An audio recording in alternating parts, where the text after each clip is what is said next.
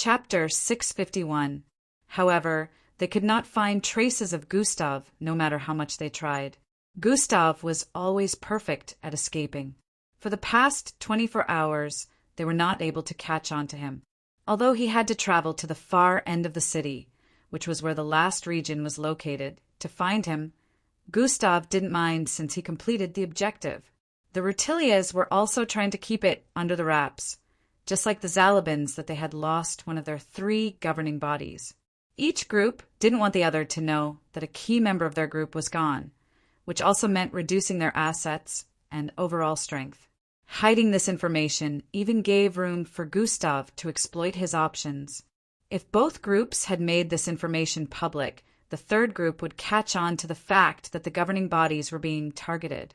However, since it wasn't revealed and the 2 groups affected acted like nothing was wrong, the other group would not be alarmed as well. The only reason why the leaders of all 3 groups held emergency meetings occasionally was due to the fact that they were starting to lose to the other 3 groups. This made them wary, causing the leaders to hold meetings and make plans. But even with this, none of the other 2 revealed their losses. Although the last group, Lanzis, was starting to suspect something after both groups mentioned that they couldn't input a lot of resources into the battles like they used to. They had all lost a lot of manpower, but the Lanzis still held on because they still had all their 3 governing bodies. Meanwhile, the Zalabins and Rutilias were starting to think it was high time they hung the flag up, but they didn't know how to put this out there. To balance things, Gustav was already making plans on how to assassinate the 3rd person on their list, Chief Voltenbrad. This was the name of one of the governing bodies in the Lanzis group. The Lanzis had several bases across the city, so Gustav knew it would take some time before he could gather the information needed and make plans to get rid of him. At the moment, this was all that was left for them to do. The moment Chief Voltenbrad was successfully assassinated, it would mean they had completed their mission here. Gustav had called back the rest of them, and currently, everyone was together waiting for Gustav's next command.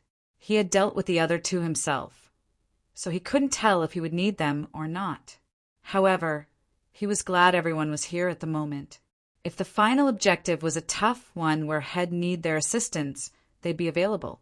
About 3 more days went by, and as expected, Gustav made use of this time frame to dig up a lot of information about where Chief Voltenbrad could be staying. Even though the city was quite small, it still homed over 200,000 people, so finding just this one place was still not an easy task. Gustav also shared his squad across multiple regions where the Lanzis' bases were situated to gather information.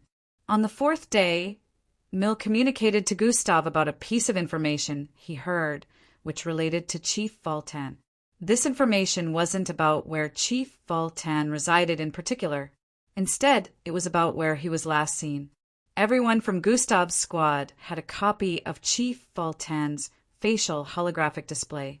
So each of them had been sneaking around and asking about him in the location Gustav went to. None of them had any luck since, till this day when Mill found out where he was last seen. Mill was currently in Region 2, so the instant the information about where Chief Voltan's last seen was relayed to him, he began traveling towards there. Gustav was around somewhere in the middle of the city, so making his way down to Region 2 would take some time. Gustav communicated with the rest of the squad and told them to meet him at Region 2 as well. Now that they had a clue, investigating together would make things faster. In a couple of hours, Gustav arrived in Region 2 and instantly moved towards the rendezvous point he set up for them. Mill and Fiona were already waiting for his arrival and the arrival of the rest. They stayed within a coffee shop on the 2nd floor of a 10-story building within a public area. The others were still on their way, so Fiona engaged both of them in small talk while they waited. "It's been years since I was in the MBO camp. Y'all still go on morning routines?" she asked. "Last time I checked, yeah. I've been away for over 3 months now, so things could have changed," Gustav responded. "Things never change in the MBO camp," Mill chipped in with a reminiscing look.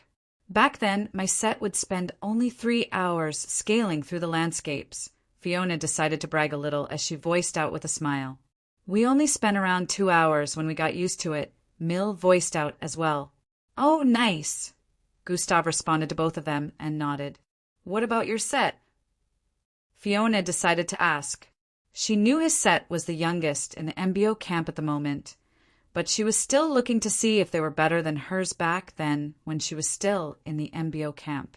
It takes some time to get used to, so I don't think any of them can go lower than the 2 hours mark yet, Mill said with a dismissive expression. Gustav stared at him and smiled. Even Angie doesn't spend any less than 1 hour 30 minutes scaling through the 5 landscapes, Gustav revealed. What? Are you serious? Fiona couldn't believe her ears. Yes, she's a special class, so it's normal for her to be that fast, especially with her original bloodline, even though bloodlines are sealed at the time.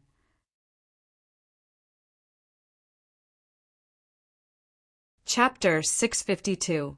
Yes, she's a special class, so it's normal for her to be that fast, especially with her original bloodline, even though bloodlines are sealed at the time, Gustav responded. Mill also couldn't believe his ears. He hadn't returned to camp in a while since he was already in his final year, so he had no idea that the first years were currently known as the mixed bloods with the highest potential since the start of the MBO camp. How is that even possible? He muttered with a disbelieving look, remembering the times when he was a first year as well.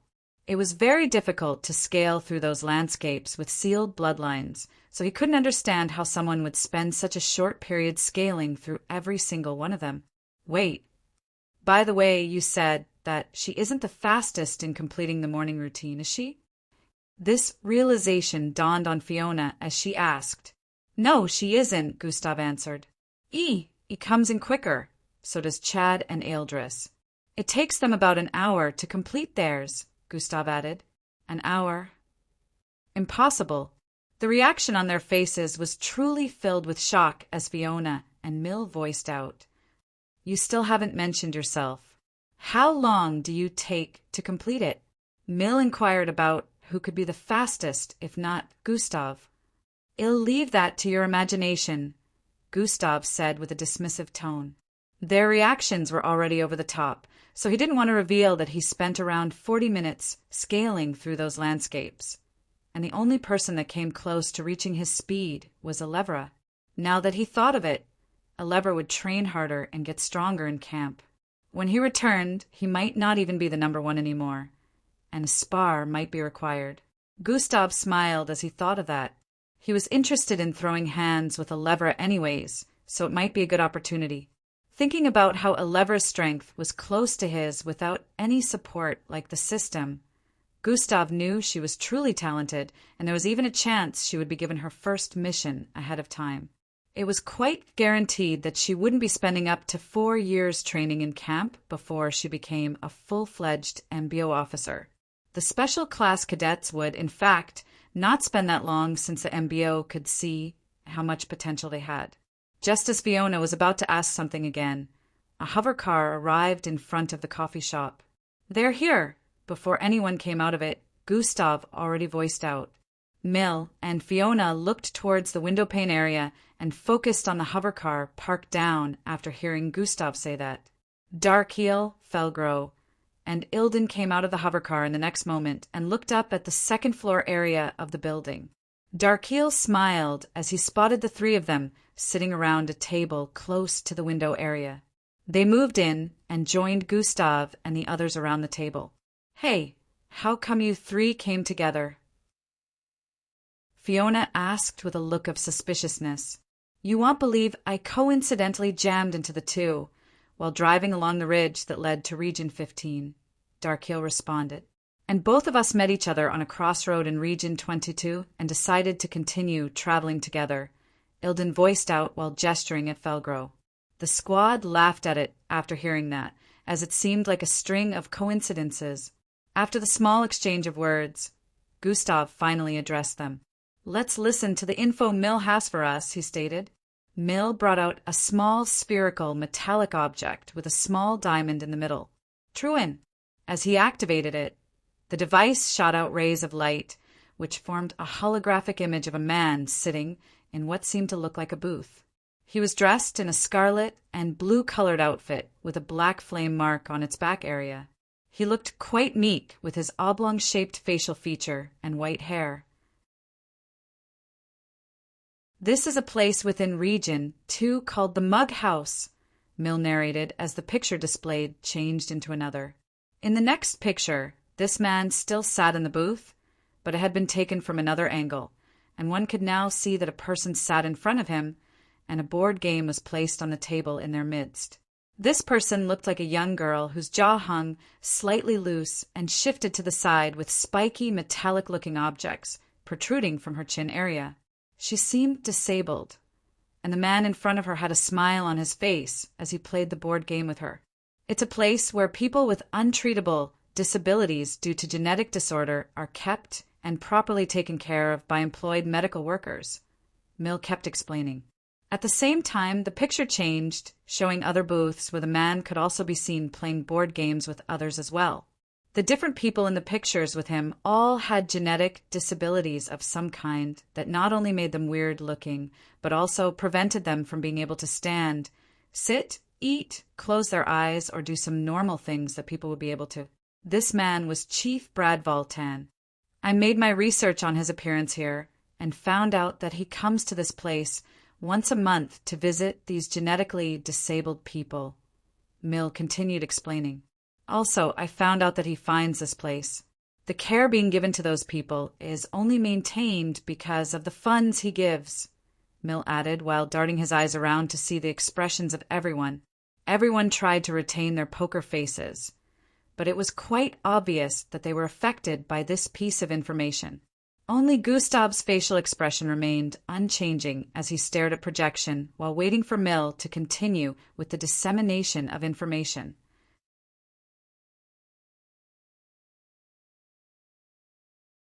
Chapter 653. After the brief silence, Mill resumed speaking. I tried to trace his residence from there, but I couldn't. It's like he leaves no traces behind whenever he leaves. Mill stopped talking after getting to this point. The table was turned silent once again for some time as everyone turned to stare at Gustav, waiting for him to say something. You couldn't track him. Gustav muttered with a contemplative expression. He proceeded to bring out a device and tapped on it.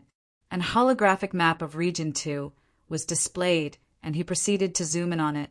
If I am right, you're referring to this location, Gustav said while pointing at a particular part of the map that seemed to be close to the outskirts of a small forest area. Yes, Mill nodded. Then the areas to search would be here. Here. Here. Here. And here. Gustav instantly pinpointed places on the map he suspected might be Chief Brad Voltan's residence. The areas he had pinpointed were roughly calculated by Gustav, but with his intelligence, Gustav was sure that one of these 5 places would be the area where he resided in. The others looked at the areas and realized that they were a bit secluded from normal areas, and there were direct routes up ahead which would easily lead to the Mug House. Based on the 2 Gustav had assassinated so far, the governing bodies liked to stay in secluded area filled with luxury. Based on the maps, none of these areas looked luxurious, but they still seemed a bit secluded. However, Gustav could tell there was something different about this one, so he wasn't all too keen on the luxury, which was why these areas were suspected. We're 5, so we can spread out to investigate each area, Fiona voiced out. Precisely, Gustav responded. Darkeel, check this area. Fiona here. Gustav began to share the areas where each person was supposed to check. After he was done, he gave a command. Don't act without sending out a communication first. The moment any of you find him, let me know first, Gustav voiced out. They all nodded in response and stood to their feet to leave this coffee shop. Gustav moved over to the counter area and dropped a wad of cash on it before waving at and turning around to leave as well. The entire coffee shop had been empty this whole time with just the 5 of them within. When Gustav picked this place as the meeting spot, he told Mill to book the place for only the 5 of them to stay and chat. They found out how much money the owner made daily and proposed to double it if the shop was closed for normal customers, and only open for them. The owner agreed and also left them alone to meet in seclusion. As they arrived outside, Fiona called out to Gustav to speak with him in private. They moved towards the side while the others began moving towards the location they were sent to inspect. "Are you sure we should kill this one?" Fiona asked. "That's what the mission says, so why not?" Gustav responded with a question of his own. "Squad leader, I'm sure you heard the part where Officer Mill mentioned that Chief Brad is the reason why a home for the genetically disabled is still running," Fiona voiced out. "Yes, so? What about it?" Gustav's expression remained unchanging as he responded with a question again. Fiona's mouth hung open out of speechless, seeing Gustav's uncaring attitude. She felt he'd be a little bothered by it, but from the looks of things he didn't care. She recalled the time where they destroyed the main hideout of the Red Jackets. The Vulcans had appeared there, and Gustav didn't mind going on with the initial plan of obliterating the entire place with the planted explosives. At this point, she realized Gustav might just be as cold and uncaring as his teacher, the one and only Demon Queen. This put a bit of fear in her heart, as she hoped history won't be repeatedly based on the tales she had heard of the Demon Queen. "But all those genetically disabled, what's going to happen to them if we kill him?" Fiona voiced out with a big sigh. "The mission comes first before anything else. If we do successfully complete the mission, the war ends and people stop dying unnecessarily," Gustav responded with a dismissive tone. "Is there no other way? We can just leave the disabled without their source of care," Fiona asked. "You come up with a good alternative and I might agree to it. If you don't have one, you might as well keep quiet and proceed with the task," Gustav voiced out bluntly before proceeding to move forward, leaving Fiona standing in place with a bothered expression. After some time, she also took her leave and began moving towards where Gustav assigned her. Gustav picked the area within the small forest since the mug house was located on the outskirts of the forest. Swish! He sped towards that location with speed. "Are you truly going to assassinate him?" "Not that I care, but you seem to be on the tenterhooks about this one," the system voiced out in his head as he sped towards the location. "He has to go for all this to end. I care about completing the mission than anything else. Not for the MBO, but for the continuation of my plans. I don't care about anything else," Gustav responded dismissively. "Did you forget I live in you? You can lie to everyone else, but not me." The girlish voice of the system resounded in his head with a snicker. "Gustav, I'm not lying about anything. You're hesitant because you're finally seeing someone with power who is genuinely doing some good and according to your mission. You have to kill such a person," the system stated. "For all we know, it could just be a ruse. Just because it looks like he's good doesn't mean he is," Gustav responded back internally with a scoff. "But you know very well that those who pretend to do good display their acts for the world to see, while those who do it for the sake of truly doing good don't expose their good acts."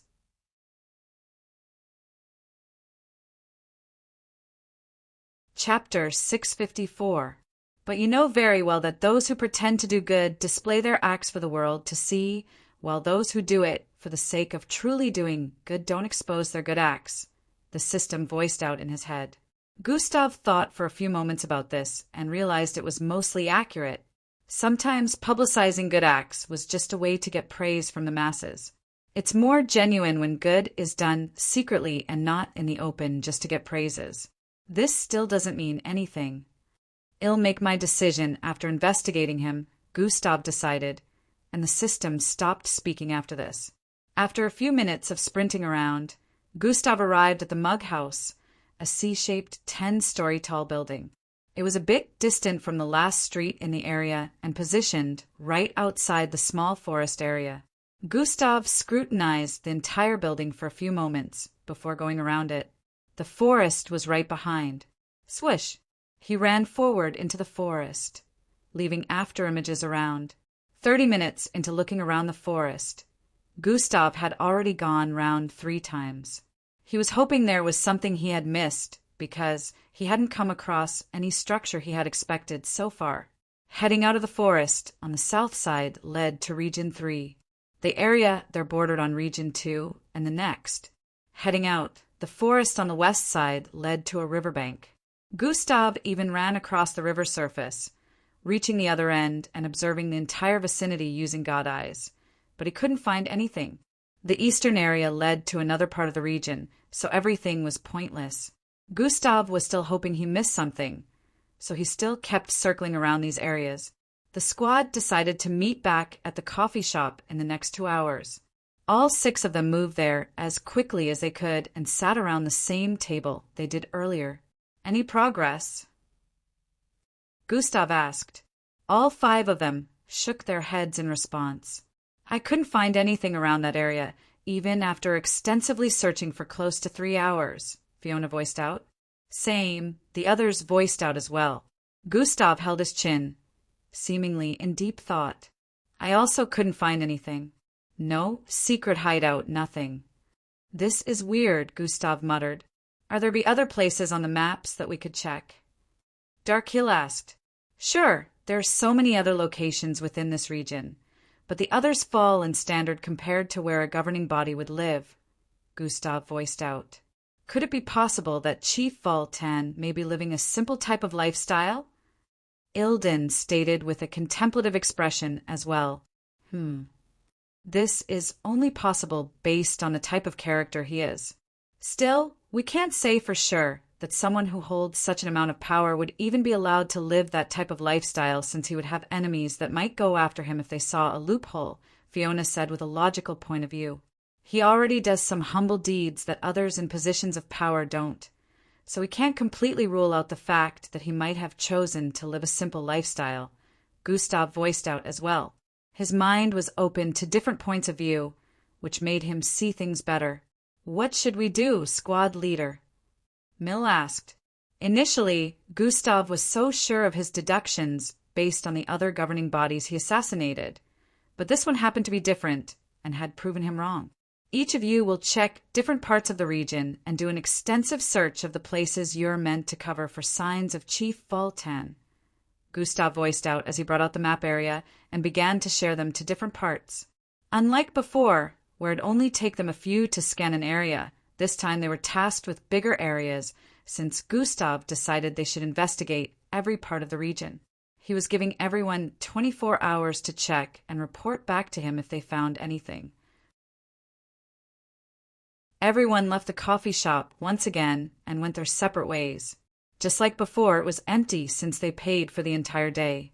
The shop owner was a bit bothered seeing these unknown faces having a meeting in their shop, but the money had been received and he didn't regret accepting it in this period where there were barely any customers. Gustav also began his scan across the region after picking the parts he was going to investigate. Time moved very quickly as nightfall arrived after a few hours. Since all 6 of them were in different places, they all decided to rest in the areas where they were situated. Gustav contacted each of them, and they disclosed that they were yet to find anything he found troublesome. Gustav wasn't slow like the others. At the moment, he and Fiona had finished scanning through the areas they were supposed to. Gustav didn't find anything, neither did Fiona. Gustav was only waiting for the others to complete theirs, so he would know if they had to begin searching another region. Each of them had technological equipment in their possession which made it easier to spy on different structures within the region, but the region was pretty large. Gustav didn't sleep the entire night. He kept checking and scanning around the place. During the day, he got reports from them once again, and each person revealed they had checked every single structure situated with the area Gustav assigned them to and didn't find anything.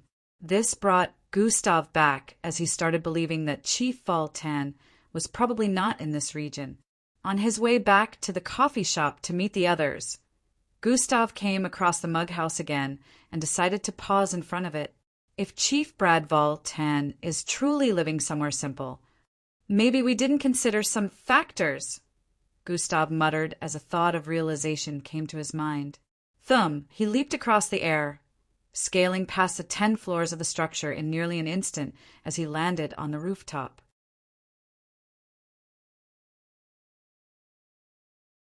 Chapter 655. He leaped across the air, scaling past the 10 floors of the structure in nearly an instant, and landed on the rooftop. Gustav instantly spread out his perception, covering the entire vicinity and all 10 floors of the building in a few moments. At the same time, he proceeded to activate God Eyes. God Eyes has been activated. His vision turned red as he stared down and saw through the floors one after the other. Gustav controlled the see-through ability of the God Eyes in such a way that he scanned one floor after the other. He could see the place crawling with the genetically disabled. They were free to wander within the internal structure of the place. However, none of them felt the need to go out since the world probably didn't treat them well, especially when some of them couldn't move because of their genetic disabilities. Some were even a danger to other people due to their occasional uncontrollable outbursts. But this place was well structured, and procedures were put in place to prevent such happenings. Some with more severe genetic conditions were in their room being tended to by medical staff, while some were playing games or engaging in one activity or the other. It seemed like quite the lovable place due to the safe vibe it exuded. Gustav continued scanning each floor one after the other. The rooms, the offices, the staff, the toilet, bathroom, and every single space within without missing one. As he approached the bottom floors, Gustav spotted something in the middle area of the 4th floor. This floor was already a weird one since Gustav couldn't find any genetically disabled on this one. Only 1 or 2 staff members would occasionally arrive here and go back, so Gustav thought it was maybe a staff room. The middle area of the structure where there was a curve was completely secluded. As Gustav scanned around the room, he found out why. His eyes slightly widened in realization as he spotted a familiar figure sitting in a cross-legged position in front of a small bed. "I've found him," Gustav voiced out through the communication device. The others all across the region in different locations heard Gustav through the communication device and instantly stopped whatever they were doing at the time. "Squad leader, where?" Fiona was the first to ask. "Somewhere we never thought had be," Gustav voiced out while squinting his eyes. "The Mug House." The moment he said that, their eyes widened in disbelief. "He was in the Mug House this whole time," Mill stated from the other end with a disbelieving tone. "From the looks of things, he lives here in a small space all by himself." "Truly a humble setting," Gustav said while looking around the room. Besides the bed, there was a poster on the wall and a kitchen, bathroom, as well as a small living room. This looked like the kind of place a person who had just moved out of their parents' house and starting real adult life would rent. "Squad leader, we're coming," Darkeel voiced out. The others began to make their way towards the Mug House as they heard Darkeel voice that out. "He may already be dead before you lots arrive here," Gustav responded and disconnected the communication. Fiona's expression changed as her face squeezed up a bit after hearing that. She wanted to connect back to Gustav and ask him not to kill Chief Brad, but she knew very well Gustav would only do what he wanted, so it would be pointless. Purplish wings sprouted out from her back and flapped once with intensity. Full fierce winds blasted across the surroundings, sweeping up dust and forcing people to the side. Fiona's body ascended across the air like a rocket, zooming off into the sky. While everyone headed to the Mug House, Gustav moved towards the curved middle part of the rooftop and approached the ledge in front. He looked down at the ground, which was a far distance away, but this was nothing compared to the heights he had scaled. He turned around, standing on the ledge with just his toes area, pushing one leg backward. Fwai! Gustav's body descended with speed along the side of the building while facing it. The moment his body reached the windowpane area of the 4th floor, he activated Hover. Hover has been activated. His body paused in midair, causing him to float right in front of a closed window. 9. The countdown began as Gustav proceeded to conjure an atomic blade. Skrayev! He pierced right through and slashed in a rectangular format as quickly as he could. Sheesh! 7. The rectangular-shaped glass pane fell out the window pane, and Gustav proceeded to catch it before it could fall towards the ground. 6. Deactivating the atomic blade, Gustav reached out and grabbed hold of the sides from the hole he had cut. Pulling himself forward, his entire body went through the hole, and he arrived within a small corridor. 3. He deactivated hover at this point and descended towards the floor. Silent advancement has been activated. He began walking forward along this silent corridor. Besides him earlier was a door that led to the exit of this particular floor, which meant that right ahead was the place where Chief Brad was residing. Gustav remembered exactly where to go from what he had seen above.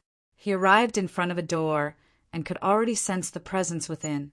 He touched the door and the walls by the sides and was instantly able to tell how sturdy they were. Gustav's eyes glowed a milky color as he conjured 2 long atomic blades, radiating with more energy than normal. They sucked up even the air around them and caused a weird force of attraction around Gustav. Raising both hands up, Gustav's arms transformed into that of the boar, becoming extremely muscular, brown, and large. Kara Waichh. He slashed out in an X format with intensity. The atomic blades tore right through the door with the amount of force used, disintegrating the properties the door was made of.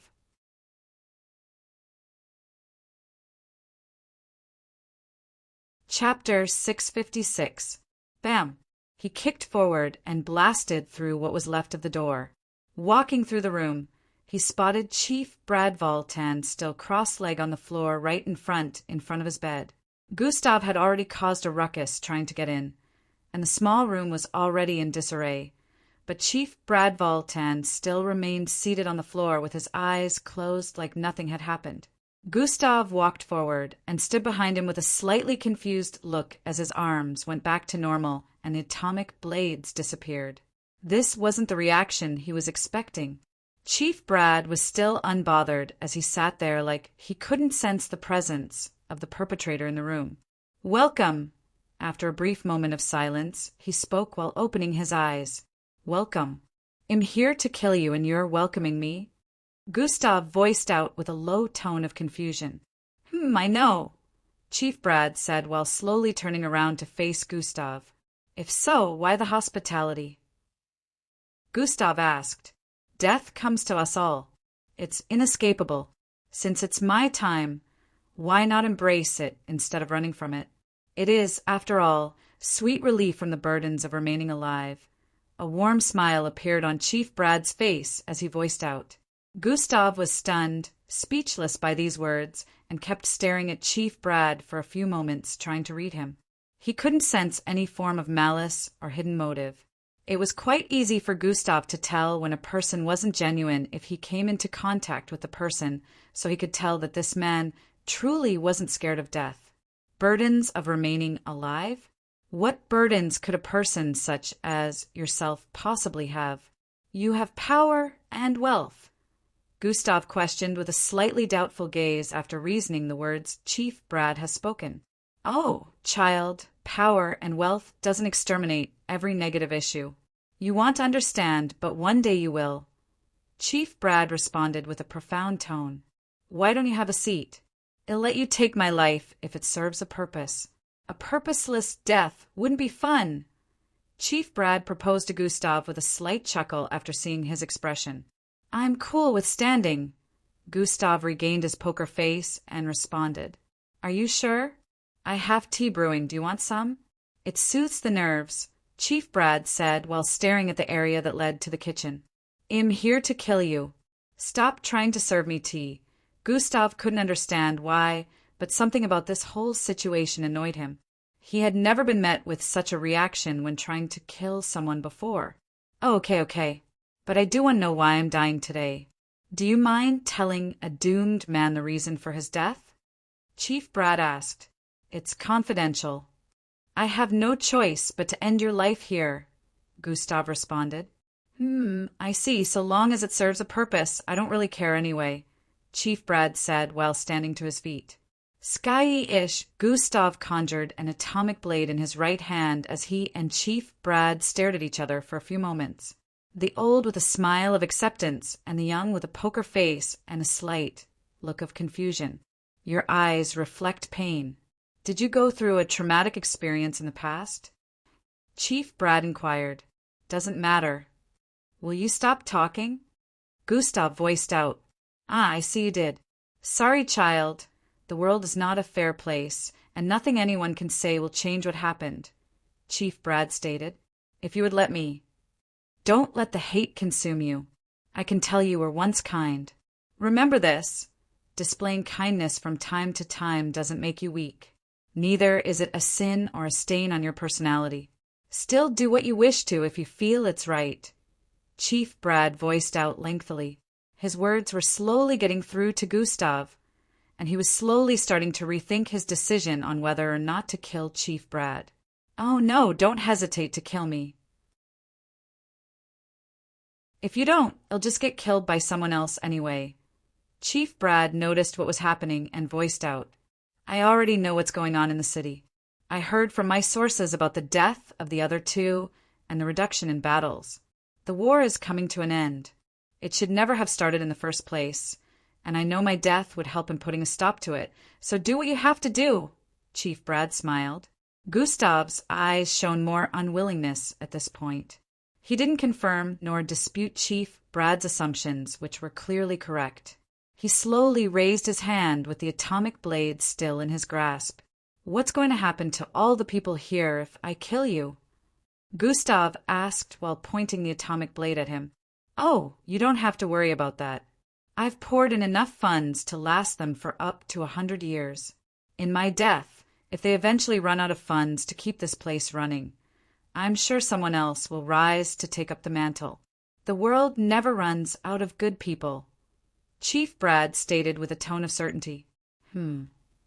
All right, Gustav responded with an unwilling tone. This was the first time he felt so compelled to keep someone that was supposed to be killed alive. Come on, there's no more time to waste. Chief Brad hurried him up. Gustav raised his hand high up, with the blade in his grasp, and hacked down with force. All 5 squad members were already close to the mug house at this point, but Fiona was still the first to arrive there even though her location was the farthest. The sounds of flapping wings reverberated across the place as a purplish streak bolted across the sky and paused right about the 10-story structure.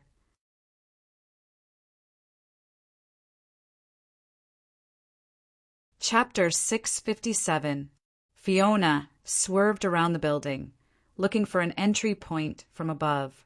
Knowing Gustav, she was sure he wouldn't have gone in through the front door. Fiona's eyes squinted as she spotted the gap in the window pane on the 4th floor. She instantly delved down with speed, flying through the hole in the window pane. I hope he's not dead yet, Fiona said internally as she flew within the corridor, causing winds to spread across the place. After spotting the broken-through door, she landed on the floor as her wings rescinded. She slowly walked through the door as she spotted Gustav's figure in front. His back was facing her as he stood in place. Squad leader, Fiona voiced out, causing Gustav to slowly turn around. Her eyes widened as she spotted the decapitated head in Gustav's hand dripping with fresh blood. It was that of Chief Brad Voltan, a decapitated, smiling head. Mission complete, Gustav voiced out as he slowly placed the head on the floor. Squad leader, why? Fiona seemed quite disappointed as she voiced out and turned speechless. Gustav stared at her with a cold look. Did you forget the details of the mission? He voiced out. Yes. I mean, no. But Fiona couldn't find words to express herself as she stared at the blood-soaked floor. At this point, the others arrived within the room as well. They came in through the door one after the other and stared at the bloody scene. They realized they arrived late, and Gustav had truly assassinated Chief Brad just as he said he would. We're leaving, Gustav voiced out while moving forward. They parted ways for Gustav to pass through as they kept staring at the apartment for a few more moments before turning around to follow him. The squad moved back to the coffee shop with Gustav. The alarm systems of the building had already gone off, so they couldn't remain in the mug house. There was a high chance that even the other governing bodies had no idea that Chief Brad was staying in such a place, but now everyone would know. A small item placed on the side of the wall in Chief Brad's apartment fell off as the sign of a blood-stained handprint appeared on it. "The mission is complete. I'll contact the base and let them know our work here is done," Gustav stated. "Good job, everyone," he added. They all nodded with smiles on their faces and even shook each other hands with joyous looks, even though the atmosphere was a bit awkward. Fiona wasn't happy that Chief Brad was just assassinated like that, but she understood how missions worked, so she couldn't hold a grudge against Gustav. She even realized that she was letting her sentimentality get the better of her, which wasn't good for a person in a military-like organization. They all realized that, in the end, Gustav's decision was for the better since it would help the situation of the city. The Civil War had gone on for over 5 months already, and it would set back the city's economy by a lot. Lives had been lost and assets destroyed. Gustav proceeded to contact the base of the news, and they began preparing an extraction team for them outside the city. The mission was to be completed in 2 months, but Gustav and his squad completed it in 1 month and a few days. This was a 4-star mission completed, so everyone was glad that this would add up to their accomplishments, which would assist in making them climb up the ranks faster. In the meantime, all that was left for them to do was rest and maybe look around the region before they finally left this city tomorrow. This was where everything started for Gustav, so he had come to hold a kind of sentimental feeling towards the city.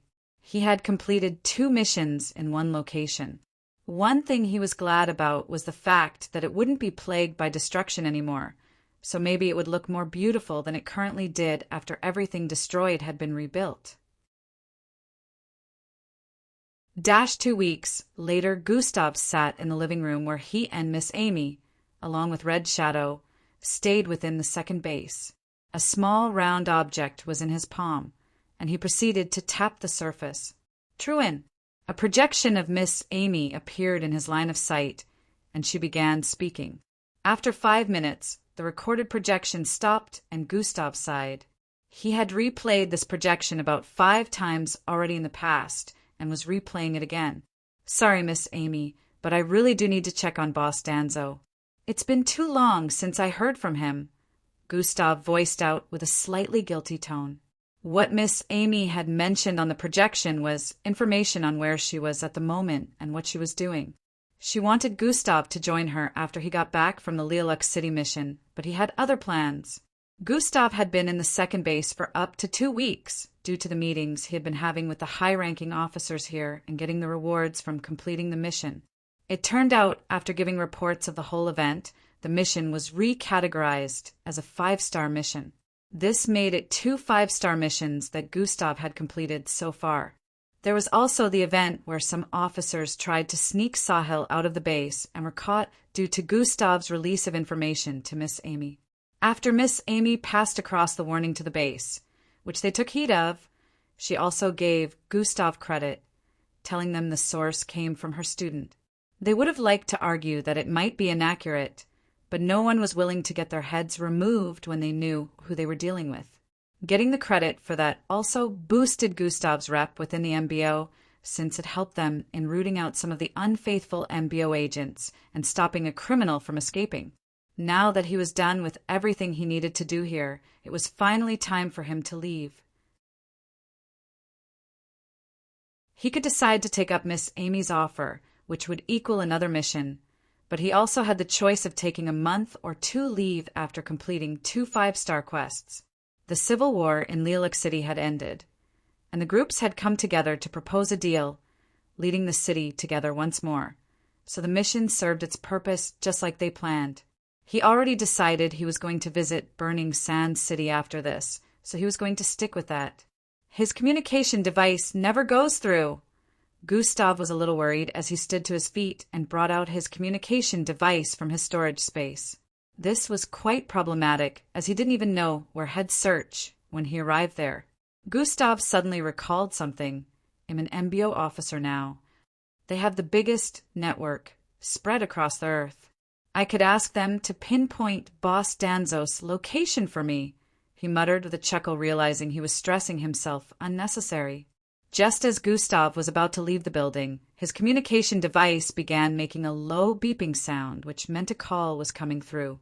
He could hear the sound since the sound pads were stamped to the sides of his head behind both ears. He brought out his communication device, which shot out rays of light displaying the name of who was trying to contact him. Speak of the devil. Boss Danzo, Gustav muttered with a smile while proceeding to pick the call. End of Volume 2. Start of a new LIFESTLE next volume. Chaos ensues.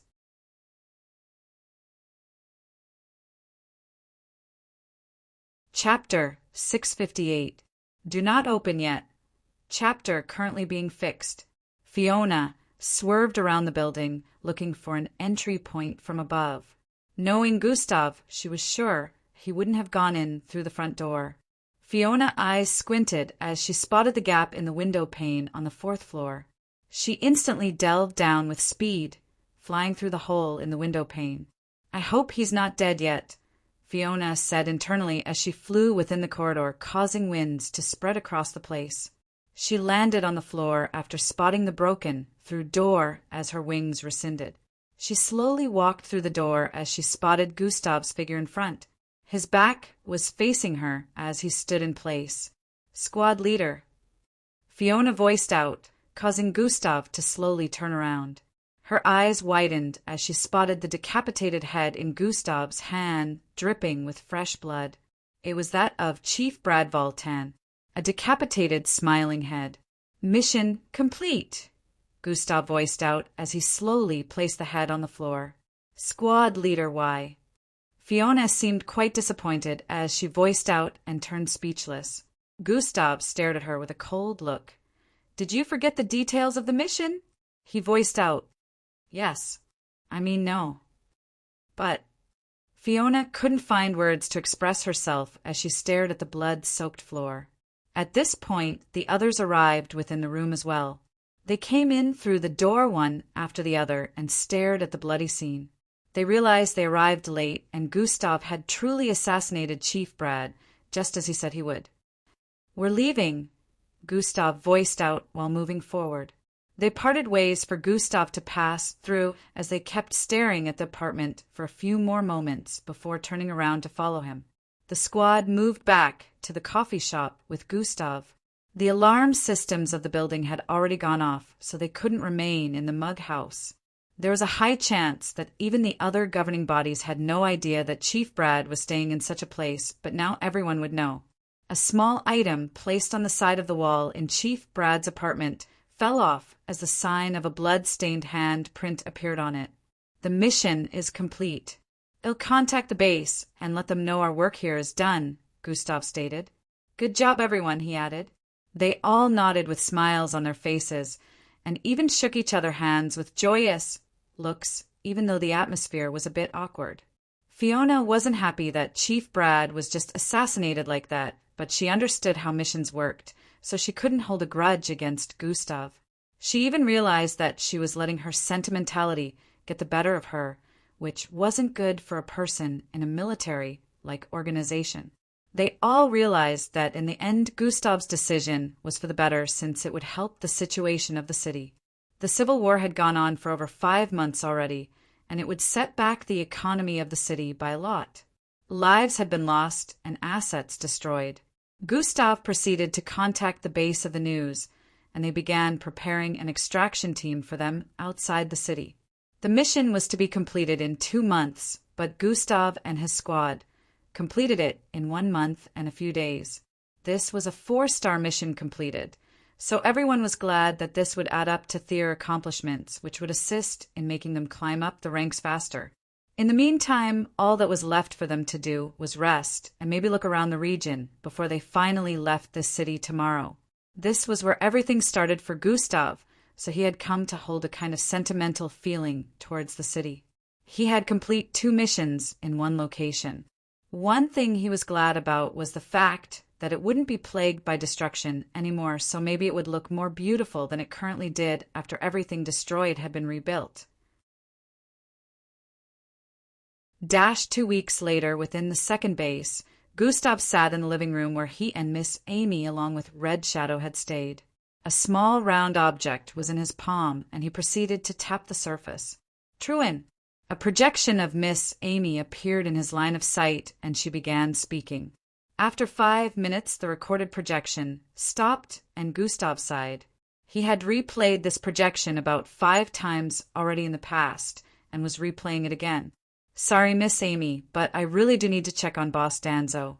It's been too long since I heard from him," Gustav voiced out with a slightly guilty tone. What Miss Amy had mentioned on the projection was information on where she was at the moment and what she was doing. She wanted Gustav to come join her there after he got back from the Lilac City mission, but he had other plans. Gustav had been in the second base for up to 2 weeks due to the meetings he had been having with the high-ranking officers here and getting the rewards from completing the mission. It turned out, after giving reports of the whole event, the mission was recategorized as a 5-star mission. This made it 2 5-star missions that Gustav had completed so far. There was also the event where some officers tried to sneak Sahil out of the base and were caught due to Gustav's release of information to Miss Amy.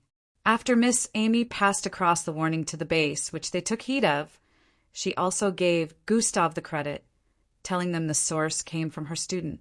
They would have liked to argue that it might be inaccurate, but no one was willing to get their heads removed when they knew who they were dealing with.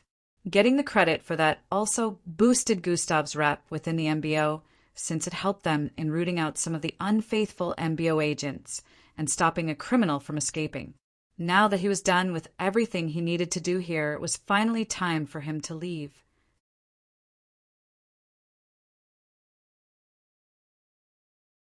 Chapter 659. Within a bustling city shrouded in a sandy fog, a massive pearl-shaped star could be seen high up in the sky, burning with fiery and dazzling yellow flames. Even though the city was shrouded in a sandy-colored fog, it didn't hinder visuality. It only disturbed the colorization of the air, and wind could be seen moving from time to time, contrary to normal places across the world where the wind was invisible. The city was well structured with many tall buildings and good roads. Some places oozed with small fiery energy at different points, and when a vehicle in movement made contact with these points, they would disappear and appear in another location. Even though the city was quite large, it was surrounded by a massive layer of sand. Not ordinary sands, but golden-colored sands burning with yellow-colored flames. The view from above was one where the city seemed to be situated right in the middle of vast lands of flaming sands. The sands were ablaze and never stopped burning, but at the same time they were perfectly fine and not being disintegrated. The blazing, sand-covered lands were at least 4 times larger than the city situated within. This city was called Burning Sands. According to legends, during the descent of the meteors, which were suspected to be chunks and parts of the destroyed planet Humbad, a massive piece of flaming meteor fell on this part of the Earth, which was initially a desert. The entire desert was set ablaze, and the sands kept burning even when the government tried to quench the flames using such different methods. What they noticed after this continued for months was the color of the sands change. The sands became golden in color and gave off a weird energy circulation to the surroundings. The government found a way to take some pieces of these burning sands to test it and realized that it carried energy within. They found a way to harness the energy, and in the current age, the creation of healing supplements and drugs for Bloodline boost came from this breakthrough. Without the proper equipment, it was impossible to even get a piece of sand and harness the energy within, so only the government could do this because a normal person would burn to ashes coming into contact with the sands. The city created within was known as one of the best places for a soothing vacation, according to many tourists. Being cascaded in the warm energy from the sands surrounding the city added to longevity and was particularly soothing to the body. It had been rumored that a lot of sick mixed bloods with one incurable ailment or the other had undergone change after visiting the city, so it usually has a lot of people trying to visit. However, Burning Sand City always limited the number of tourists visiting their city, so it was quite hard to unless you visit were lucky or had connections. This didn't mean they didn't have a high population, but compared to other well-known cities across the world, they had the smallest amount. One couldn't walk on the sand surrounding them, so the only way in and out of the city was through flight. Only within the city would one find land vehicles, and these vehicles only operated within the city. No one ever went out of the city through land vehicles unless they were trying to commit suicide because it would result in an explosion. Within the city's central airport, a young male dressed in a red jacket and jean pants could be seen walking out of the airport along with many others who had just arrived in the city as well. He had dirty blonde hair with an extremely charming face and a well-crafted jawline. His build was quite buff with a muscular 6 feet tall frame. His eyes darted across the place with a look of intrigue and sharpness. "So this is Burning Sands City," Gustav muttered as he walked at a leisurely pace while looking around. Gustav breathed in with a slight look of delight. "The air sure is flavorful," he thought. He had already seen the reason why it was called Burning Sands while on the aircraft earlier. This city was literally on the other side of the earth, far from his original city, Plankton City. "Sir, over here," someone voiced out up ahead after spotting Gustav's figure. A long hover car similar to the build of a limo, but looking even more luxurious, was waiting up ahead. "Are you the one?" Gustav asked as he arrived in front of the car. "Yes, I'm your assigned driver, Fumar. You must be Sir Gustav. Nice to meet you," the young-looking male chauffeur voiced out politely, reaching out to shake Gustav.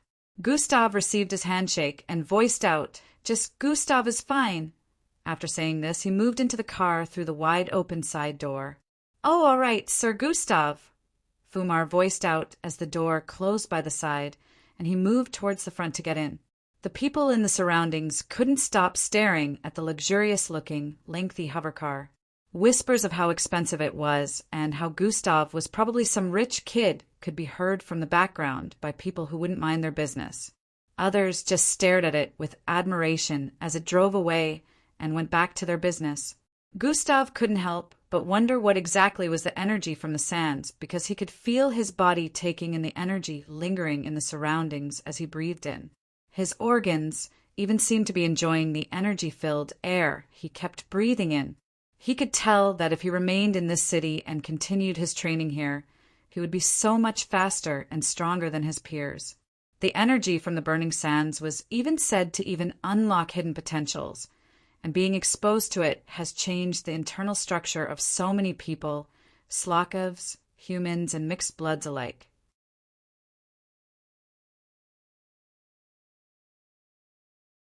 Chapter 660. Gustav could tell that the reason why mixed bloods didn't come here to train was that it was hard to get access into the city, and even if they did, training couldn't be done here extensively. Also, there was no telling how it would affect their anatomy, but so far, every report about the city was quite good. Zwin, as they blazed through the streets of Burning Sand City, Gustav looked around. It was just as advanced as Plankton City, and there were some spectacular sights to see as well. The blazing checkpoints in the city were actually called dimensional stars. The moment contact was made with the dimensional stars, the object that made contact with it would be teleported to another part of the city. Plankton City had teleportation circles and rings, while Burning Sands had dimensional stars. Plankton City was more advanced since it made traveling easier for even pedestrians due to the teleportation circle. The dimensional stars only worked with a certain massive object and normal-looking humans/Slarkovs. Mixed bloods were out of the equation. Gustav kept looking out the window at different shapes, structures, and even the floating rail up above. He spotted the massive star-shaped pearl, blazing with dazzling flames in the sky again. He had no idea what it was, but he knew it couldn't just be a pretty object. It definitely would have some kind of use, but that was of no importance right now. Gustav was more concerned with arriving at his destination to begin his search for Boss Danzo. He recalled the call he received from Boss Danzo 3 days ago. "Boss Danzo!" Gustav exclaimed the moment the call connected. "SKKRRYYYYRSSHHH dash my boy. SKKKRRYYYSSHGHH. A. Problem. SKKKRRYYYSSHGHH. For some reason, the communication from the other side didn't sound so clear. For every word Boss Danzo said, there would always be a glitching sound in between, which cut off part of his sentences. Boss Danzo, I can't. Can you repeat what you said? Gustav voiced out since the whole statement started to sound confusing from breaking off several times in between. SKKKRRYYYSSHHGH. I said. SKKKRRYYYSSHHGH. Problem. SKKKRRYYYSSHHGH. Then suddenly the call was disconnected. Boss Danzo? Boss Danzo? Gustav kept calling out, but there was no response. He proceeded to try connecting again, but it wasn't going through. He could tell that something was wrong somewhere because one word kept being repeated when the sentences were being cut off. Problem. After continuously trying to get back to Boss Danzo, Gustav could not do so and had to find the communication center within the second base. He asked for the last call position to be traced, and according to the tracking system, it came from Burning Sands City. Gustav sighed in relief as he confirmed that Boss Danzo was still in Burning Sands. He proceeded to ask for a more accurate lock-on position within the city, and he was pointed towards a section of the city. Taquan District, Gustav muttered as the car arrived within a particular part of the city that was filled with multiple business buildings. This area was practically a market square and was always busy, filled with people moving to and fro. According to the more accurate lock on the position of the call, this was the area where Gustav received a call from Boss Danzo. He had no idea what was going on, but he hoped Boss Danzo would be all right. Taquan District covered quite a large area since it was a business district. Still, Gustav was ready to comb through looking for Boss Danzo. However, his first plan was to settle down in one of their hotels first off before he started his endeavor. He could also meet the police to find Boss Danzo for him, but he felt his search might be more efficient than relying on them. There was no MBO base or tower in the city, but there were still MBO officers deployed here from time to time to keep the situations relating to mixed bloods under control. The crime rate relating to mixed bloods wasn't very high due to the city barely letting tourists come here, but it still happened occasionally. Sometimes the mixed bloods culprits escaped with the crime due to the low number of MBO officers here. This couldn't really be blamed on the MBO, since the people in power controlling the city regulated the number of officers being sent here and also refused the MBO proposal to build a tower here, just like Plankton City. The officers being deployed here could only make do with what they had. Gustav wasn't even coming here as an officer, or he might have been denied access.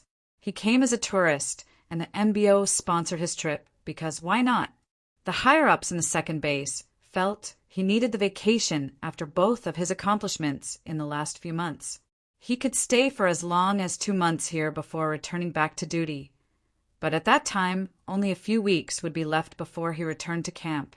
They advised Gustav to refrain from using any destructive abilities within the city due to the uptightness of the city laws. One of the laws banned mixed bloods from battles and using bloodline abilities in public areas to ensure order. More powerful mixed bloods had the power to bring down buildings and destroy areas, so the leadership of the city wanted to avoid such things happening. The moment mixed bloods were caught exchanging attacks with abilities, they would be charged with felony. And even within secluded areas, if mixed bloods were caught battling, they would still face minor consequences. The hover car stopped right in front of a building, 251 stories high.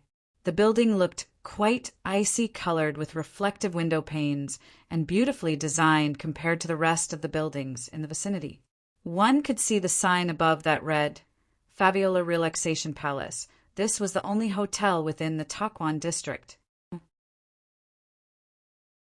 It was also one of the most luxurious hotels within the city, said to be rated 10 full stars.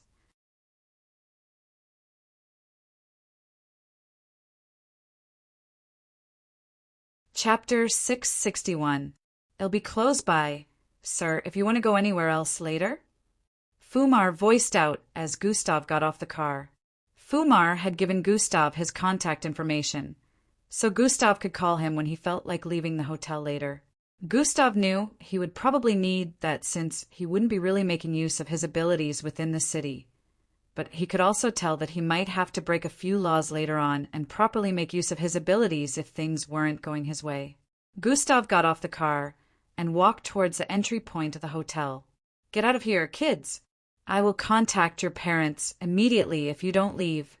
A loud, masculine voice immediately drifted into Gustav's ears the moment he arrived at the reception area. "What's wrong with you? I paid you, didn't I? Refund my money then." A younger, masculine voice stated with a tone of rebelliousness. "We don't do refunds. You and your little girlfriend, get out." The former voice resounded again. "I'm not leaving till I get my money back, you fat red pig." The younger masculine voice resounded again. Some people had already gathered around the vicinity, staring at the commotion with awestruck expressions. Even when the security tried dispersing them, they ignored them. In front of one of the counters, a man dressed in tight blue suiting with a big and round body seemed to be in a heated argument with a teenage-looking boy who seemed no older than 15 years of age. The boy had a 57 tall build, just like Endrick with scruffy black hair, while the man he was in an argument with was about 52 in height, but visible rows of fat could be seen outlined on his suit. It wasn't that the suit was tight. It just happened to be that the man was oversized. Behind the boy was a young girl who looked like she was no older than 14 or 15 years of age. Her eyes shone embarrassment and shyness as she looked around and spotted the people watching them. She tugged on the boy's shirt while looking down with an embarrassed expression. "Let's leave," she kept voicing out, but he ignored her. The boy kept on arguing with the man who happened to be a staff here due to not being refunded after paying for a room. The man who obviously refused this youngster the room also stopped the workers behind the counter from refunding him. Conflict. It never gets old, Gustav said internally as she stood behind a queue on one of the counters 3 places towards the side. "No, it never. Especially when you're around," the system voiced out in his head. "Hey, what do you mean by that?" Gustav stated in his head with a tone of annoyance. The system ignored his question and answered with a light giggle instead. TCH, Gustav moved forward and arrived in front of the counter after the people ahead of him were done. "My room has been booked already." He began explaining to one of the receptionists who tapped on the holographic display in front of her, checking for Gustav's information. "If you and your little girlfriend want to commit immorality, go to another place. We don't allow such acts between kids here." "Who are you calling kids? If you don't let us in, then refund my damn money, you pig. Leave before I tell the security to drag you both out of here. I dare you to do it and suffer the consequences. Refund my money. This organization doesn't do refunds." They seemed to still be in a heated argument. Meanwhile, Gustav got his room number and key card. After being given the directions on how to head to his room, he turned towards the left and began walking forward. He was walking right towards the area where the whole argument was going down. Unlike everyone who avoided that area in particular, Gustav walked through with a poker face like all the scene playing out wasn't even happening. As he passed by the side of the two and arrived right beside the young girl, he heard her voice out the boy's name again. "Damien, let's leave." She voiced this out while pulling his sleeves, which affected him, pointing at the man. The boy suddenly swung his elbow backward, subconsciously, to free his grasp, which in turn headed for the girl's eyes. Gustav turned towards the side with speed and reached out to grab the elbow right when it was only a few centimeters from her face. The boy exclaimed as he felt the grip on his elbow and turned around. He spotted the dirty blonde hair, a stunning-looking young man behind him, and felt his face was a bit familiar. The girl already flinched backward, but she knew if it wasn't for Gustav grabbing onto the elbow, her eyes might have sunken by now.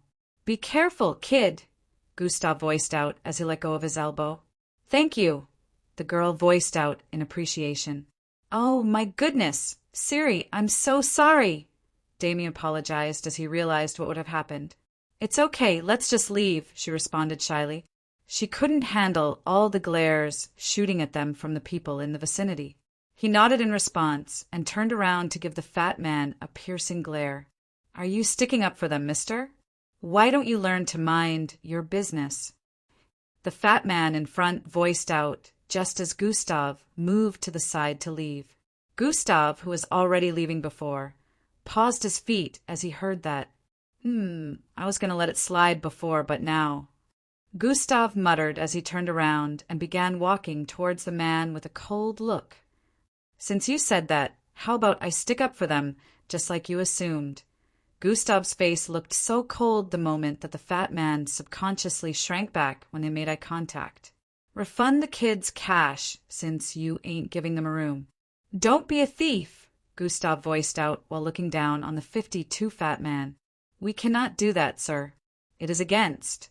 The man suddenly turned respectful as he began voicing out, but Gustav cut him short before he could complete his sentence. It's not a request. It's a demand, Gustav voiced out before grabbing hold of the man's collar with his right hand and lifting him up to reach his eye level. Gasp! The people in the vicinity had looks of awe as they stared at the way Gustav lifted him up effortlessly. Refund it, Gustav voiced out again. I could sue you for. The fat man was speaking again when Gustav cut him short. It would be very unwise to test my patience. Do you want to see which one comes first? Gustav asked. What? The fat man, who was still kicking in midair due to still being lifted, had a confused expression on his face as he voiced out. Gustav leaned closer to his left ear and whispered close to it. Your death or the arrival of the cops. You want to test out which one comes first?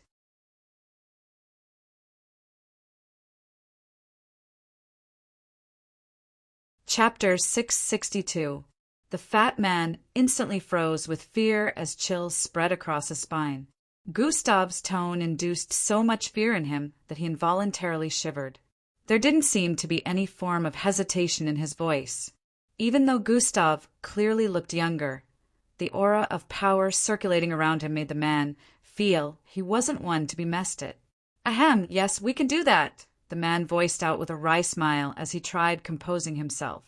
Damien and Siri stared at each other with a surprised expression, not understanding what was happening.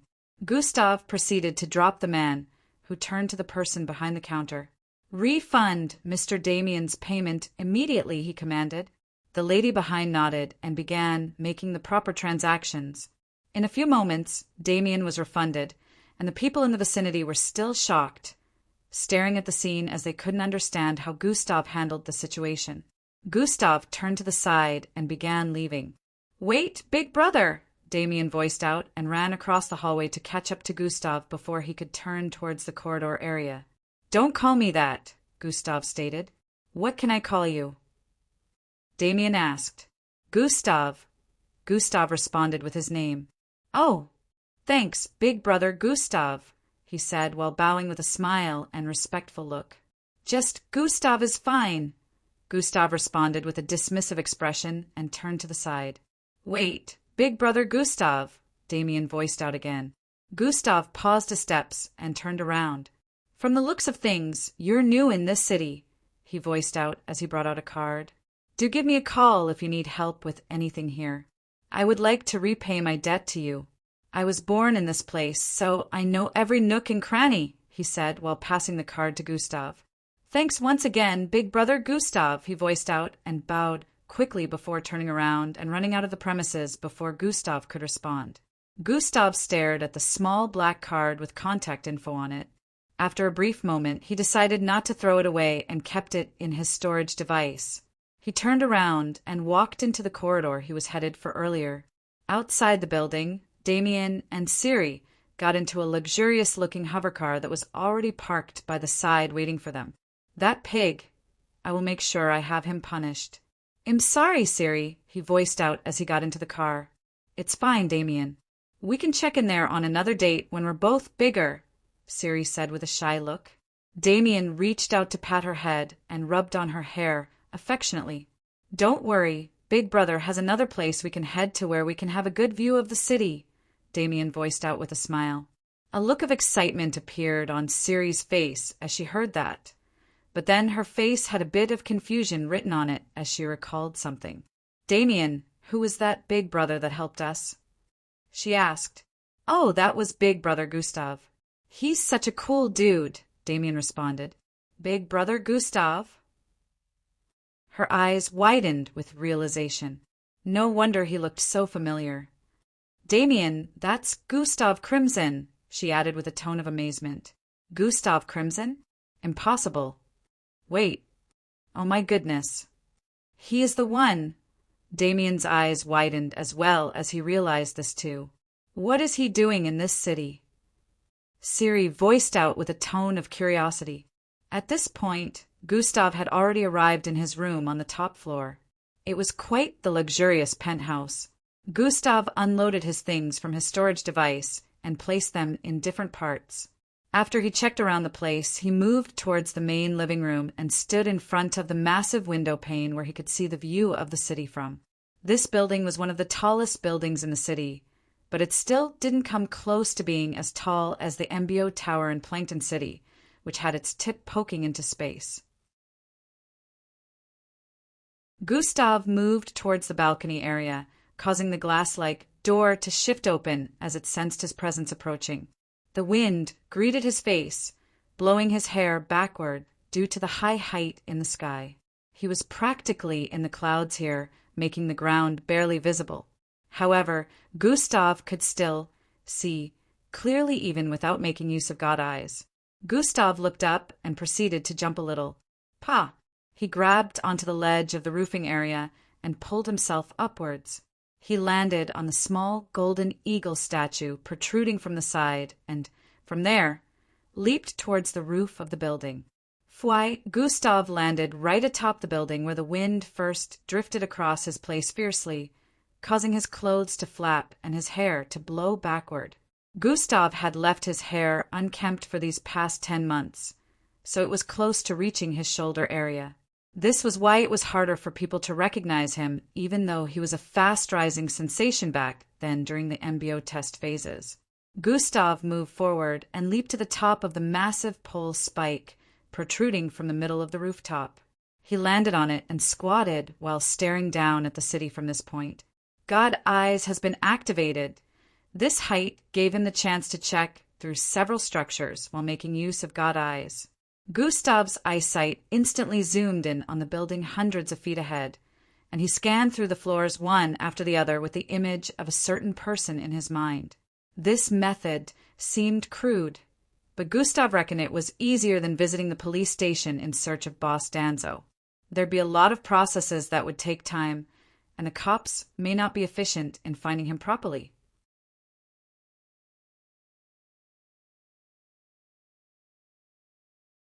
Chapter 663. It might take weeks, and he didn't want so much time gone before he found Boss Danzo, seeing as he might be in trouble. Gustav proceeded to scan from building to building one at a time. It was a long and arduous process, but his brain and eyesight were functioning so fast that he only needed to stare at a person for 1 second to scan their face and figure out if they were what he was looking for or not. It took over 2 hours for Gustav to scan this area of the districts, checking every person within the buildings, streets, and even public roads. At this time, it was already nightfall, but surprisingly, even though the skies were still bright, Gustav looked up, staring at the star-shaped flaming pearl up in the sky. It was still dazzling with immense flames radiating like an artificial sun in the sky. The light from it prevented the city from entering nightfall like it was supposed to. Yes, the time displayed that it was night, but the skies were still as bright as ever due to the radiating light from it. The burning flames of the sand surrounding the city also acted as light to prevent any form of darkness as well. So Burning Sand City could be classified as a city that never sleeps since it was 24 hours daytime. Gustav's crimson and green-colored eyes zoomed in on the massive star-shaped pearl in the sky. He could already see the energy readings accumulating by the side of his line of sight, which depicted that the floating structure had an immense amount of energy. Gustav kept zooming his eyesight on it, wanting to see through it since he was intrigued. His eyes felt like it was in flames as his sight phased through the flames. SSHHHHHH. A sizzling sound began to ring out as Gustav's sight continued piercing through the dazzling flames, heading for the surface of the main structure. His eyes looked extremely strained as his forehead creased up and his face squeezed. He gritted his teeth in pain and continued trying to sear through it. Just when it looked like he was close to phasing through, Gustav suddenly closed his eyes. Pant, pant, pant. He breathed in and out profusely as blood dripped out the sides of his eyes, rolling down his cheeks. Gustav opened his eyes after deactivating God Eyes, which was completely strained and reddened. It was obvious he had sustained some injuries trying what he did earlier. Swipe. He cleaned the trails of blood left across his face from his eyes. Regeneration has been activated. It nearly fried my eyes, Gustav muttered as his eyes began healing up. He was curious about what exactly this floating mass of flaming pearl in the sky was, but he wasn't ready to completely ruin his eyes this night because of it. If his eyes took in more damage, it would take longer to heal. Within a structure where different monitors displayed different parts of the city, officers moved around the place. Sir, I spotted a person on the rooftop of Fabiola Relaxation Palace. One of the officers clacking on a holographic keyboard voiced out, "Give me a clear picture." The officer, who seemed to be in charge, voiced out from behind with his hands locked together behind him. A large display of a building on a holographic screen appeared up ahead, which was 3 times bigger than the rest. Gustav could be seen squatting atop the spiky pole that shot out from the middle of the rooftop. What is he doing? The officer in charge behind asked with a confused tone as he spotted Gustav's eyes glowing. The others in the room had confused looks as well, since they didn't know what they were looking at here. Reference his face and get me a database on this young man, the man behind commanded.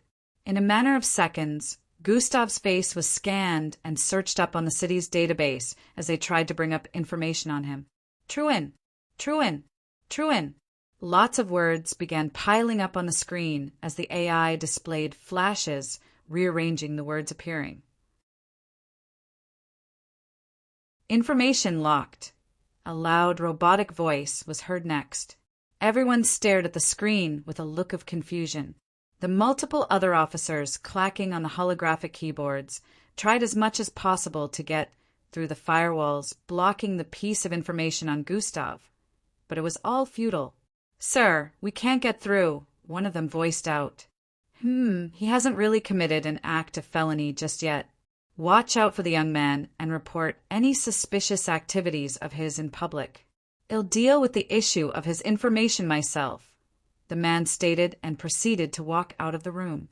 Meanwhile, at this point, Gustav was back in his room, making plans for the next day on what part of the district he was going to check out next. There were practically 4 sections for him to check out, and he had scanned through one already. He was hoping he would be able to check everywhere within the vicinity in the next 2 days and find Boss Danzo. The longer time he spent, the more anxious Gustav got since he practically had no information on what was going on. First night in the city, even though it's not a night. Let me stroll around for a bit, Gustav muttered as he changed out of his outfit and wore a black hoodie. Donning the hoodie on his head, he walked out of the penthouse. The next day arrived in a flash, and Gustav once again was up since early in the morning. Last night, nothing interesting happened, but he did get to witness the splendor of the city better from down there. He saw some street acts, close-by bars, and even some virtual reality gaming activities added with bets. The city also seemed to have a licensed and registered brawl organization called the Peasants' Battle.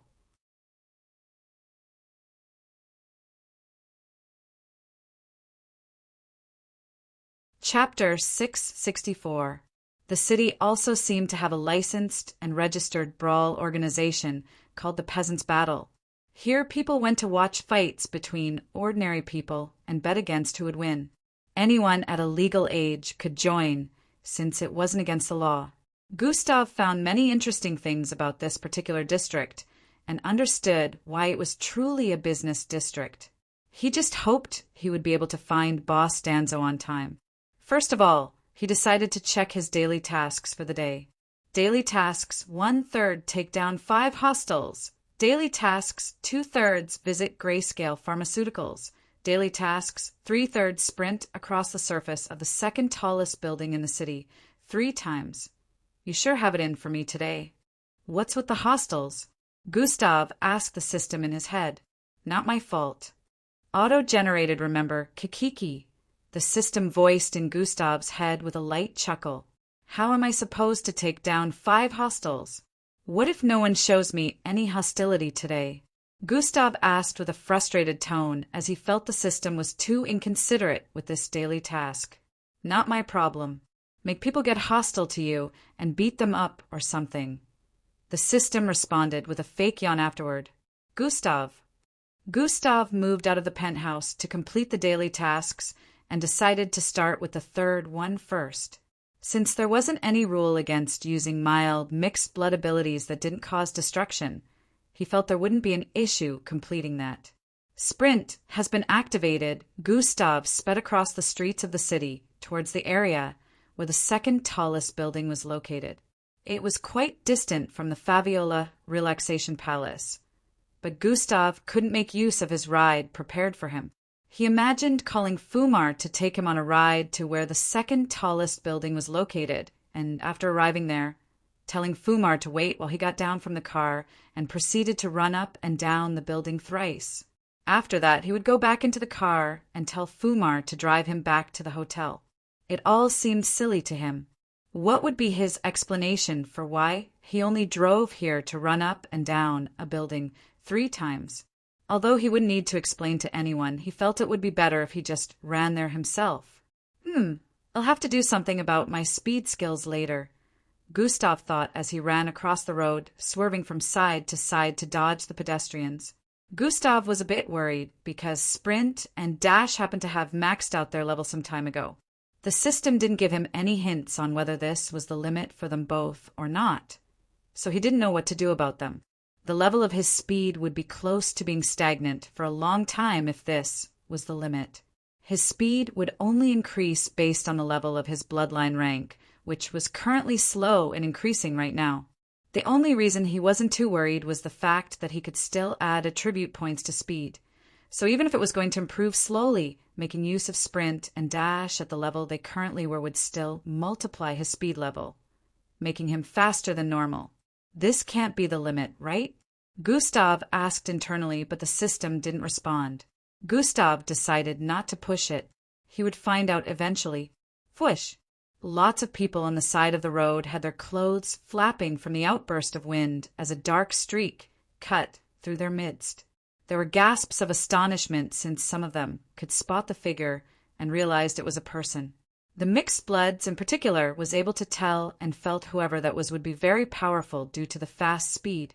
This was because many mixed bloods who were even more powerful than Gustav were unable to move this fast. However, in a fight, that didn't mean Gustav would win. Many powerful mixed bloods were able to react to speed quicker than theirs. Gustav arrived at the building after 20 minutes of running across the city. Starry Sky Properties. A firm and colorful sign could be seen at the top area of the 430-story building. Swish! Gustav didn't need to join Sprint and Dash together to run across the surface of the building. Small tapping sounds reverberated across the vicinity as he ascended across the surface of the building amidst the stunned gazes of everyone. It only took about 30 seconds to run across the smooth-surfaced window panes and run back down. Fwish! Gustav came back around and ran across it again. The people working within the building were at a loss as to what was happening. It was only close to 2 more minutes to complete his 3 times scaling across the building, and at this point, Someone was about to call the cops, but then they realized it wasn't happening again. Gustav was already gone. Daily task completed. 1/3 sprint across the surface of the second tallest building in the city 3 times. Gustav stared at the notification in his line of sight as he paused his running at a particular street close to the hotel area. Now, to complete the second. Only the crazy one will be left after this, Gustav muttered with a sigh as he tapped on a device that displayed the map of the city. He checked for where Grayscale Pharmaceuticals was located. He walked along the side of the road headed back towards the hotel, which was just 2 turns away on the other street. I can tell Fumar to drive me there, Gustav thought out loud as he disengaged the map. He suddenly felt eyes on him and turned around. Gustav mumbled after looking around and only see regular pedestrians moving around just like him.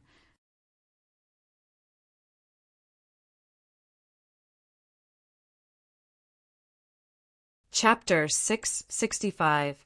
This district was always crowded with people, so it would be impossible to spot one person staring at him. Multiple people could subconsciously stare at him, but this particular one he sensed felt intentional, which was why he turned around. Gustav proceeded to continue on his way. He didn't really have time to play detective right now since he had to complete his daily tasks and continue looking for Boss Danzo.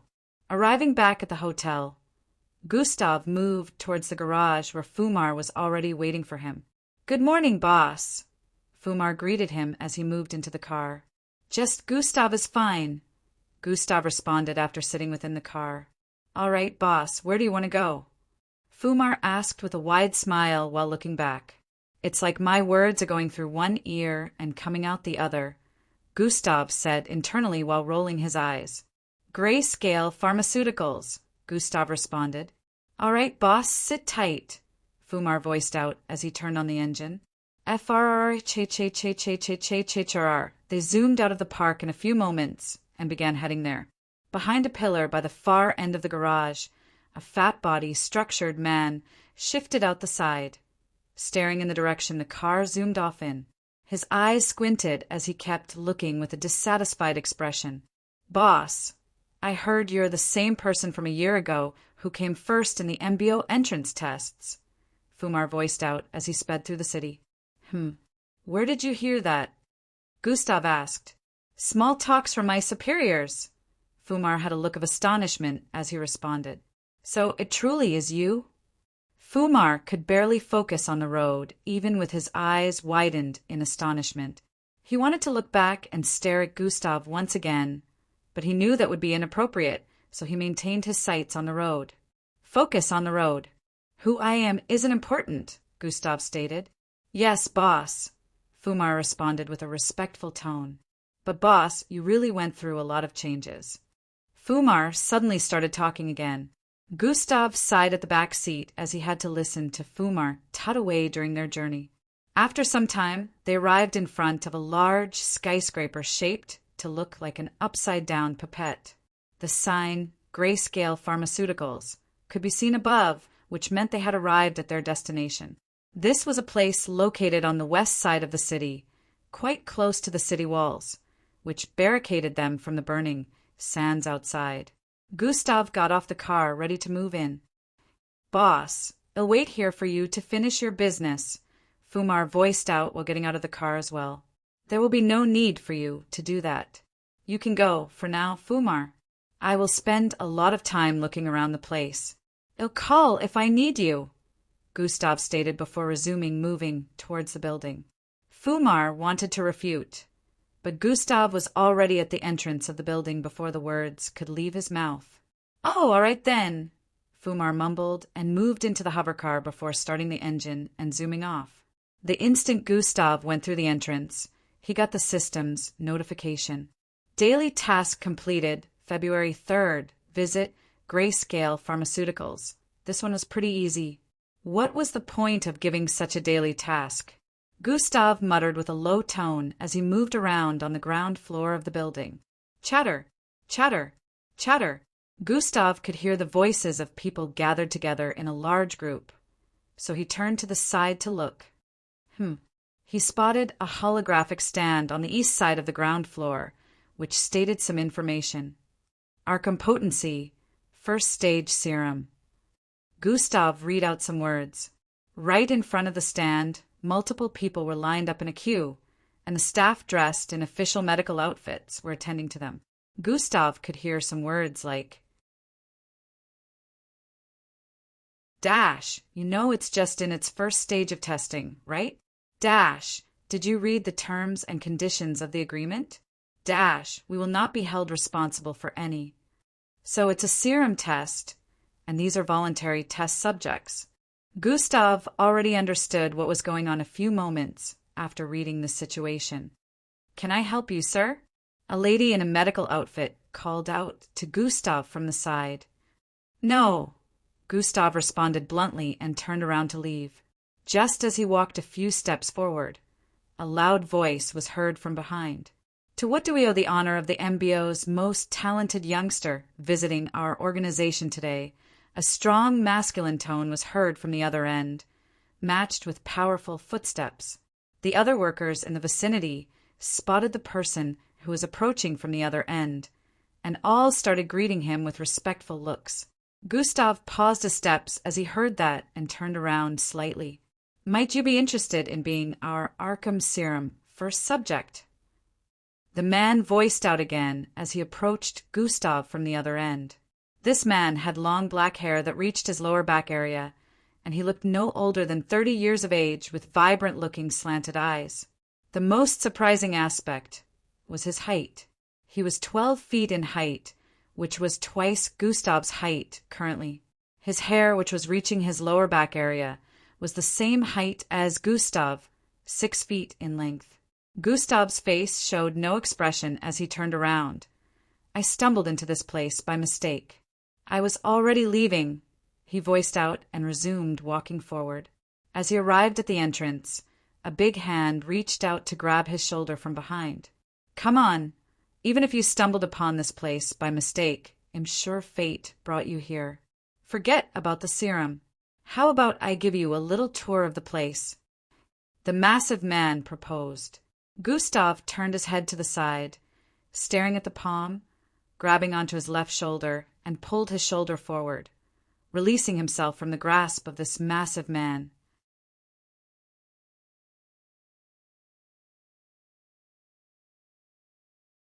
Chapter 666.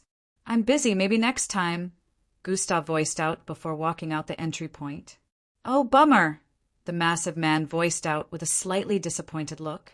Dash, did he just refuse Sir Zill's offer? Dash, oh, damn, that kid must be really something to refuse a tour offer from him. The officials were surprised as they saw Gustav moving further and further away from the premises. I guess I'll have to repay my debt to you some other time. The massive man who was known as Sir Zill smiled as he voiced out and turned around. It would seem the ceiling wasn't high for no good reason. If this structure was built in a normal way like others, Sir Zill's head might be brushing the ceiling from the moment he walked in. It was obvious that he was a mixed blood because only mixed bloods would grow this tall without having anybody defects. Normal humans would have internal defects if they grew to this height. Although treatable, they would never be as bulky as this man who had the width of a tree. Gustav, who was already quite a distance from the premises, already squinted his eyes as he turned around. He couldn't understand why, but the massive man gave him a kind of uneasy feeling. Is there any reason why you sent me there? Gustav asked inwardly. The system still didn't respond to him, which he found quite suspicious. I don't have time for this right now. I have to find Boss Danzo, Gustav voiced internally before moving around the vicinity. Hours later in the afternoon, Gustav was headed back towards the hotel. He had finished scanning through another section of the city, the area where Grayscale Pharmaceuticals was located. Gustav was heading back once again with disappointment after not finding Boss Danzo in this area as well. After this, he had 2 more sections to cover, but he wanted to head back to the hotel in the meantime. He had spent a lot of energy points making use of God Eyes, so recuperation was necessary. Gustav kept thinking about how he'd easily find Boss Danzo if he had unlocked life signs tracking before Boss Danzo left. He had stored the life sign pattern of everyone he cared about, excluding Boss Danzo because Boss Danzo was already gone before he obtained the power. He couldn't help but sigh as he walked through the same alleyway that led to the street where he sensed being watched. Gustav closed in on the end of the alleyway, which led to a broad road with good visuality, but then he suddenly paused his footsteps. "About time you showed yourselves," Gustav smirked as he voiced out. For you, 7 dark figures suddenly phased out of the walls of the buildings by the sides. Gustav turned around at this point, and the visible look of joy on his face could be seen as these dark figures walked towards him. I was starting to worry about how I was going to complete the 3rd task. "This is perfect," Gustav said internally. These dark figures wore a hoodie and holographic masks, subtly revealing a smoky face to hide their real looks.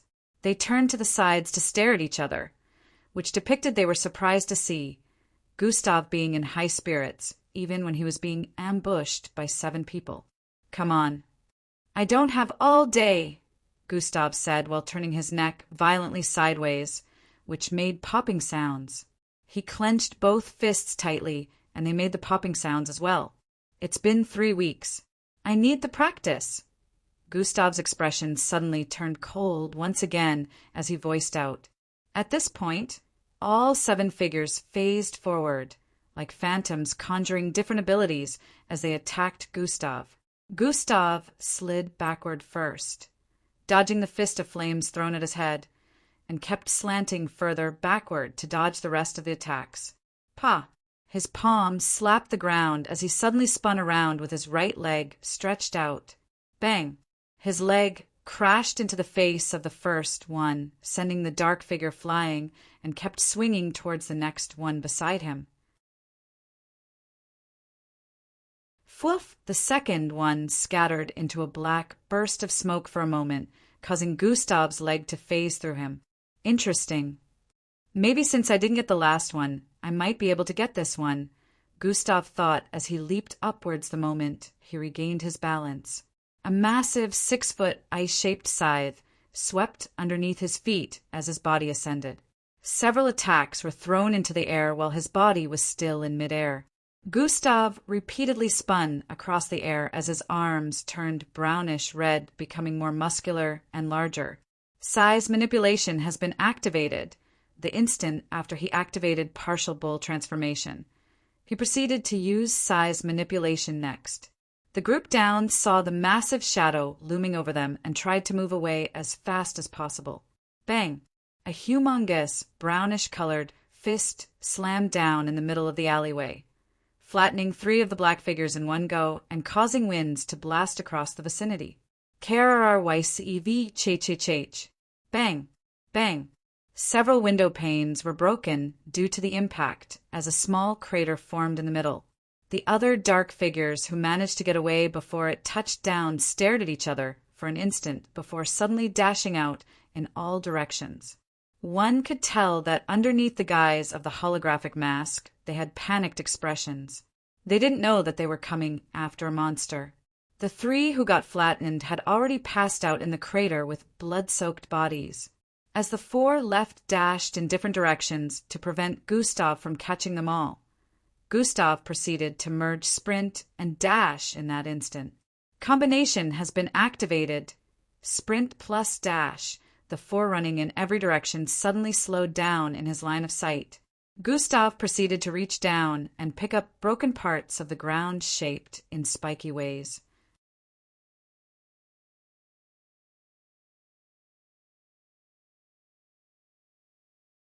Chapter 667. Arching his arm backward while holding onto one, his muscles bulged immensely as he gathered a lot of power into his arm before flinging it out. Fwai! While the first projectile was traveling towards the one moving southwards, Gustav had already turned to the east to fling out the next one with force as well. Fwai! He repeated the same actions in the rest of the directions and proceeded to deactivate combination since he didn't have a lot of energy points at the moment. Poochie, Poochie, Poochie. loud piercing sounds rang out along with screams as 3 of the 4 dark figures got stabbed through by the flying projectiles. The force at which Gustav threw it caused their bodies to be lifted across the air as it stabbed into them and slammed them against a wall, pinning them to it like they were being crucified. The last one turned into a puff of black smoke for an instant, causing the projectile to phase through him, so he was safe. He arrived in front of a hovercar up ahead and was about to go in when Gustav's figure blasted through 200 feet in nearly an instant, arriving behind him. Grab! Gustav grabbed hold of his neck before he could get in and slammed him against the ground 3 times. Bang! Bang! Bang! The dark figure instantly passed out after the 3rd slam amidst the stares of the pedestrians walking along the street. Gustav ignored the panicked glares of everyone and dragged the dark figure back to the alleyway where the rest of his comrades were laid out as well. Daily task completed. March 3rd, take down 5 hostiles. The notification for completion of the 3rd daily task appeared in Gustav's line of sight, which he ignored in the meantime. Plop! Gustav dropped him right beside the others in the crater and turned to the side to move towards the first dark figure, who was bleeding out while sticking to the wall. Gustav punched his face, destroying the holographic mask. The smoky face created by the holographic mask instantly dissipated, and a woman's face could be seen. She was bleeding from her nose, and a look of fear was displayed on her face as she stared down at Gustav while coughing out blood. I would ask who sent you, but I think I already know, Gustav voiced out and turned around to start walking along the alleyway like he was returning back to where he came from. The other dark figures stabbed to the wall were also conscious, turned their faces to the sides to see where Gustav was headed. Close to the end of the alleyway, he suddenly paused his footsteps and squinted his eyes before turning towards the left. Fouillet! Gustav dashed forward with his arm arched backward and threw a punch at the wall. Bang! As his fist tore through the wall, a loud shriek was heard along with the crumbling of that side of the building. Grab! As Gustav pulled his arm out of the hole in the wall, a short, fat man could be seen in his grasp, lifted above the ground. His face was bleeding as he kicked desperately, trying to free himself from Gustav's grasp. Please spare me. Spare me, he cried out while holding on to Gustav's hand.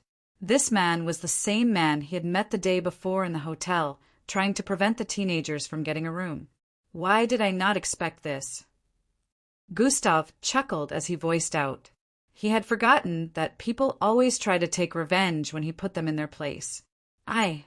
Just as Gustav was about to speak, the blaring sounds of sirens rang out as the cops arrived on the scene.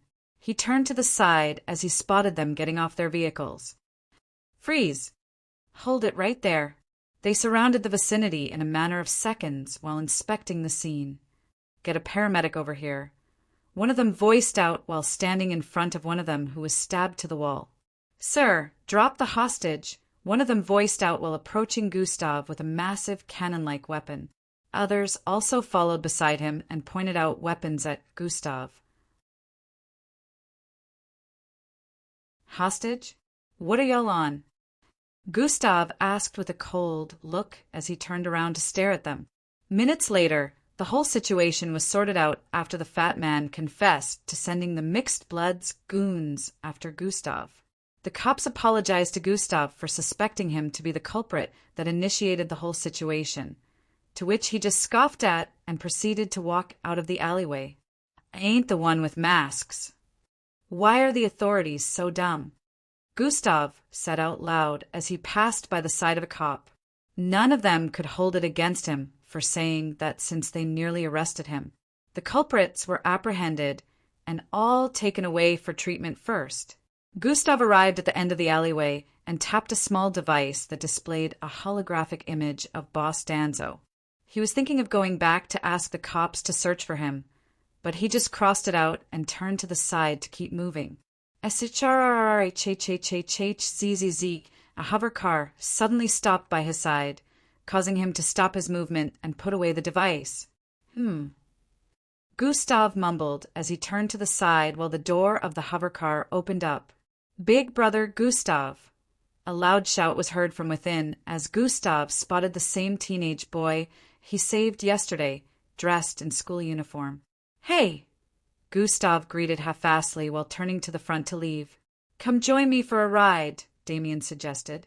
"I'm busy right now, maybe next time," Gustav responded while moving forward. "I saw the picture just now. Are you related to that person?" Damien suddenly asked before Gustav could get too far. Gustav paused his footsteps and turned around while squinting his eyes. "He is someone I'm looking for, why?" Gustav voiced out with a suspicious tone. "Oh, you're looking for Mr. Eldorado. I know where you can find him."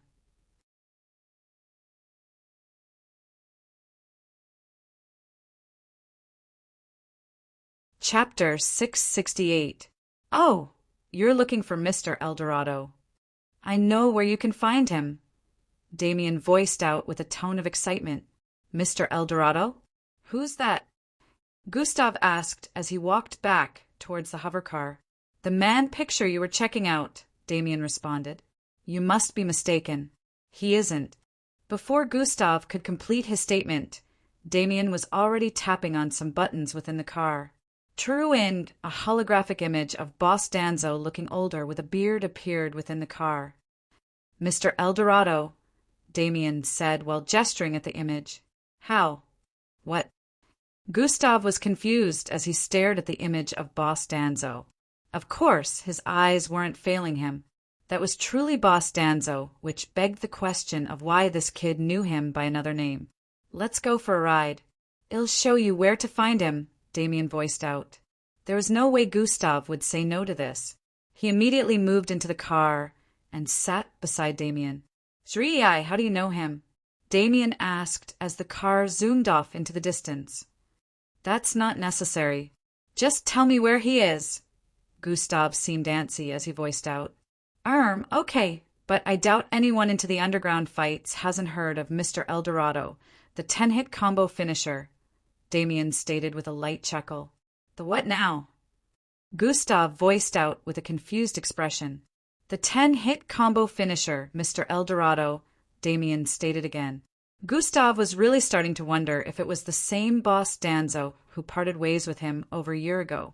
"Tell me everything from the beginning," Gustav voiced out. "Everything. Well, for one part, it's kinda illegal, which is probably why you haven't found him." Damien began explaining everything to Gustav from the start. Gustav couldn't believe his ears as Damien told him the tale of how Boss Danzo became known as the 10-hit combo finisher. If anyone ever told him that Boss Danzo could engage in a fight or illegal-related activity, he would never believe it unless he saw it with his own eyes. The words coming from this teenager were very hard to believe. He just couldn't picture the character he had known Boss Danzo for as this Mr. Eldorado character. He couldn't connect them in any way except for the fact that they looked exactly the same. Another thing that bugged Gustav's mind was how the kid has so much information about illegal underground fights to this extent. He killed 27 people already? Gustav voiced out with a stunned tone as Damien narrated to a point. "Yes, it was exciting to watch," Damien responded with a look of delight, but then he noticed the expression on Gustav's face.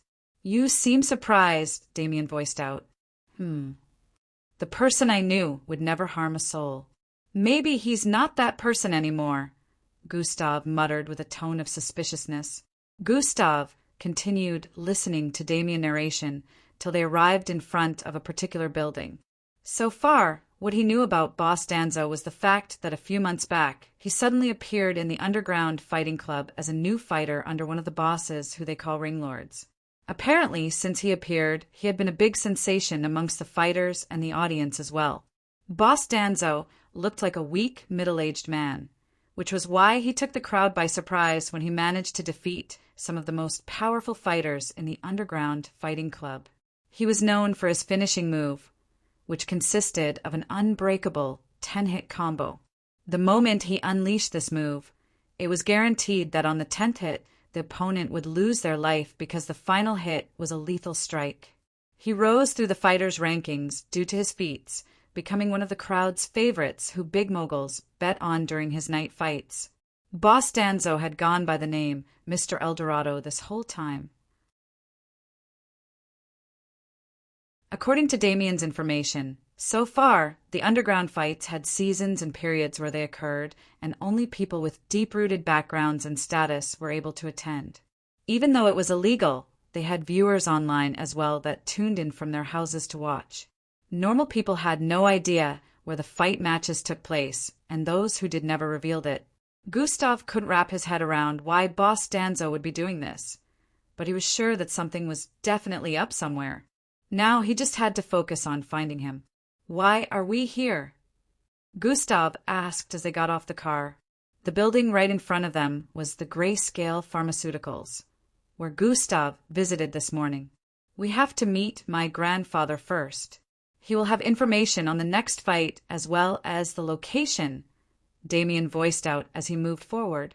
It turned out that the location for fights changes at times, so they couldn't just visit anyone since there was a probability that the next fight wouldn't hold there. Also, unless there was a fight held at a certain location, it would be impossible to see Boss Danzo. "Your grandfather works here?" Gustav asked as they moved in. "Well, you can say that, but he's more like the owner," Damien chuckled while voicing out. "The owner?" Gustav was quite surprised as they headed towards one of the corridors. They arrived at the elevator area and got teleported to the last floor in a few moments. They arrived in front of a long corridor that led towards one large door at the end. Two men in medical outfits could be seen coming from up ahead. One was a gigantic 30-year-old looking man with flowing black hair, while the other was a middle-aged looking man approximately 6 feet in height with short blue hair and glasses. The gigantic man, about 12 feet tall, was the same man Gustav met when he arrived here in the morning, Sir Zil. They seemed to be engaging in a conversation as they walked down the corridor, and it was at that moment that Gustav arrived with Damien. "Grandfather," Damien voiced out with a look of delight. "Hey kid, you're back, and you are with company," Sir Zil voiced out as Damien continued walking forward. "He's your grandfather." Gustav voiced out with a tone of confusion as he stared at Sir Zil.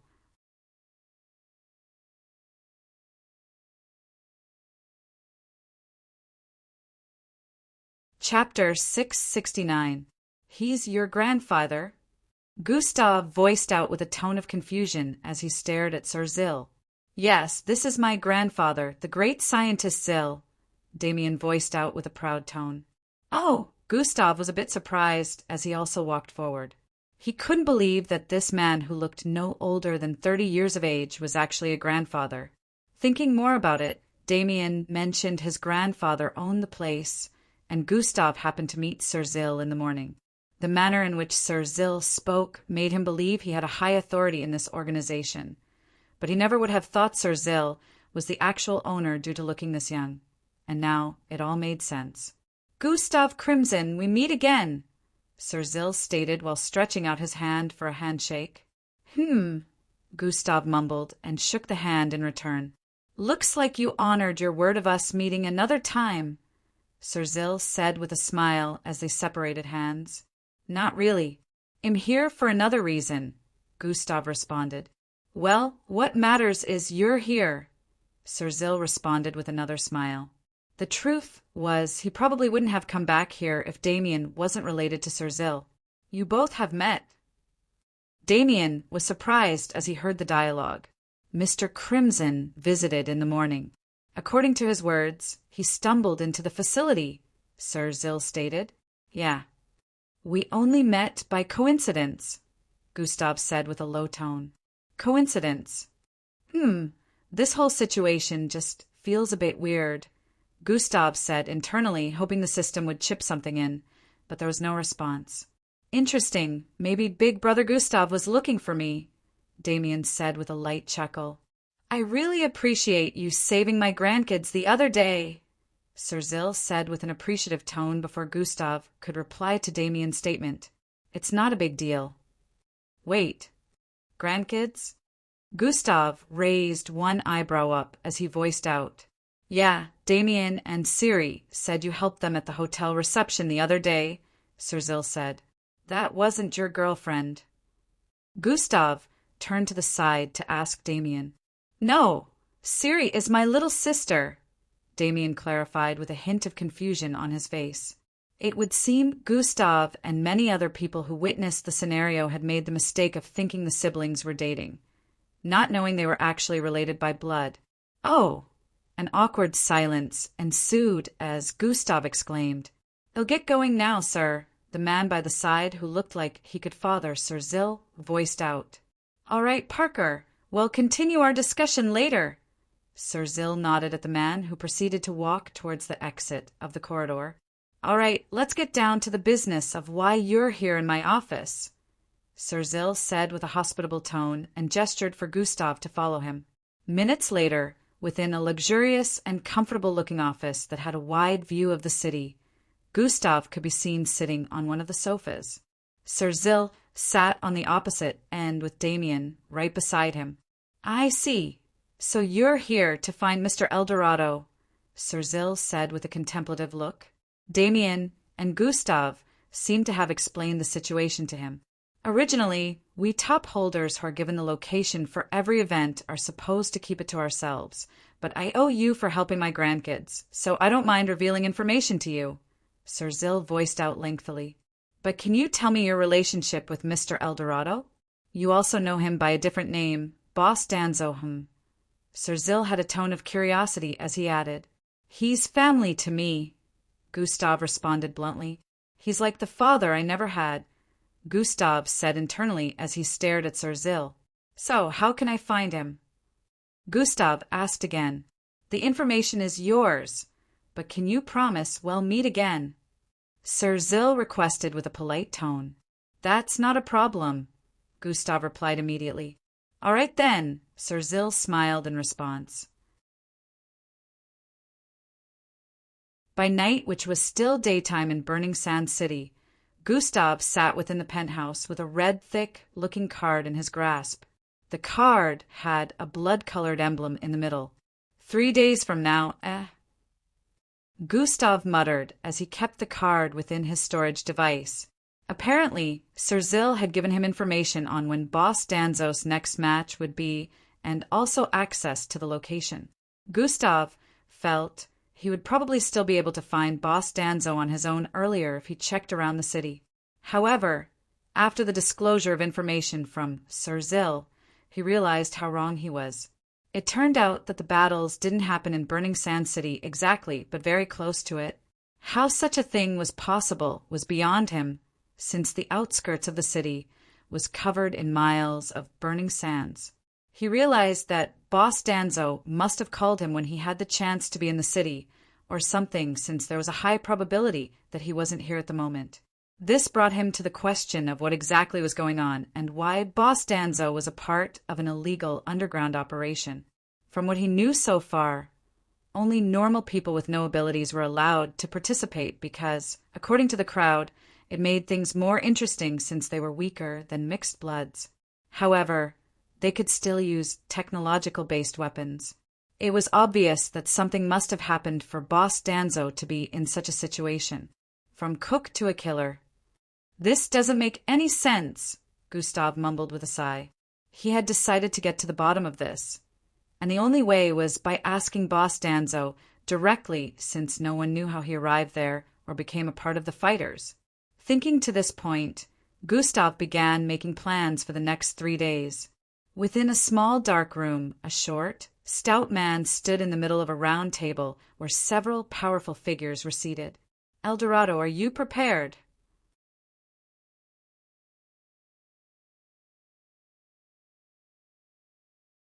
Chapter 670.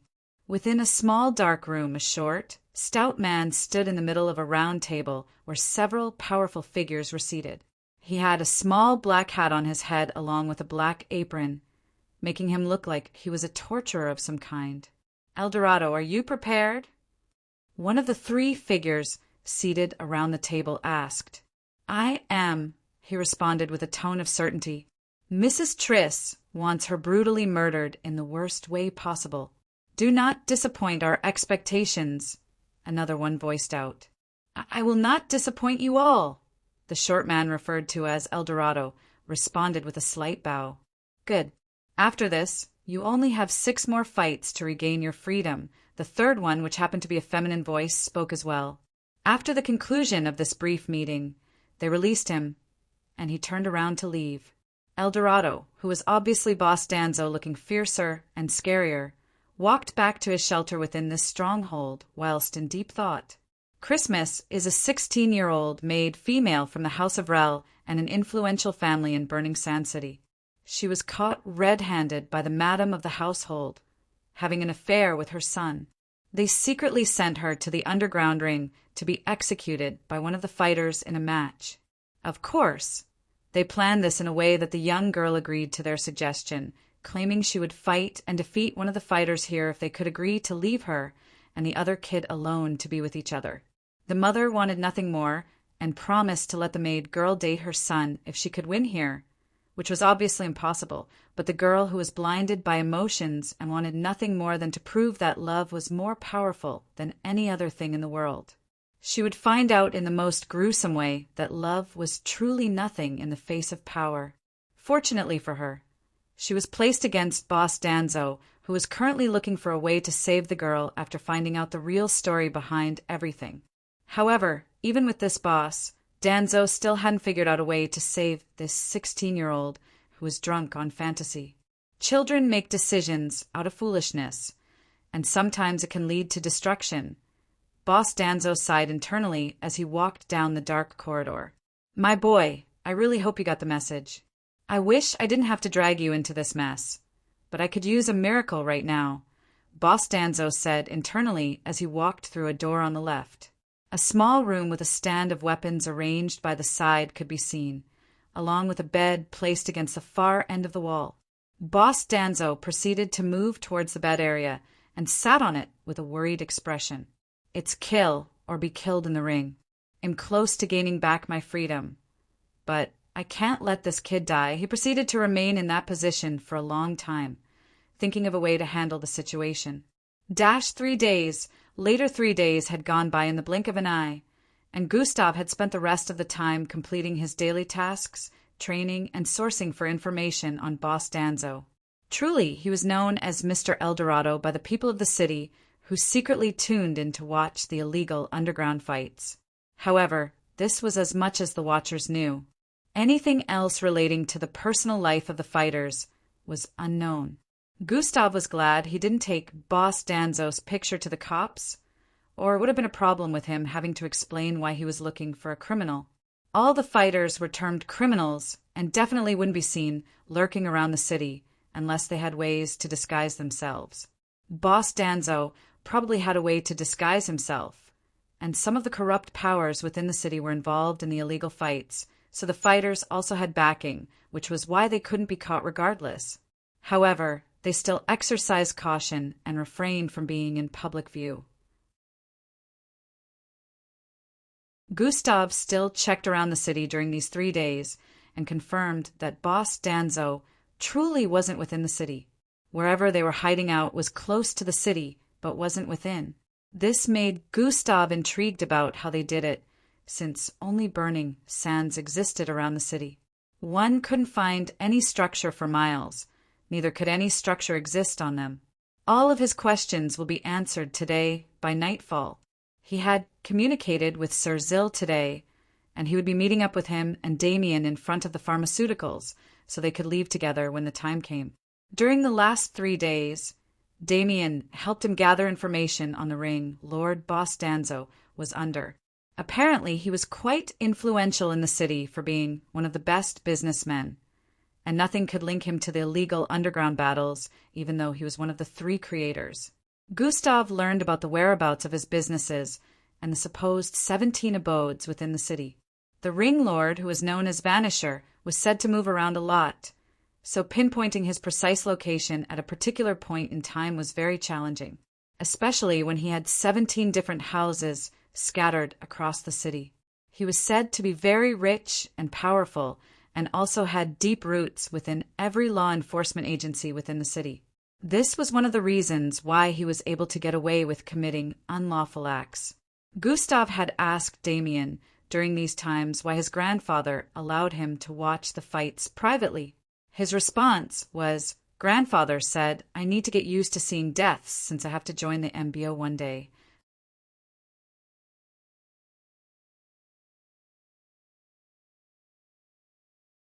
Chapter 671. He said exposure to the killings will tamper my thoughts and prepare me for what is to come, making my mental state stronger and all that. Also, he's pushing me to understand that the world beyond this isn't all rainbows and sunshine.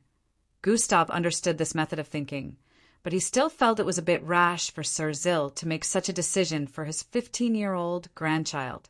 Damien wanted to join the MBO and had even asked Gustav for some battle tips.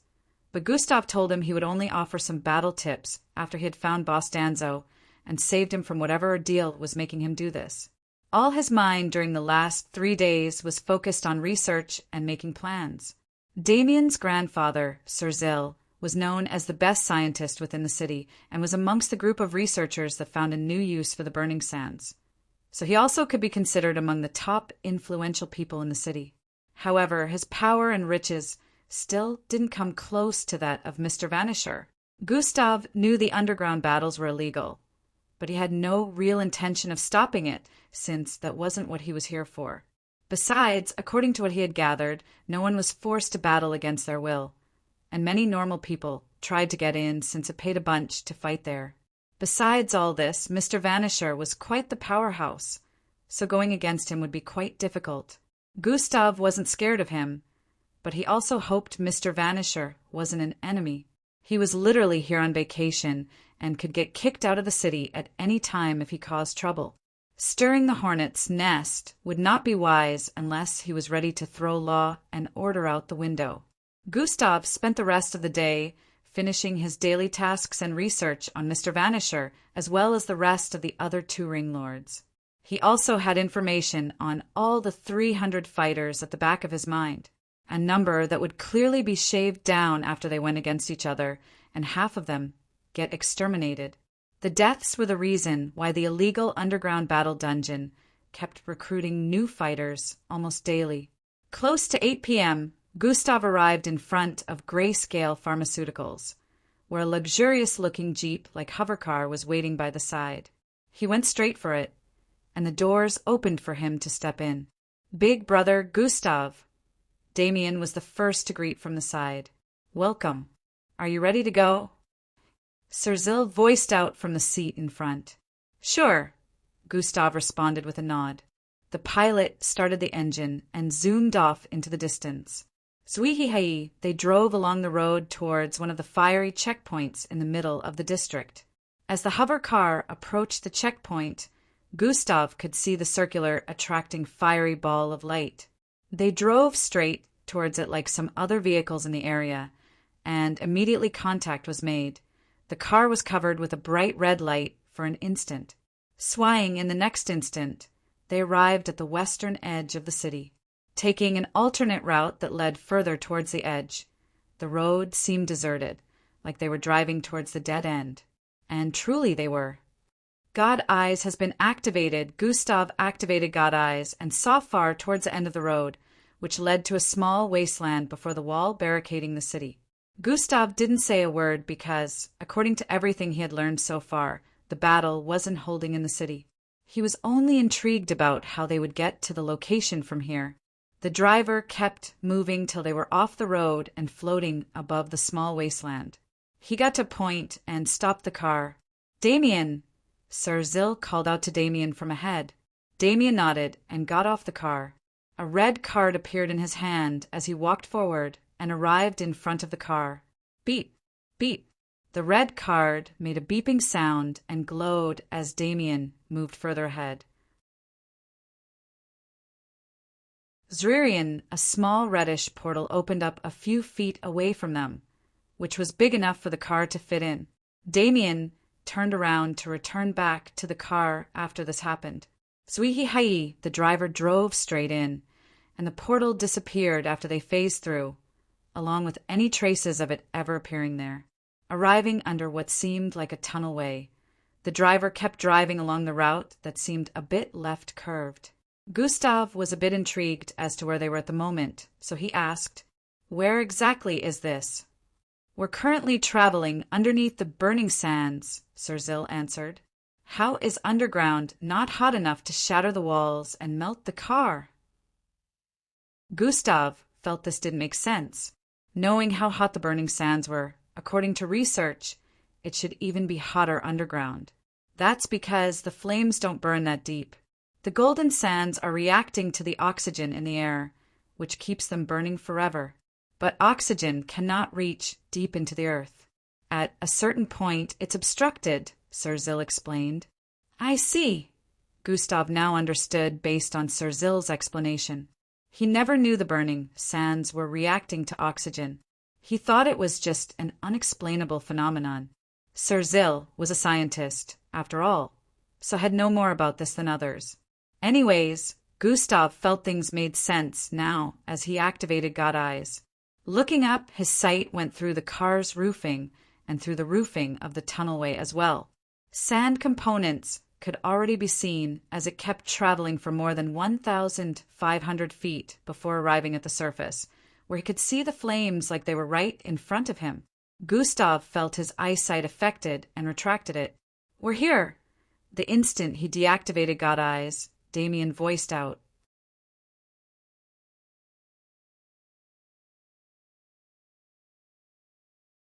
Chapter 672. We're here. The instant he deactivated God Eyes, Damien voiced out. Gustav looked forward and could see a few cars lined up ahead and a massive opening which looked like the mouth of a monster. Another hovercar was coming from behind them, and some hovercars seemed to be coming from the other routes that led to this particular location. The hovercar was parked somewhere by the side as Gustav, Sir Zill, and Damien got off. Other people were also getting off their vehicles and moving towards the massive monster-structured opening, which had several guards standing in front. Everyone getting off cars had luxurious clothing, mostly expensive-looking suits and shoes, while for the women, dresses that sparkled. Gustav and Damien were the only ones dressed in casual outfits. Even Sir Zill was dressed in a white suit with small diamond-like stones embedded in different parts. Sir Zill had to worry about appearance since he was a prestigious figure in the city. Those who were on good terms with each other exchanged pleasantries as they moved into the venue. Sir Zill was a bit delayed as he came into contact with several figures and had to exchange a few words with them. Meanwhile, Gustav and Damien walked through the entrance. The guards eyed Gustav a little since they couldn't recognize him from the previous fights, but seeing him walking side by side with Damien, they decided to keep their mouths shut. Damien, Damien, a feminine voice called out to him from behind while they were walking into the underground facility. Ugh! Damien showed a disgusted expression as he heard the familiar voice. Big brother Gustav, let's walk faster, Damien whispered to Gustav. Gustav got the memo and truly walked faster along with Damien, like they didn't hear the voice. However, this person seemed unrelenting as Gustav heard the sound of footsteps, turned into running. Oh, he said internally. Pa. Damien, the person to whom this voice belonged, tapped onto Damien's shoulder from behind and voiced out. Damien had no choice but to stop walking at this point as his face repeatedly twitched with disgust. Ha, Miranda! Damien forced a smile as he turned around to stare at the girl. It was a teenage girl who looked to be around the same age as Damien, with 2 pigtails by the sides of her head and very fair skin. She looked quite pretty, and for someone of a young age, her body developed crazy fast as well because she was having busts bigger than that of adults. Damien, I thought you said you wouldn't be attending? She questioned the moment he turned around. Yeah, I initially wasn't, but changed my mind, Damien said while scratching his head. Oh, did you change it because of me? Her eyes widened with excitement, and her face turned red as she questioned. I need to ditch her. Oh, yeah. I could use Big Brother Gustav's presence to my advantage, Damien thought. No, actually I'm here because of Big Brother Gustav. I have to make sure he's... While Damien was speaking, he turned to the side to gesture at Gustav, but the instant he did, he froze up. Gustav was nowhere to be found. Big Brother, who now? Miranda asked with a confused expression while also looking around. Where did he go? Damien felt like punching air right now. No need to be shy, Damien. Let's go in together, she said while grabbing hold of Damien's hand and pulling him along with her. Wait, no, he was here. I swear, I need to find him. Damien kept voicing out while being pulled powerlessly by Miranda. He felt like bashing his head against the wall right now, but he had no choice but to follow her, hoping to ditch her later after he sighted Gustav. Currently, Gustav had arrived in the large facility, which had rooms where everyone present could watch from. Some rooms could contain up to 10 people, while some contained lesser. There was a glass panel up in front where they could see the stage from, which was a bit low since the rooms were exalted. The rooms were structured around the massive fighting stage in the middle, so everyone could watch from different angles without any obstructions. The room acted as a form of protection to prevent any fighter from attacking the spectators or any unexpected incident. The glass in front, which gave the spectators their view of the fighting stage, was also very sturdy and laced with protective energy to prevent any breakage. Since the stage was a few feet lower, it meant the spectators would have to look down from their exalted platform. Gustav was still moving around the circular corridor, looking for the best room. He spotted one that could only contain about 4 people and moved towards it to go in. Flashing the red card he was given by Sir Zill, the door slid open for him and he went in. The sign, which displayed March 4th, changed to 4/4 the instant he went in as the door behind him closed up. 3 other men in good-looking outfits were seated on 3 out of the 4 seats positioned in front of the massive see-through glass up ahead. They all turned to stare at Gustav with slightly surprised expressions like they were trying to read him. They just assumed he was some kid with a rich background or something and went back to discussing amongst themselves like he wasn't there. Gustav sat on the seat on the far right and stared at the circular stage beyond the see-through glass. Without even activating God Eyes, he could tell that the see-through glass was quite strong. This was the best room to be in since it had a small number compared to the others, just in case he wanted to try anything. Gustav spotted the small opening by the west side of the stage, which he was obviously where the fighters would come out from.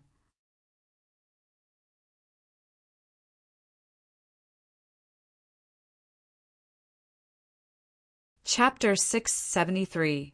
The stage was dark brown, and a small projection was displayed several feet high up, showing the list of fighters that would be battling this night. Gustav looked at the list, which was stopped at number 12, which meant 24 fighters would be stepping on the stage this night. Gustav spotted the name Eldorado at number 6. Mr. Eldorado versus Carices, he muttered underneath his breath, with a slightly confused expression. This Carices was not among the list of fighters I searched for. A new fighter? Gustav thought with a suspicious look. No, they don't recruit till another 2 days. Among the list of previously recruited fighters, this Carices wasn't mentioned. Gustav couldn't understand where this Carices suddenly appeared from. But at the moment, the fight already looked suspicious to him. However, at the moment, there was nothing he could do except wait and try one more thing out. God Eyes have been activated. Gustav's eyes turned crimson and green with a gold in the middle as he stared at the entrance area of the stage. Schreier, his sight instantly went through the see-through glass and kept phasing forward till it went through the corridor. As it kept traveling forward, he could see some people moving about and door to rooms by the sides of the corridor, which was most likely where the fighters were settling in. The first match would start by 8 p.m., which was only a few minutes away, and it would be streamed online for everyone to see. So right now, the fighters were waiting, and some were loitering about. Gustav scanned through the rooms one after the other, from left to right and from right to left again. The fighters seemed to be practicing in some rooms, while some were just sitting around waiting. Every room had a weapon stand, and from the look of things, the fighters seemed to be well equipped. Gustav's eyes squinted as his sight arrived at the second to the last room by the left. The person he had been looking for all this time was seated on what looked like a bench linked to the wall. Boss Danzo, Gustav said internally as he noticed the look of anxiety on his face. Boss Danzo had his hands in front of his face, joined together as he leaned his chin against them. He seemed to be in deep thought. Gustav looked around the room and could see weapons as well. If only there was a way to talk to him before the match, Gustav thought. First fight, Dash Mogul versus Dinetro. A loud announcement was made by an AI who also mentioned that the first match would start in the next 2 minutes, and the fighters should prepare themselves. There was no way Gustav could speak with Boss Danzo before the match, and even Sir Zil, who had promised to help him get the chance to speak with Boss Danzo after the match, said it would be impossible to speak with him before unless Gustav wanted to try something silly which would cause problems for both himself, Sir Zil, Damien, and even Boss Danzo. Gustav was about to retract his eyesight when he spotted something in the next room by mistake. Isn't that a kid? Gustav's eyes widened slightly as he spotted a teenage girl in the next room. This girl was around 53, dressed in shorts and a sleeveless green top. She was waving around 2 glowing daggers with a look of determination. She struck, slashed, and hacked sideways repeatedly. It seemed she was training. Her face twitched twice as she suddenly stopped waving the daggers around and turned to stare in Gustav's sight direction. Gustav was a bit startled as it looked like they were staring at each other, but this was impossible since Gustav was very far away at the moment. After a few moments, she turned away and kept the daggers before moving forward to take some of the long-range weapons stacked on the weapon rack. Why is a kid preparing to battle here? Gustav said internally with a repressed look as he retracted his eyesight. Gustav had checked, so he knew nobody less than 19 years of age was allowed to join the fighters here, and he also hadn't seen any information on this kid before. Gustav quickly put 2 and 2 together as his face lit up with an expression of realization. She's Carice's. Gustav muttered, Boss Danzo's opponent is a kid. Gustav realized this was more twisted than he thought. I need to find a way to stop this match. The instant he thought of this, a small cheer was heard in the facility. It was 8 p.m. already, and one of the fighters seemed to be approaching the stage already. The people who watched the illegal underground fights from their homes had already tuned in. A holographic projection of a log displayed the number of people tuned in all across the world, and it was already bordering on 1 million. In the next few moments, both fighters could be seen standing in the middle of the underground arena, ready to battle. One was a buxom-looking young woman, dressed in tight-fitted red pants and top. She had a scar that looked like an arrow tip on her forehead and a mischievous look. The other was a muscular man who immediately tore his shirt open as he arrived on stage, carrying a massive 6-foot-long hammer. Hee, I hope you're ready to meet your maker, Mogul, he voiced out with a deep voice as he lifted the hammer and placed it on his left shoulder. TSK, his K Dinetro. All that build, and you're still small in the place that matters the most. Disappointing, she said with a light chuckle while unsheathing a katana from her back. I hope you want change words after receiving a pounding from my hammer, he said with a look of anguish while raising his hammer. Dash Mogul versus Dinetro. Fight. The instant the go-ahead was given, both opponents charged towards each other.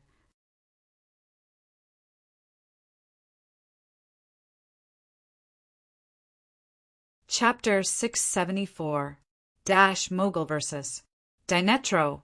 Fight. The instant the go-ahead was given, both opponents charged towards each other. Hi-yo! Dinetro screamed out as he raised his hammer while dashing forward and brought it down, descending upon Dash Mogul's head. Mogul paused her charge and jumped slightly to the side. Bang! A loud sound of collision reverberated across the place as the hammer slammed onto the stage. Mogul jumped towards the side, landing on the neck of the hammer before Dinetro could lift it back up. So woof! A pillar of bright red flames burst forth from the ground where she had just leaped from. Dinetro raised the hammer up along with Mogul, flinging her upwards. Mogul didn't expect that Dinetro had enough strength to still lift her along with the massive hammer, so she was taken by surprise as her body was flung into the air. Dinetro raised his hammer high up again as he waited for a little for Mogul's body to descend before flinging the massive hammer upwards like he was throwing an uppercut. Mogul descended with her katana stretched out as she proceeded to swirl in the air to give it more momentum while hacking towards Dinetro with it. Fwai! Bang!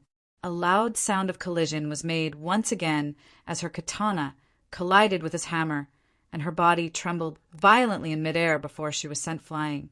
The immense force from the swing of the hammer was ridiculously higher than what Mogul had expected. As she landed several feet away, her eyes widened as she quickly rolled towards the side after spotting the face of a massive hammer descending upon her. Bang! Bang! Bang! Bang! She kept rolling from side to side as Dinetro kept pounding downwards with his hammer, missing her body by a few inches each time. If it wasn't for her speed, Mogul would have gotten turned into meat paste by now, landing another hit on the ground. Dash Mogul suddenly spun across the ground while pushing her body up. Bam! Her leg slammed into Dinetro's face, causing him to stagger backward, dropping the hammer. She quickly made use of the opportunity to charge forward while swinging out her katana horizontally. Dinetro tried to dodge by his chest, was soon marked by bleeding plus sign as Mogul struck twice. Kiar! He screamed out in pain as he tried moving away. On the third swing, he swerved to the side and grabbed her hand before pulling her forward. Bam! His head slammed into hers, causing her to stagger backward as she felt everything turning white. Clang! Her katana fell to the stage floor as she found herself being lifted into the air due to her spinning line of sight. Dinetro proceeded to slam Mogul into the ground, causing her to black out. Humph! He exclaimed as he stared at his blood-soaked chest and proceeded to move forward to grab his hammer. At this point, lots of people who were tunning and were already chanting his name. Dinetro! Finish her! Dinetro grabbed his massive hammer on the ground and turned around to walk back towards Mogul's position on the ground. A bullocks, and I'd bet on her. What a disappointment within the rooms where the rich and powerful were watching the battle. Those who bet on Mogul were disappointed as they saw Dinetro's shadow looming over her along with his hammer, which was raised up. Just as Dinetro was about to slam down with his hammer, Mogul suddenly opened her eyes and did a flip roll on the floor. Bang! Just as the hammer landed on the ground just a few inches in front of her, she tapped a button on the side of her chest. Truth, small bluish turbo flames shot out from the back of her boots as she suddenly dashed towards the side. From a pillar of flames jetted out of the ground the instant she moved away from her initial location again. Dinetro, who had thought she was out cold, was shocked, but before he could react, a katana was already slicing towards his head. He couldn't raise the hammer fast enough to block it, so he raised his hand instead. Fwaiwai, unsurprisingly, the katana cut through his elbow and the rest of his hand and kept traveling towards his face till it divided it into two halves. Full her, the sound of meat, slicing apart along with brain matter reverberated across the place. Blood spilled across the air as Dinetro's body fell limply towards the ground. The fiery boots powered down as she arrived 20 feet ahead of the corpse and swung her katana towards the side to get rid of the blood on its blade. Her forehead was bleeding, and she could feel that some of her ribs were shattered from the impact of Dinetro's slam, but she was in a much better state than him. Dash Mogul wins. The loud robotic voice of an AI announced her as the winner as she sheathed her katana and moved towards the exit. Everyone was still in shock as some watching cheered while the rich and powerful here who bet on her had smiling faces. Haha, Minu, didn't I tell you to bet on her? One of the men in Gustav's room voiced out. Until a while ago you were regretting your choice and telling me you wished you had listened to me. TCH, I was sure she was faking it, so I had to as well, the men in the room argued, but Gustav was unconcerned about their bets. He wanted to go find Sir Zil to inform him about the situation at hand and how he could stop the match. However, he stopped himself for several reasons. There were up to 50 rooms, and he probably wouldn't be allowed to enter without using force if they were all filled up. Telling Sir Zil about the situation might not help, because what exactly could he do to stop the match that didn't go against the rule of the place? He would be dragging him into an unsavory situation.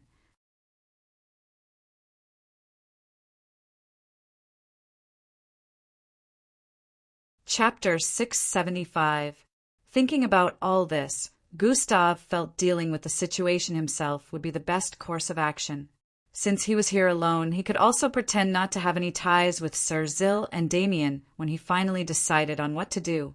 They had helped him to this point, so he didn't want his actions to put them in trouble. If the situation didn't look bad, he would have waited till after the match, but then he couldn't sit by and watch a kid getting slaughtered. Especially after finding out that so far, all the enemies that Boss Danzo had battled were ex-convicts who were involved in one kind of crime or multiple. This made him feel a bit better about Boss Danzo murdering them, seeing as they weren't the innocent type anyways. But this didn't mean he had disputed the fact that Boss Danzo was now a different person. He still had a lot of questions for him. Gustav was glad the room was slightly darkened with only a dim red light placed within. However, the stage was very bright to give them a clear view. The men in the room paid him no heed, so Gustav was sure they hadn't properly taken a good look at his face. VRRHHH, he slowly transformed, turning his face longer and thinner, while his hair also changed into a white color. Gustav now had a different look from behind. While he made a plan, the next battle had already begun. After this one, only 3 more would be left before it was Boss Danzo's turn. Gustav activated God Eyes again and stared at the glass up ahead. With the amount of reading I'm getting from the protective energy around the glass, it would take at least 26 full-powered attacks for me to shatter it. This would take too much time, which gives them the chance to send guards after me before I'm done. Gustav thought. 2 more options. 1, I absorb the energy into one of my orbs, so when the time comes it would be easy for me to shatter the glass, but the absorption period would also take time since the energy is a bit complicated. I may or may not be done before the Boss Danzo fight begins. The second option is I find the waiting room and get Boss Danzo out of here before the fight begins. The second option looked more appealing to Gustav, but it didn't change that it would still be tough to get to the waiting room, talk more of breaking Boss Danzo out. Also, he still hadn't figured out what would happen with the kid. There was so much he didn't know at the moment. After thinking about it a few more times, Gustav decided he would find a way to visit the waiting room before Boss Danzo's fight began. Thinking up to this point, he proceeded to stand to his feet and walked out of the room. A few minutes later, Gustav approached the bathroom area after asking the staff around. He approached the west area of the facility and arrived at a small corridor that led to the bathroom. Gustav went in and stood in one of the cubicles before activating God Eyes. His sight instantly went through the bathroom and straight towards the first room up ahead, which had about 10 people within. Gustav turned his eyes to the sides, looking for any route or entry point that led downwards towards where the fighters were waiting their turn. At this point, the second battle had just finished. Lahiam wins. A blue armored man stood in the middle of the stage with both his hands raised as the crowd cheered. By the side, a corpse of another man could be seen with his eyes gouged out and a hole in the middle of his belly region. Some staff came towards the stage to take the corpse away as the victorious fighter moved towards the exit. The facility was massive, so Gustav was still checking for the right direction to head in while the third battle began. At this point, only 2 battles were left before it would be Boss Danzo's turn. After a few more minutes, Gustav spotted something on the southeast side of the circular structure, a small stairway beyond the wall that led downwards. The problem was this was beyond the wall, which meant the access way was something that closed and opened. Activating it was something only the staff probably knew. Even with this, Gustav decided to walk out of the bathroom and began heading towards that area. In a few minutes of walking, he arrived right in front of the area where there was a stairway beyond the wall. There was no sign that this place led somewhere else in the slightest. Gustav proceeded to place his hand on it as he thought of whether he should destroy it or not. There will definitely be alarms triggered, while Gustav thought he sensed footsteps from up ahead. Cognitive concealment has been activated. Gustav's presence disappeared as he moved towards the side and took out a button-sized object from his storage ring. Zing! As it appeared in his hand, he placed it on his forehead and tapped on its surface. Try-hi! He instantly turned invisible. I only have 2 of these left, so I have to use it wisely, he thought as he leaned against the wall by the side. Zzh, a small rumbling sound rang out as the wall shifted a little inside before sliding towards the side. Dash, his guts were scattered all over the place. Dash, at least this cleanup isn't as bad as the last battle. Dash, I've gotten used to it anyway. The 3 figures coming through the door spoke with each other as they carried items out. 2 of them had a body bag which each person held from the side, while the third one seemed to be carrying cleaning pieces of equipment. Gustav quickly moved towards the opening on the wall and darted in before it closed up. The 3 walked along the circular corridor without suspecting that someone infiltrated before the opening closed back up.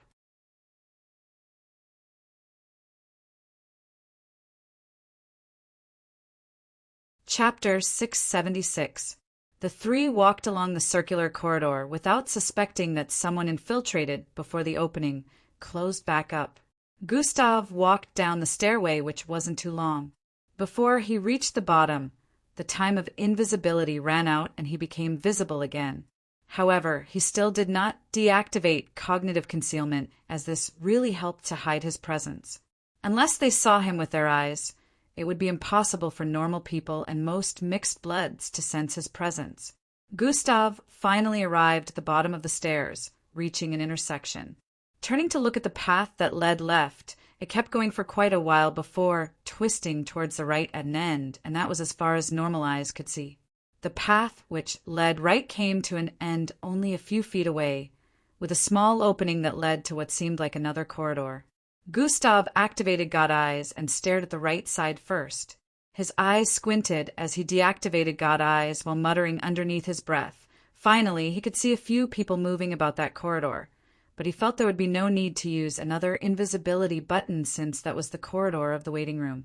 Gustav did not even bother checking what was on the left or where it led to, because this was no time to play detective. His goal was to get to Boss Danzo as soon as possible. At this moment, the 3rd fight was already reaching a stage where it could end at any moment. Gustav walked quickly and arrived at the opening on the right pathway before going through it. He had waited for a little, so some of the people moving around could lessen a bit. He hung his head down as he turned right again after arriving at the corridor. The path left led to the fighting stage, and Gustav for a moment spotted both opponents grabbing onto each other's throat and pummeling the other's face. He only glanced at that area for less than a second, and he had captured the details of everything happening.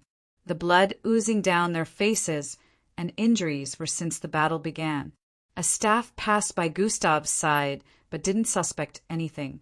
Their thought was, anyone here was either a fighter or a staff. Arriving at the second to the last door on the left, Gustav turned around and stood in front of it. He could sense the living being within, breathing and moving around anxiously. Gustav raised his hand and proceeded to knock. Come, come. He sensed that the prancing around stopped the moment he knocked. Is it time? He heard Boss Danzo's tough voice from within. Gustav was instantly hit with a wave of emotions as he heard his voice. A smile appeared on his face as he proceeded to knock again. Come, come. All right, I'll be out in a bit, Boss Danzo voiced out again. Come, come. Gustav knocked yet again, causing Boss Danzo to speak once more. I said I'll be out in a bit. Give me a second. Come, come. Hey, what's? Boss Danzo voiced with a frustrated tone as, Catch 'em. The door slid open. The familiar yet older and slightly disheveled face of Boss Danzo appeared in his line of sight. I said give me a min. He noticed that something was off about the person standing in front of him, so he paused his speech. Who are? Before he could ask, Gustav suddenly pushed him in and closed the door behind. Hey, what are you doing?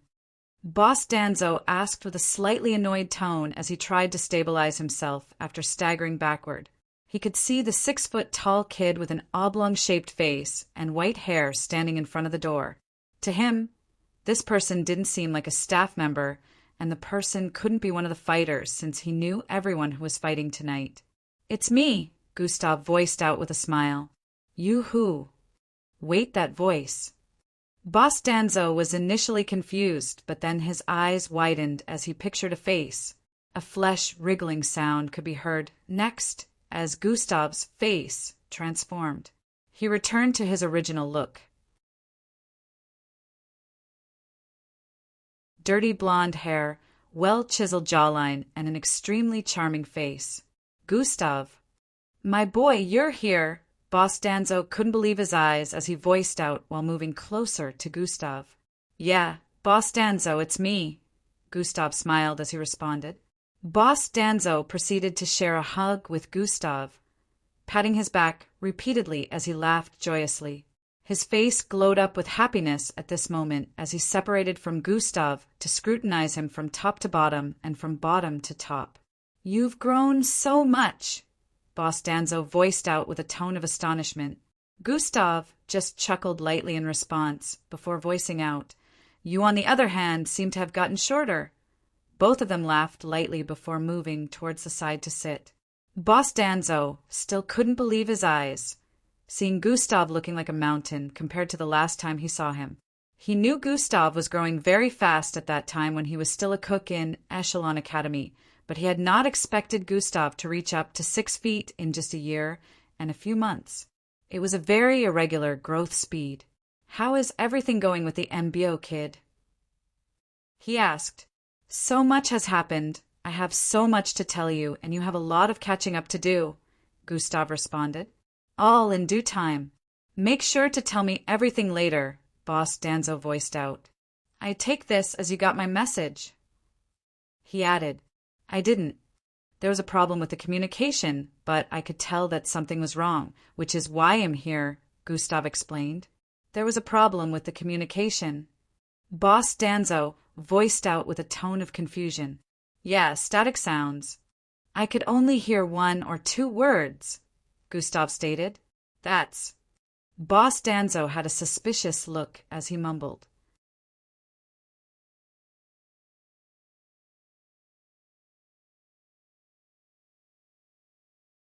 Chapter 677. Does that mean you're here alone without any help? Boss Danzo asked. "Yes, I came by myself. What exactly is going on?" Gustav responded and proceeded to ask with a look of curiosity. "This will be too dangerous for you to handle by yourself." Boss Danzo became worried after finding out that Gustav was here all by himself. "Tell me about the situation, so I know how to properly process it. I came to the city and found out that you've been engaged in illegal-related activities. Still don't understand what is happening." Gustav voiced out, "There's no time for me to explain everything, but I promise there's a good reason why I'm here right now. I will tell you everything after we find a way to get out of here," Boss Danzo said with a slightly remorseful look. Gustav didn't and wouldn't doubt him. He could still see the look of kindness in Boss Danzo's eyes, similar to what he remembered. What Gustav didn't know was no one else had seen this side of Boss Danzo. He had been disguising himself since he became a part of the illegal underground fights. "I saw that you're up against a kid. I thought the age qualification to be a part of this was higher," Gustav questioned. "That is exactly why I called. I wanted to deal with everything on my own since I brought this mess upon myself. But I'm sorry, my boy. I had to involve you because I can't take the life of an innocent kid." Boss Danzo looked down as he voiced out. "It doesn't change the fact that I am a murderer, but this one is something I can't do," he added. Gustav placed his hand on Boss Danzo's right shoulder before speaking. "I know about everything and can't blame you since it was needed for survival. Besides, they were all criminals and murderers, so their deaths mean one less scum on the earth, but I still need to understand what's going on. Let me explain the predicament surrounding the kid I'm meant to battle today," Boss Danzo voiced out before he began narrating. A few minutes later, Boss Danzo had finished narrating, and Gustav was busy digesting the information while also asking a few questions. She agreed to participate? Gustav asked. Yes. Kids make rash decisions based on feelings, so I can't blame her, Boss Danzo responded. Gustav turned to the wall and activated God Eyes. God Eyes has been activated. His sight phased through the wall and he spotted the girl, Chryses. The girl still happened to be training with several daggers in her possession. She had a fierce look of determination on her face as she swung them around repeatedly. Let me go talk to her, Gustav voiced out while preparing to stand. Grab. Boss Danzo grabbed his arm before he could stand and voiced out, Don't bother. Her room is secured with a key card. She won't be able to open it up from the inside, as I did with you.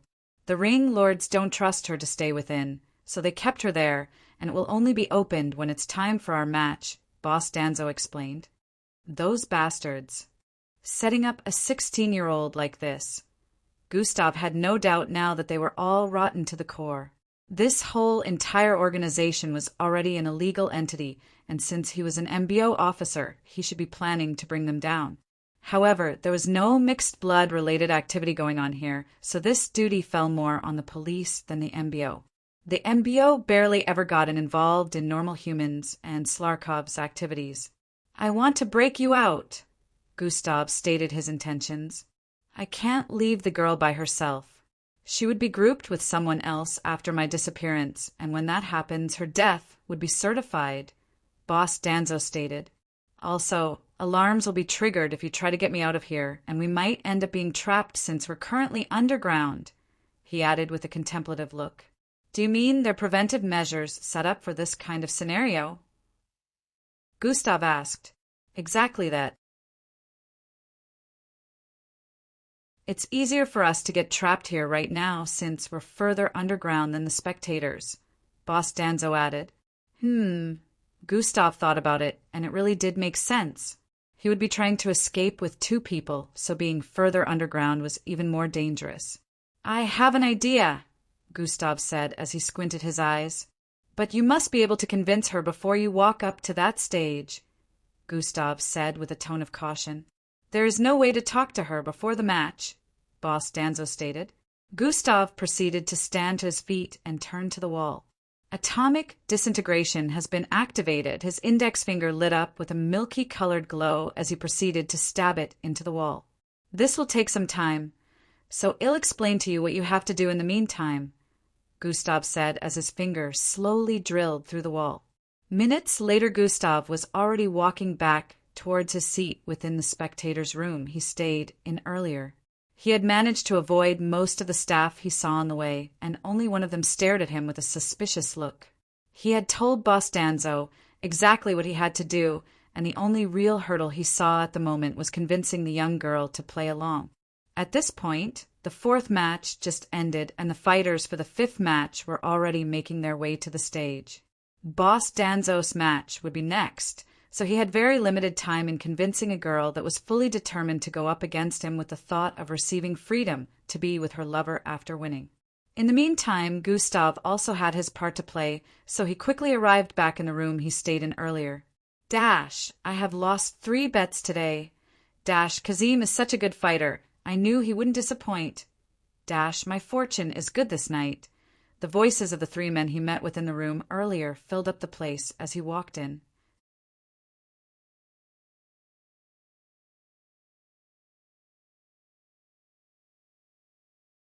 Chapter 678. The voices of the 3 men he met within the room earlier filled up the place as he walked in. One of them was mentioning how he had already made over 100 million, while another one was mentioning how he had lost so much this night. They only seemed to care about the bet. As Gustav walked and they stared at him for a few moments again before returning to their conversations. A few ladies in skimpy outfits walked in later on to serve drinks and food items. Oh, this one looks good, one of the men voiced out as he grabbed the butt of one of the ladies and pulled her to sit on his laps. She made a low, shrieking sound as he ran his hands through her face. While this was going on by the side, Gustav had shifted his seat forward and was only a few inches away from the glass. He proceeded to place his right hand on it. Gravitational energy, container bloodline, has been activated unbeknownst to them by the side. Gustav had begun absorbing the energy attached to the glass. He would have conjured an orb to send the energy there, but that would warrant suspicions if it was seen. Currently, he was absorbing the energy into his right arm. It kept bulging as he continued to absorb the energy. On the stage, the two opponents currently battling were women. One was a slim and tall lady with brown short hair.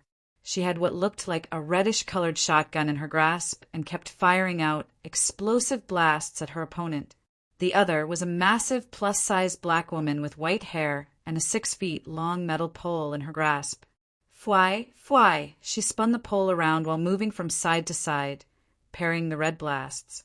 Swinging out the metallic-looking pole, a crescent-shaped, fluorescent-colored energy shot out of it.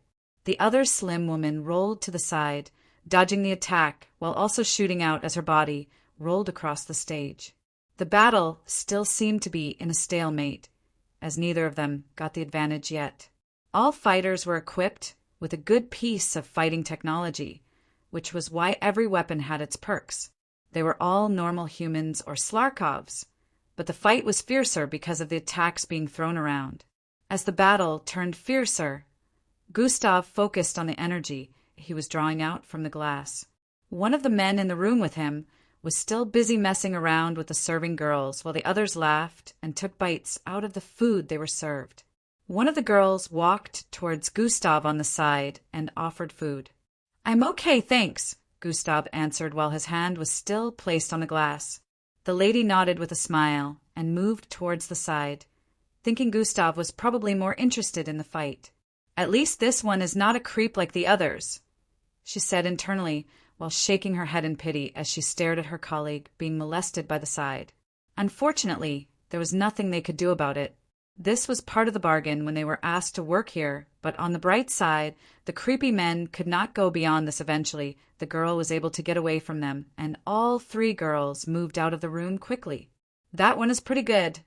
I will ask Thormund to give her to me," the man at the far edge voiced out with a perverse tone. "Didn't you get one last week?" Another one of the 3 men asked. "I did, but I'm tired of her now. I've been going at her all week.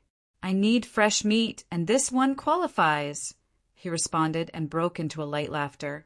"Oh, remember, there's a kid here. We shouldn't be too loud, but even the kid will be just like us one day, so it doesn't matter." Gustav could hear everything from the side, but he didn't pay them any heed. 30% absorbed. Gustav said in his mind as he continued absorbing the energy from the glass. At this point, the battle within the ring was no longer at a stalemate. One of the fighters seemed to be seriously injured. Bam! Bam! Bam! The plus-sized black woman pummeled the slim, brown-haired lady with her fist. Her massive behind pressed the lady to the ground, slowly crushing her internals while her face was being disfigured with punches as well. The slim lady groaned in pain as she tried pulling herself from the pin, but it was all to no avail. Her nose had been dislocated and her left eye had already closed up. Her face was smeared in blood and she was close to passing out. "Hi-ya!" The black, plus-sized woman raised both of her fists up, interlocking them, and she gathered all her strength there in preparation to end the fight with this one last strike. PPPFFFFFLL. The slim lady spat a mouthful of blood out into her eyes, causing her to close her eyes and try to clean them up. Using this opportunity, the slim lady elbowed the plus-sized black woman to her face, causing her to stagger towards the side. She was free and made use of this opportunity to roll to the side even though her whole body was hurting and grabbed hold of her weapon. The plus-sized black woman also regained her stability at this point and tried moving as quickly as possible to the side before the slim, brown-haired lady pulled the trigger. Bang! Kairar! The dark-skinned, plus-sized woman screamed out as her left arm was blasted into smithereens while she slid across the stage, staining it with thick, red liquid. The slim lady broke down after firing that shot. Her body couldn't respond properly to her commands due to the severe injuries she had received.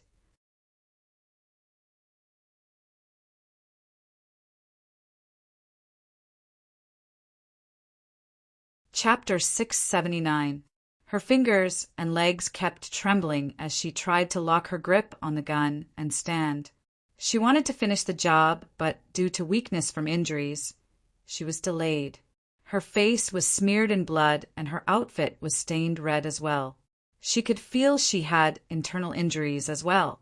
While she was struggling to get it together and finish the job, the plus-size lady who had been laying on the ground for the past few seconds moved. Making use of her one functional arm, she pushed herself up, standing to her feet, and stared at her left shoulder, which was bleeding and void of an arm. Her face lit up in pain and anguish as she moved towards where her staff was laying on the floor and picked it up. Hi-yo! She threw it like a javelin towards the slim lady. Bang! It slammed into her forehead, knocking her out in an instant as she dropped the gun subconsciously. Bang! This caused the trigger to be pulled once again, shooting out a beam that obliterated the plus-sized black woman's right leg in the next instant. Another scream of pain was heard as she fell to the floor of the stage. She was bleeding from her right knee area profusely, which was missing the rest of the leg. She groaned in pain profusely as she had now lost her left arm and her right leg. She couldn't get to her opponent, who had now passed out at this time. Everyone was stunned, watching from within the facility and other locations online. This battle had gone in an unexpected route. Now nobody knew who would win. Both were still alive, however, incapacitated and passed out. The battle would not end unless someone was dead, and the situation just made things complicated. While everyone was debating on how this would end, Gustav was secretly rejoicing, as this would waste more time and give him the chance to absorb more of the energy from the glass before Boss Danzo's match came on. Hopefully, he'll be able to convince her, Gustav said inwardly, while still focusing on absorbing the energy. In the next few minutes, there was still no movement on stage, and the higher-ups were beginning to think of a plan to take care of the current situation. Just as they were about to send someone over there, the slim, brown-haired lady opened her eyes. Everywhere seemed blurry to her as she tried to recall where she was. "I'm not dead." She was surprised she wasn't killed yet. Then she spotted the plus-sized black woman up ahead, laying on the stage and trying to pull herself forward with one hand. This was where the battle came to an end. The slim, brown-haired lady made use of her last strength to pick up her gun and fired twice at her opponent, blasting her body apart. Bang! Bang! Blood and body parts splattered across the stage, bringing the fifth battle to an end. 70%. Gustav said inwardly as he noticed that the battle had ended. Boss Danzo will have to hold on for a while and put on a good show till I'm done, Gustav said internally. Trizilla wins, the robotic voice of an AI announced. There were cheers all across the locations connecting to the battle online. They couldn't believe that Trizilla still managed to win, even when all odds were against her. The staff moved towards the stage and cleared out the winner as well as the corpse remains of the loser. Trizilla had passed out again after winning, but it didn't matter since she already won. All that was left was for her to receive treatment. Mr. Eldorado versus Carices, the AI announced, as everyone spotted Boss Danzo walking into the fight arena with a black apron tied to his body and a black hat. On his fingers, for claw-like rings could be seen. There were cheers from even within the facility as he arrived on stage with his head down. Gustav could not help but admit that he looked quite badass at the moment. Boss Danzo touched the tip of his hat and nodded like it was a signature act. Unknown to those at the original location, the viewers were already cheering loudly as he arrived. His opponent is already dead. Everyone had this in mind, as well as the question, who is Carices? They had never heard of this fighter before, so they assumed it must be a new one, which made them intrigued. 80%, Gustav said internally as he spotted the new figure approaching the stage. It was a 53 tall girl, dressed in shorts and a sleeveless green top. She had a kind of small cloak wrapped around her head to her waist, which hid the daggers, strapped to her waist. Is that the Carices? No one could see her face properly due to the cover-up. All they noticed was she was short and she looked a bit young based on what was revealed, but they had no idea that she was actually a kid because a lot was covered up. Boss Danzo and Carices stared at each other with intensity as they stood several feet opposite themselves. Boss Danzo stared at the glasses up ahead, covering the rooms of the spectators from the corner of his eyes like he was looking for something. After a brief moment, he held his hat and turned it sideways twice. Fight! The instant the go-ahead was given, both of them darted at each other fiercely. Fwai! Thrara! Carices spread her cloak with both hands, causing 4 daggers to fly up from her figure. Boss Danzo arched his right arm back as the claw-like rings grew longer, covering 4 of his fingers up and growing longer, making his fingers look like actual claws as he slashed forward. Carices spun as she grabbed hold of 2 daggers in midair, slicing towards Boss Danzo as well. Clank! Clank! Sounds of metallic collision reverberated across the place.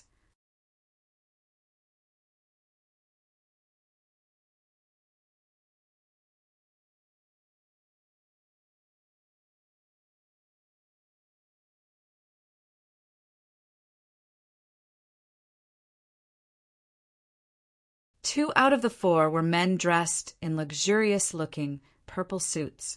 One was bald, and the other had black short hair with a slightly feminine facial look, but stern eyes. While the last person was a teenage boy with black hair and patches of blonde with very fair skin. He looked extremely feminine, with tender lips and a weak-looking countenance. "The girl seems to be more than we expected," the blonde woman voiced out. "It would seem that way. However, Eldorado won't lose to her," the bald man voiced out. "He must just have been surprised like we were and underestimated the kid," the feminine-looking man stated. "She will win," the boy voiced out with a confident tone. "Son, I admire your love for this lower life, but you will have to let go of her. Mr. Eldorado will cut her to pieces this night," the woman voiced out with a merciless tone. "No, Mom. She will win, I trust Carices. She will prove you all wrong, and we will be together," the feminine-looking teenage boy said and proceeded to bite his lower lip with an anxious look. "I guess we shall see. Although it would be quite pitiful to lose such an able worker. She brought this upon herself," the blonde woman voiced out while scoffing. "Carices, you can do this," the feminine-looking teenage boy clenched his fist in his seating position while saying inwardly, these were the main members of the Rel family, which was an influential family in Burning Sands Village. The blonde woman was Mrs. Triss Rel, and the feminine-looking man was her husband, Mr. Piltria Rel, who was also the head of the household. The bald man was his brother, and the kid was their only son, Marshall Rel, who was the reason for the current predicament with Carices. Created a new story, Advent of the Depraved Battle, Magemake. Sure to check it out.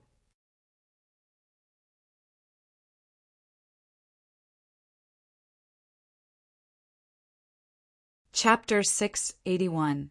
He and Carices had been dating secretly until the mom realized her son had fallen in love with an ordinary maid, contrary to her plans for his future love life. Marshall could only hope that Carices would be able to come out on top here. But with the looks of things, that was close to impossible as he recalled Eldorado fights with past opponents. They watched as Carices was pushed back, slowly dominated by Boss Danzo's attacks. Multiple injuries began to appear on her body as the fight continues. When will he use the 10 hits combo? This was the thought on everyone's mind as they hungered to see the finishing move once again. They knew he was just taking his time and the battle would definitely end the moment he decided to unleash his finishing move. Gustav stared at the battle from his position as he calculated how much was left. 98%. Only a few more seconds, he said internally as he kept sucking the energy from the glass. Within a control room, an alarm went off as a holographic image displayed a part of the facility. A part of the image displayed a red blinking light, alarming the staff within. What's going on? Why is it losing power? One of them asked with a look of confusion. No idea. It looks like its integrity will soon turn zero, another one voiced out. Doesn't that mean it will turn completely weak and easy to break through? The other staff voiced out. Yes. Another staff there answered. We have to alert the boss immediately. 99%. Done. Gustav's eyes suddenly crackled with blue energy as he said internally. His right arm was glowing with blue color at the moment and was extremely bloated. It was 3 times larger than its original size, and vein outlines could be seen all over. Gustav placed his left palm on the glass and brought down his thumb finger, displaying only 4 fingers. His fingers glowed a fiery bright light, causing attention to be drawn to himself from the stage area. The 3 in the same room with him also witnessed his glowing fingers, but had no idea what was happening. Boss Danzo had already spotted this and held onto his hat, pushing it up and down twice. Carices, who was bleeding from her forehead at this time, raised her hand. Fly, fly, fly, fly. All the daggers strewn across the place lifted up into the air and started flying in her direction. Boss Danzo dodged them as she called them back to her, and they all floated around her. He moved to the side, backing the area where Gustav's spectating room was located. Making a hand sign, everyone focused back on him. He's about to use it. These were the thoughts in their heads, and some of them voiced it out in excitement as they watched. Fly, fly, fly, fly. Carices flung out all the daggers surrounding her towards Boss Danzo, which he dodged swiftly while traveling towards her. The daggers stabbed into the wall up ahead, all making a kind of line across the wall in an upwards format. After dodging them all, Boss Danzo arrived in front of her, and several blade-like objects shot out of his finger as he spun around while swinging his hand out. Everyone had looks of excitement as they watched his fingers pierce towards the jaw of the girl. Suddenly, he stopped his fingers a few centimeters away from her face and reached to grab her arm. Let's go, he voiced out to her hearing before turning around and running towards the wall area where the daggers were stabbed into. Chatter, chatter, chatter. Everyone was in disbelief and confusion as they saw the 2 opponents running side by side towards the wall up ahead. Boss Danzo grabbed onto her left arm tightly as he tapped a button on his shoulder area, causing his boots to make a weird sound. Tum! He jumped upwards with the girl in his grasp, elevating a few feet high and landing on one of the daggers stabbed into the wall. He kept holding on to her while stabilizing his footing and jumping a few feet upwards once again. Landing on the last dagger, which was up to 20 feet high up, there was still up to 7 feet of space left between Boss Danzo and the glass area where Gustav was situated. It was at this point that everyone seemed to realize what was going on. At the same time this was happening, the staff in the control room were reporting the situation of the glass that had lost all its protective energy. While the higher-ups were receiving that information, they spotted what was happening on the stage from the holographic projection within the room. They're trying to escape. Stop them now. A loud shout was heard, and every guard within the place armed up and began moving towards the room area where Gustav was situated. Boss Danzo leaped up once again with the girl in his grasp, ascending a few feet upwards, but he was unable to reach the desired height. His eyes widened as his body reached the point where it started to descend right beneath the glass. Bang! Kara-Chach. A loud sound of glass blasting to pieces rang out in the next second, and before Boss Danzo knew what was happening, a hand reached out speedily and grabbed onto his. Gustav had blasted the glass to pieces with a single punch and reached out to grab hold of Boss Danzo before he fell back to the stage. He easily pulled Boss Danzo and the girl up together, bringing them into the same room with him. The 3 in the room were terrified as they saw what was happening. What are you doing? One of them shouted out, but Gustav ignored him. Even though Gustav was currently using another identity, Boss Danzo had seen him before, so he knew it was Gustav. Get on my back, we're leaving, he voiced out to the girl.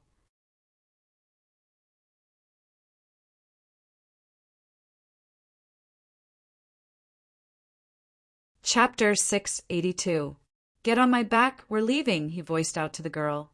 She shrank back as she saw Gustav's eyes glowing blue color and his right arm, thrice the size of his normal arm with bluish veins.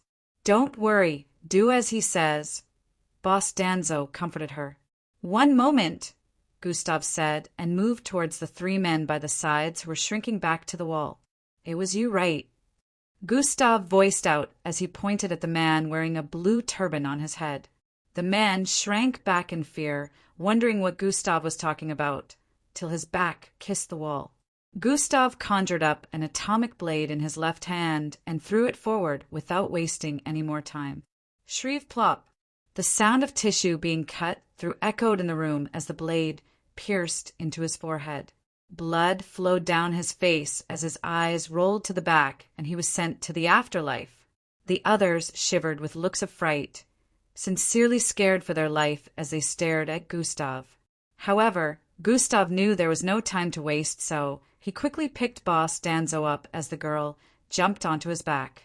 Sprint has been activated. He bolted out of the room with speed, leaving behind a blast of wind that blew across the room.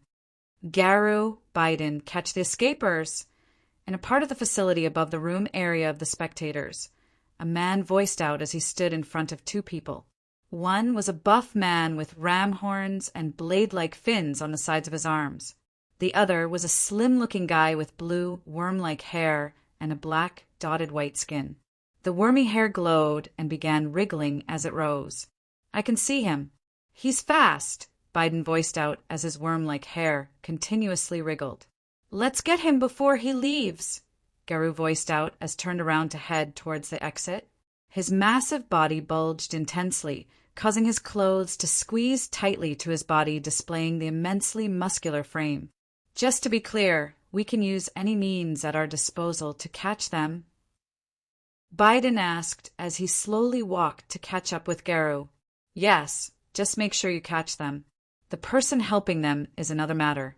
It is of no consequence if you kill that one, the man in the background voiced out.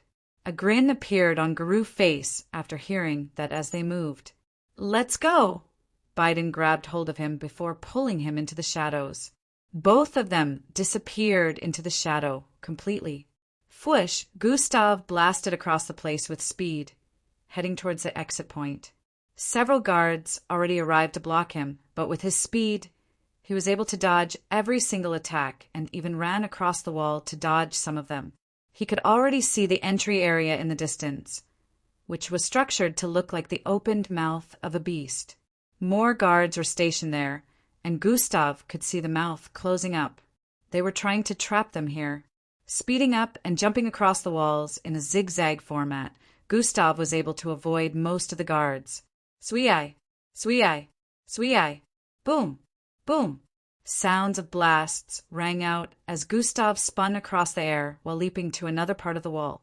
He rebounded off that wall speedily as several attacks came flying towards him and headed straight for one of the guards on the ground. Bam! His knee slammed into the guard's face, sending him flying with blood spilling out of his nose, eyes, and mouth. The guards by the side saw this as an opportunity to attack, and both threw out powered attacks. One a spinning force of white energy, and the other several icicles flying towards him. Gustav swerved towards the side, first dodging one as he threw out his leg in response, hitting one of the guards in the chest. He jumped backward to dodge the icicle before dashing forward once again and grabbing hold of the second guard with his left arm. Bang! He slammed him into the wall and spun around to throw him towards the guards approaching from behind. Gustav was holding on to Boss Danzo with his right hand like he was a baby while Carices was on his back, holding on to him, tightly hoping she wouldn't get thrown off. Both of them did not wish to be dead weight, but they had no choice but to just get strung along with the way Gustav was moving with so much speed and agility. All this was done with very quick speed, but even with that, the mouth of the opening up ahead was only a few feet away from closing up. Combination has been activated. Sprint plus dash, bolting forward with immense speed. Gustav sped through the small opening left in the entry point, just before it closed up. After his body sped through, a loud sound of collision was heard behind. Bam! The mouth had closed up, trapping the other guards behind that were chasing after him. The entry point area was clear of guards, but Gustav knew that the control still lay in their hands since they only needed to push a button to have it opened up again. They were still underground, and this was a structured space with walls, so Gustav dashed towards the side after deactivating combination. His right arm, which was still glowing and bulging with blue energy, arched back as he arrived in front of the wall by the side. Hiya! Gustav voiced out as he gathered the force of all the energy he had absorbed from the glass earlier into his fist. Right before Boss Danzos and Carissa's eyes, they saw the blue on his arms move towards his fist area. Gustav threw his fist forward with force. Boom! It sounded like an explosion went off as his fist slammed into the wall and a blue blast of energy burst forth.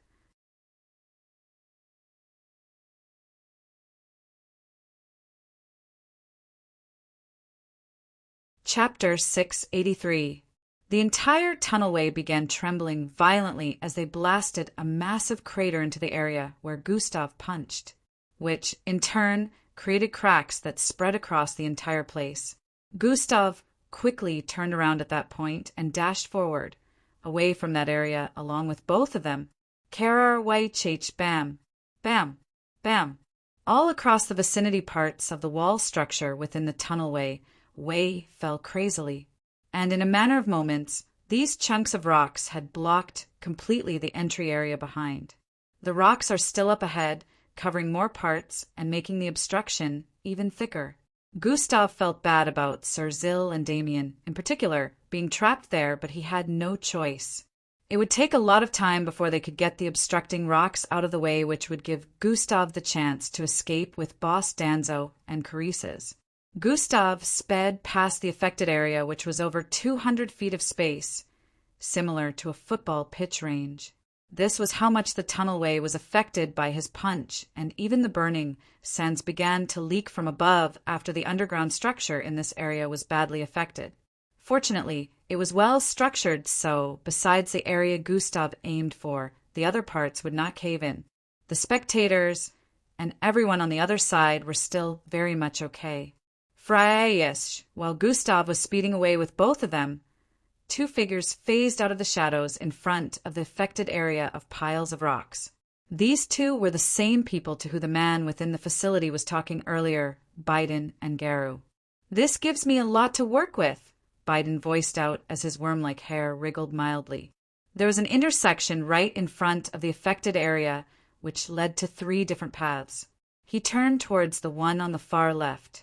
This way, Garu, he voiced out while moving forward. Garu caught up to him as they moved in that direction. He proceeded to touch Garu's shoulder, and the instant he did that, they phased into the shadows again. Dash, what is going on? Dash, did those two truly just escape?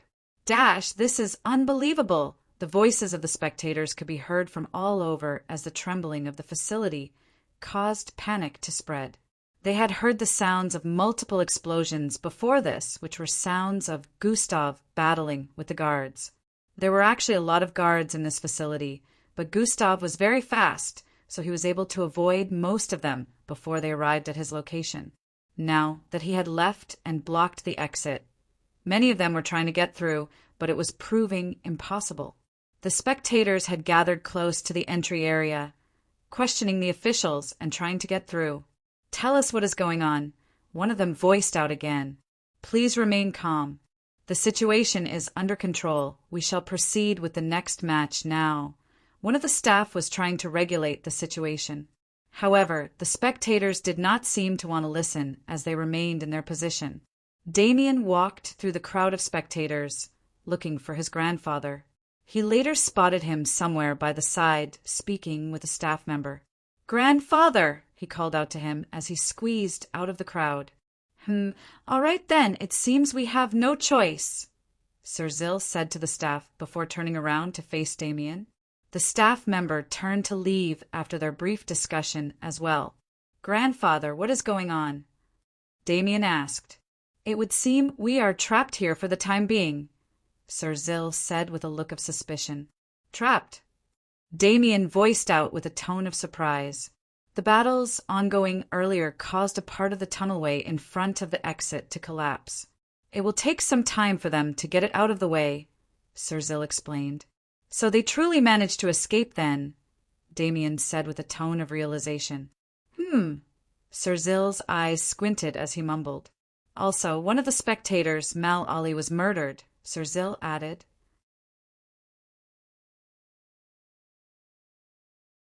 Damien already heard about this, and even saw the corpse being moved a while earlier. No one could link the escape with this murder, which made things more confusing. "Grandfather, you know I can get out of here if I use my bloodline abilities," Damien stated with a proposing tone. "No, don't even think about it.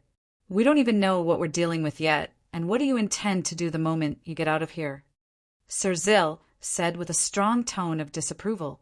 "I couldn't find Big Brother Gustav even when I checked everywhere." "I'm sure this has something to do with him," Damien stated. "We can't be so sure. You could have missed him or something, and keep your voice down. If this truly has something to do with him, we don't want anyone knowing," Sir Zil voiced out with a logical tone. Sir Zil also shared similar thoughts with Damien, seeing as Gustav had completely disappeared and only came here because of El Dorado in the first place. It didn't seem like a coincidence. The looks of the person responsible for the incident were displayed to all the guards, who arrived late, and he caught a glimpse. This person had white hair and an oblong-shaped face. He had no idea that Gustav had a shape-shifting ability, so he was having a hard time connecting him to the incident. Within a brightly lit tunnelway, whooshing sounds reverberated across the place as a red streak blazed through with speed. Wind spread across the place as Gustav ran through the tunnelway. His perception was spread far and wide across the place, so he knew he only had to run for about 1 minute more before he arrived at the part of the tunnelway where the portal back to the city would be generated. Gustav suddenly sensed something and turned his head to the side.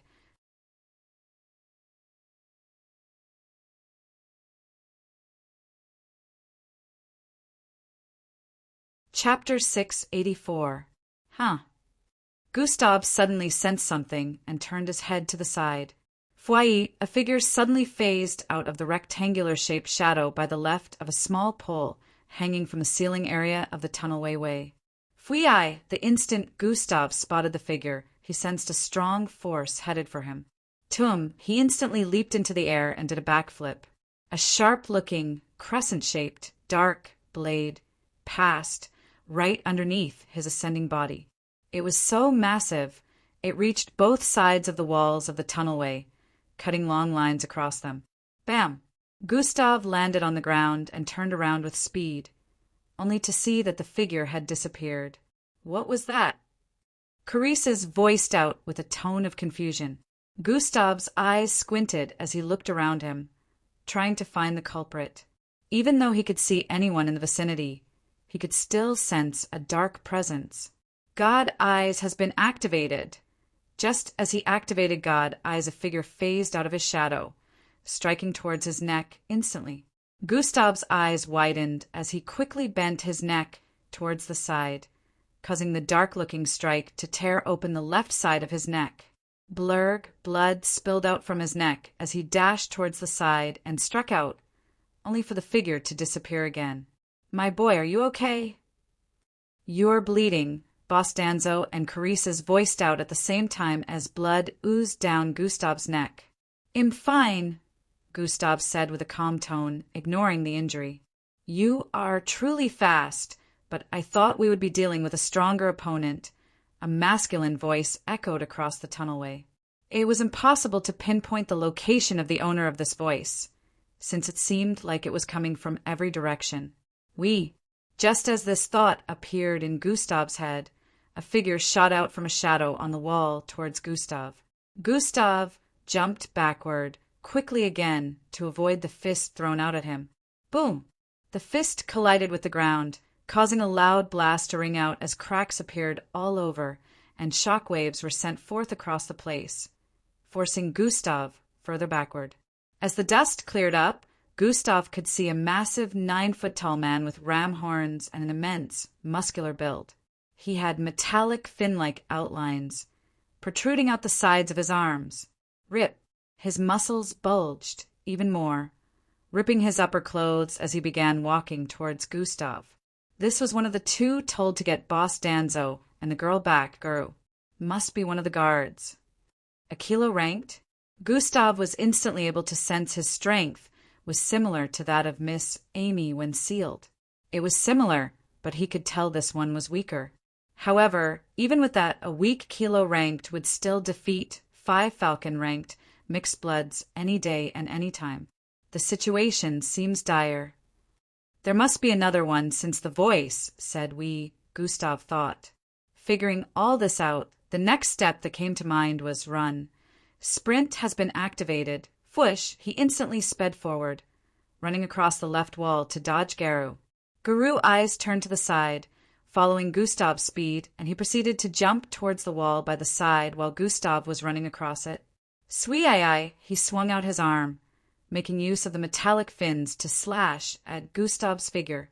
Gustav was able to dodge as he leaped forward, escaping the slash by a few inches. Bam!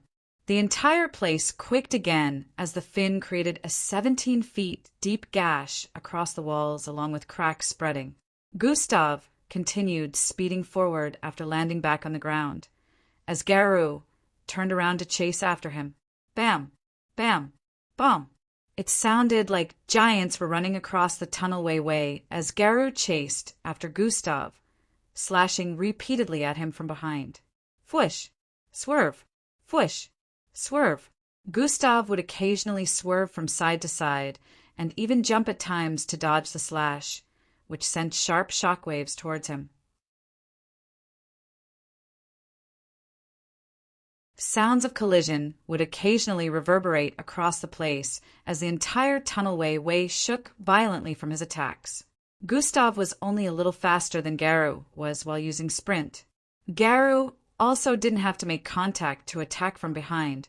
He only had to swing his arms, which showed just how powerful a kilo-ranked mixed blood was. Gustav already knew that he would lose badly if he was to face a kilo-ranked mixed blood with his current strength level. He would at most be able to hold out for some time, but he knew defeat would be at hand, so he chose to escape this time. He still had 2 people in his grasp, so escaping was the main focus right now. He was already starting to leave a big gap between him and Garu, so he knew it was only a matter of time before he became completely out of sight.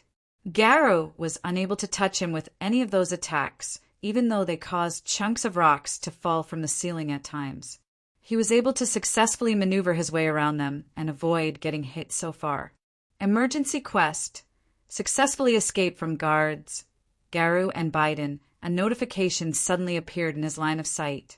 So they truly are 2 of them. This confirmed things for Gustav, seeing the notification. Then, where is the second one? The instant this thought came to mind, Gustav sensed a presence around him again and swerved to the side. Just like before, he was a tad too slow, causing the strike aimed at the back of his neck to slash the right side of his neck, causing blood to ooze down. The figure had disappeared right after landing the attack before Gustav could retaliate. Gustav already knew earlier that this person was making use of the shadows, but even with that information, they were just too fast to be dealt with.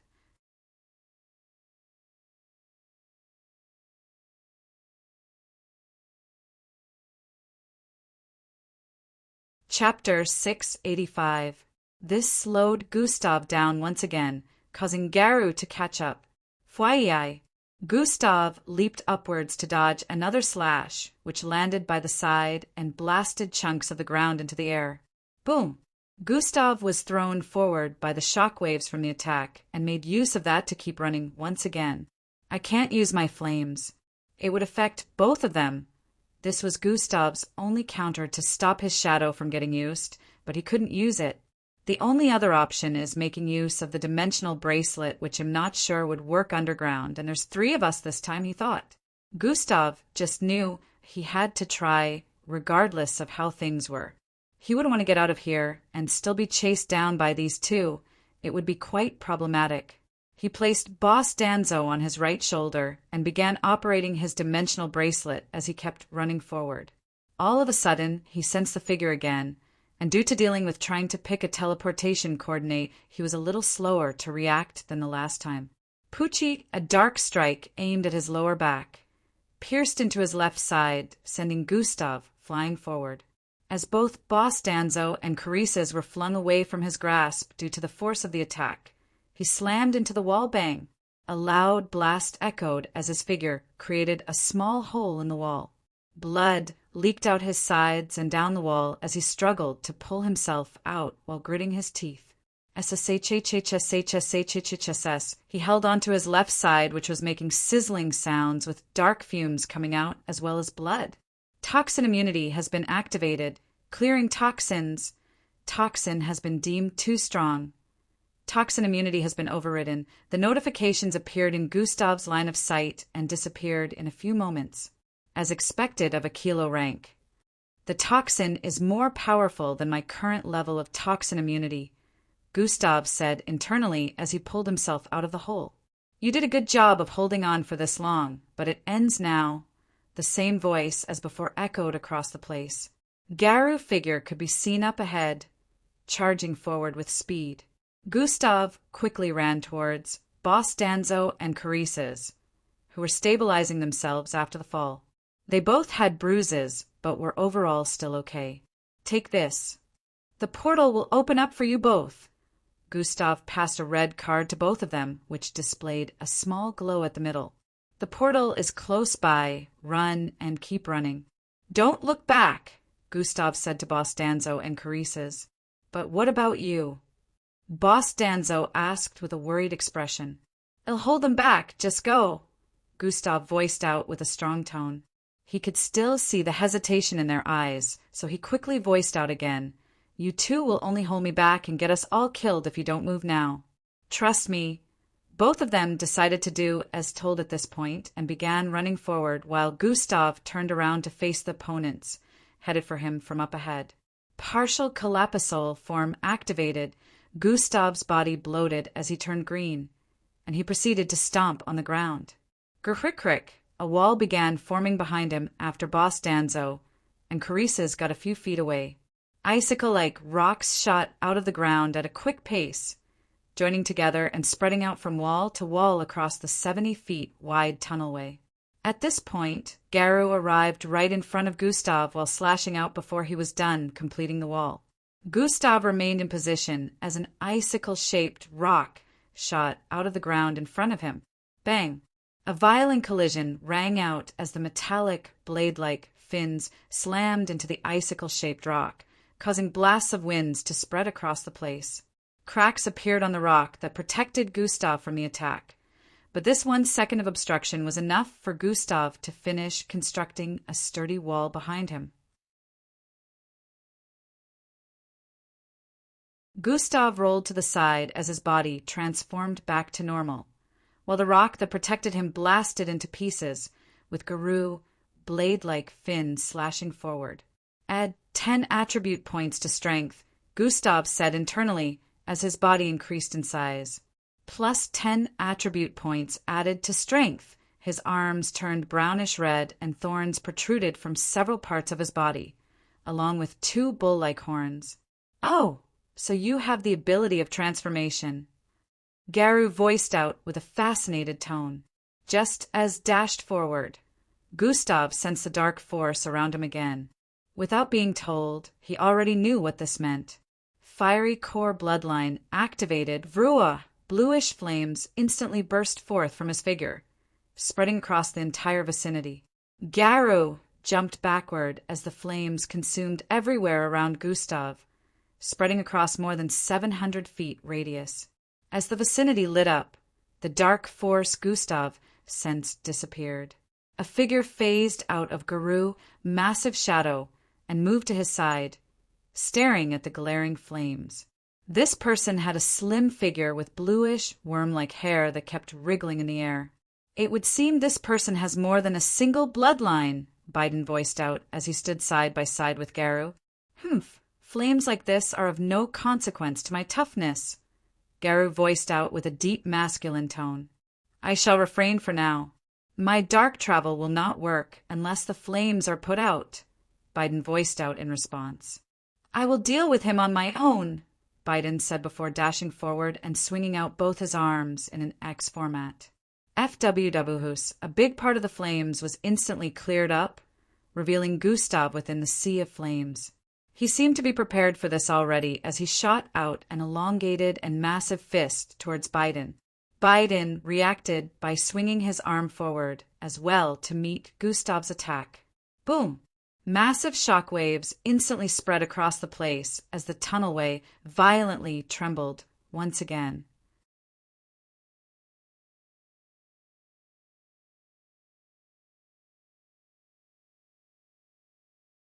Chapter 686. Boom!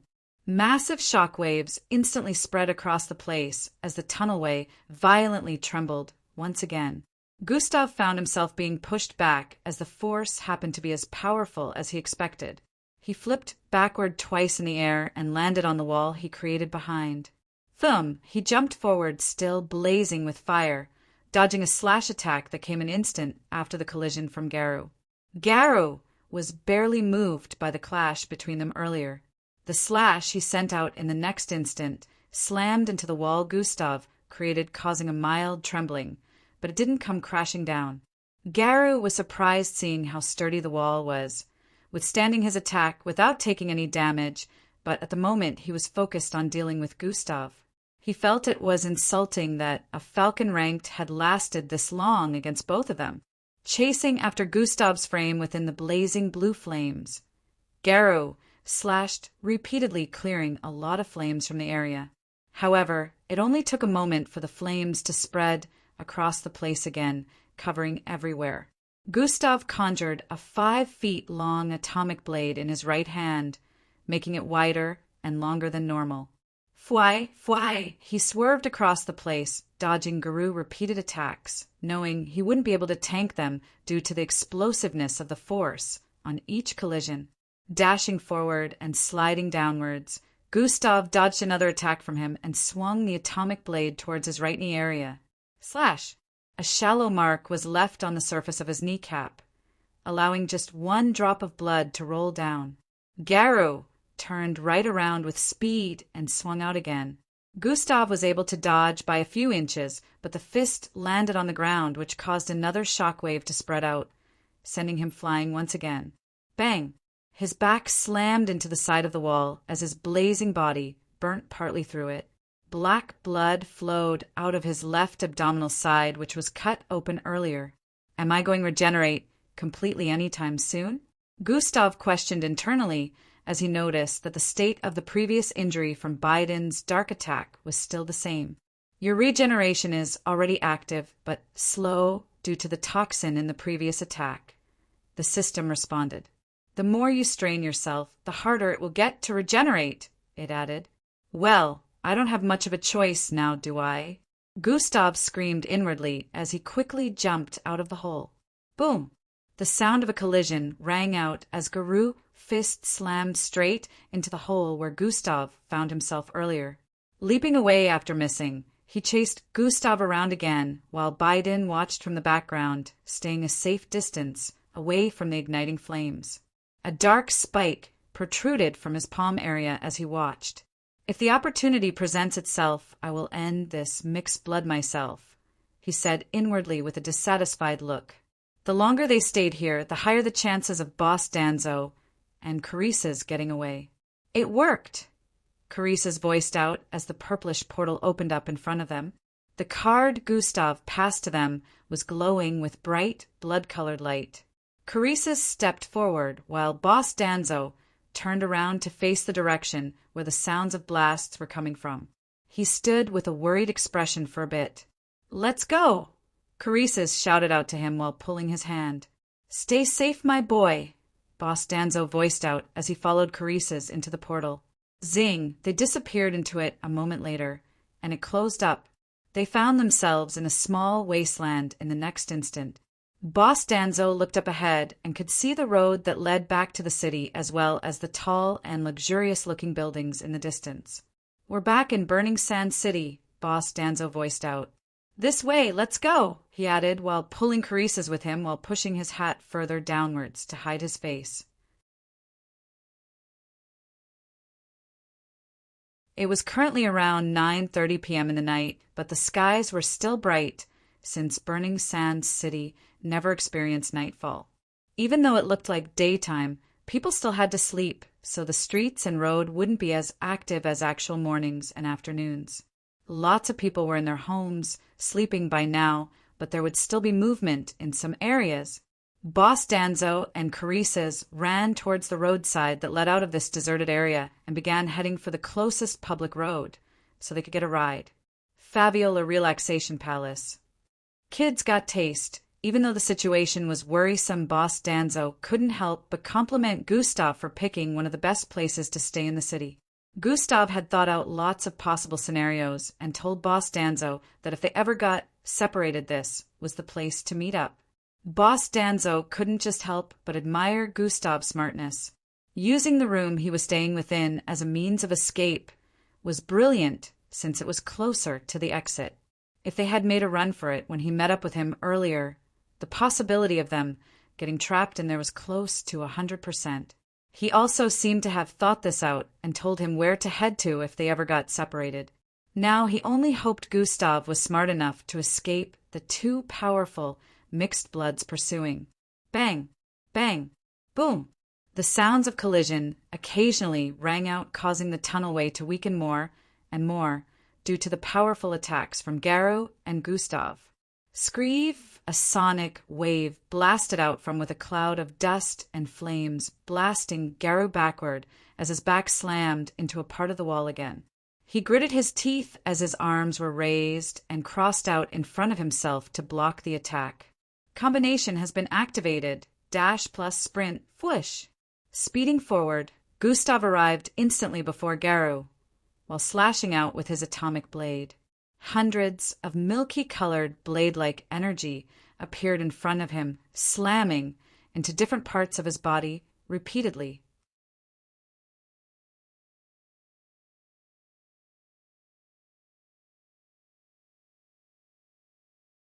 Chapter 687. Slash, slash, slash, slash, slash. Garu's arms were still crossed in an X format, as he was unable to follow Gustav's frame due to his immense speed at the moment. Cuts appeared all across his body as Gustav continuously slashed out with immense speed, making it look like hundreds of atomic blades were descending upon Garu every second. Even though Garu was not heavily damaged by the multiple attacks landing on him, he knew if this continued, Gustav might eventually find a way to land a very damaging attack on him. Hiya! While screaming out, he swung his fist, trying to catch Gustav, but Gustav was just too fast at the moment. Garu was not even as fast as he was when using sprint. Making use of combination made Garu look even slower to him. He repeatedly dodged the attack and kept striking out, but he knew none of his slashes were causing any damage beyond flesh wounds. Garu's body was a lot tougher than Gustav's. Atomic disintegration was having a hard time cutting through, even though he repeatedly sliced Garu with it. By now, he would have killed lots of mixed bloods with these attacks, but he couldn't even cause high damage for a mixed blood on the kilo level. How can someone be so thick-skinned? Gustav thought as he continuously kept at this, while still oozing with flames that burnt across a radius of more than 700 feet. Garu was within the flames, but it practically had no effect on him except for minor stings on the areas where Gustav already managed to make him bleed. Garu, it would seem that you are in a bit of a pinch here. How could you let a mere falcon ranked make a fool out of you? Biden's loud voice echoed across the vicinity again. Garu's face twitched with anger as he heard that. He had repeatedly tried hitting Gustav, but it was to no avail. Gustav knew he couldn't keep this up, since combination consumed a lot of energy points. He was only doing this to stall them so Boss Danzo and Carissa's could get further away. Enough! Garou screamed out as he slammed both his fists together. Bang! Shock waves instantly spread out, slamming into Gustav and sending him flying. Blurg! He spat out black blood as he felt his insides turn before slamming into the wall on the other side. At this point, combination was deactivated, returning him to his normal speed as the atomic blade also disappeared from his hand. Garou had cuts all over his body as he breathed in and out profusely, with small droplets of blood leaking out of the cuts. "How dare you!" He shouted out and blasted forward with speed. Bang! His fist slammed into Gustav's gut before he could move out of the wall, burying him further within the hole created after the collision. Gustav spat out more blood as his vision turned a bit blurry. The force from the punch was higher than anything he had taken so far. Even though his body had become extremely tough over time, it was unable to withstand this amount of force. Gustav gritted his teeth as he bore the numbing pain and crossed his arms before the next attack arrived. A diamond-like hardening covered his arms as Garou's fist once again descended upon him, sending him further into the wall. He heard the sounds of his shoulder blades creaking after that hit, and before he could realize what was happening, another one was headed for him again. Bang! His arms spread apart as the fist slammed into them, hitting him straight in the face. Gustav's entire vision turned whitish as he heard a strange, buzzing sound in his ears. "What's? Hey, snap out of it!"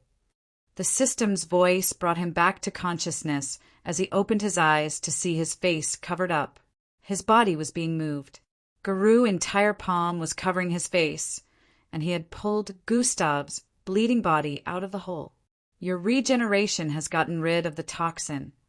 You should begin healing up faster now," the system announced in his head.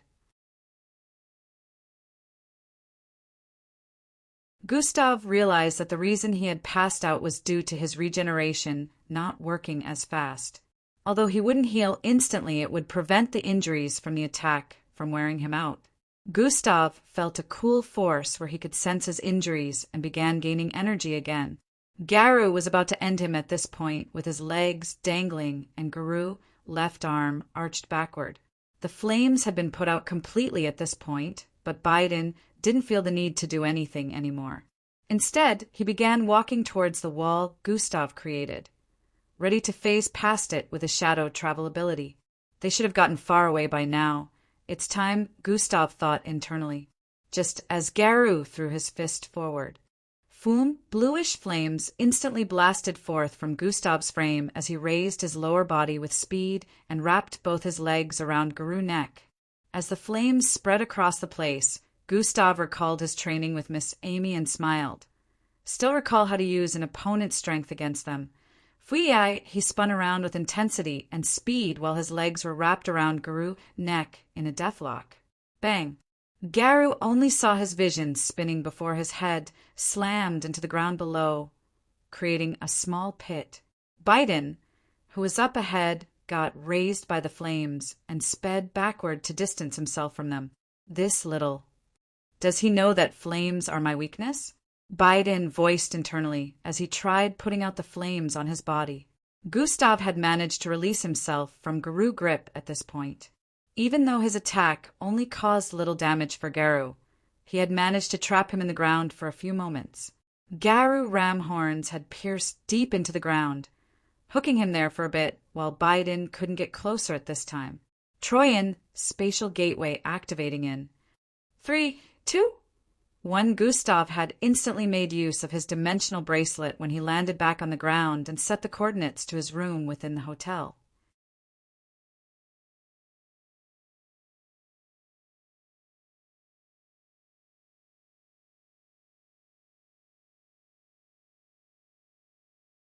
Chapter 688. Gustav had instantly made use of his dimensional bracelet when he landed back on the ground and set the coordinates to his room within the hotel. Just as Garou managed to pull his head out of the ground and Biden decided to make use of a special shadow attack, a bright blue light surrounded Gustav. Zingin the next moment, he disappeared into thin air along with a flash of bright blue light. Garu and Biden stood in place with a look of surprise on their faces. The dark spikes, initially protruding out of different parts of Biden's body, retracted. Garu still had blood all over his body as well. They both couldn't believe that a falcon-ranked mixed blood managed to get away from them. The bluish flames in the surroundings retreated into a corner and eventually got snuffed out. Garu and Biden turned around to face the wall Gustav created to tear it down, written all over their faces. As they took a step forward, a dark purplish orb with reddish snake-like sparks swimming around it suddenly appeared in their front. It was radiating with so much energy, the whole place began to slowly tremble. "What is this?" both of them voiced out just before. Boom! A massive purplish and red wave of destruction instantly blasted forth across the place. The walls and ceiling areas of the tunnelway shattered like glass, all falling apart as the blast continuously spread across the place. Up above the surface of the tunnelway area, it could be seen that the burning sands were sinking into a hole that kept increasing in size. The hole spread from a radius of 100 feet to over 5,000 feet in a matter of seconds. The phenomenon was a crazy one that even when it was quite distant from Burning Sand City, the outline of the massive sinkhole could still be seen from the tallest buildings close to the edge of the west area. Within the underground battle facility, the place quaked forcefully, causing intense panic within. The ceiling cracked along with the walls. For a few, it looked like the walls wouldn't be able to hold. What is going on? This was the question on everyone's lips. The higher-ups within the facility were worried about this as well, since the blast from the orb explosion had reached their ears too. They felt only the guards which they sent out could be responsible for such an occurrence. But it made them worry that whoever was involved in the escape was a powerful entity as well. After a few, the vibrations stopped, but what they didn't know now was all the tunnelway that led out of here had collapsed due to the explosion and the burning sands and caved in, occupying the space within. The higher-ups were later involved in the situation, and they finally disrupted the communication within the underground battle facility, telling the online viewers that a speech would be issued out on a later date, ending the event for the night. Their next step was appeasing the hearts of the spectators, who were the rich and powerful within the city. They also had to improvise to get the spectator out of here, since the tunnelways had been destroyed. Even if the two trying to escape were caught, they wouldn't be able to make up for the losses that had been incurred today. The emergency exit was activated to get the spectators out of there. Sir Zill and Damien were among the first to get out of the facility back to the city. Their hovercar had been destroyed since it was parked along with many orders outside the entrance to the facility. This was no issue for them since they were very rich. Sir Zill had called on another of his drivers to come to pick them up, and they took a ride back to their home within the city. "Try contacting Big Brother Gustav," Damien voiced out within the hovercar. "I have tried several times, but the call isn't connecting," Sir Zill answered. "I hope he's okay," Damien stated with a sigh. "Hopefully."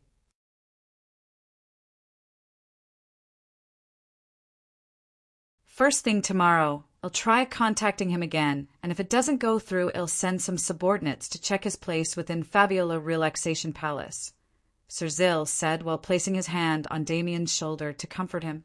He was also worried, but the situation had blown beyond proportion, and there was no doubt that the Ring Lords would do everything in their power to find Boss Danzo and Carices.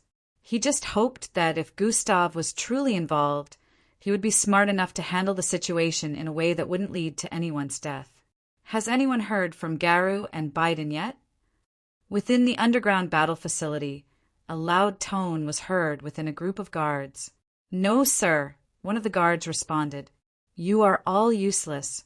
Not even one of you could catch the perpetrator," the lady in red hat voiced out as she arrived within their midst from down the hallway. They all bowed their heads in respect as she walked in. "Ma'am, I believe the blast was caused by Garu and Biden. They asked to use any means at their discretion, and I gave the go-ahead," the person who spoke earlier voiced out. This was the same person who met up with Garu and Biden earlier to give them the assignment. That would mean the perpetrator was very powerful. The lady voiced out with a tone of suspiciousness. Where are TH? Just as she was about to voice out again, two figures phased out of the shadows at the entry point. Plop! Both figures fell to the ground, looking extremely battered. The group of guards in the vicinity moved towards them with caution. Garu, Biden? One of them voiced out as he arrived in front of the figures. Everyone's eyes widened as they saw the state of the two most powerful guards in their midst. The left half of Garu's face had been blasted apart along with his left horn.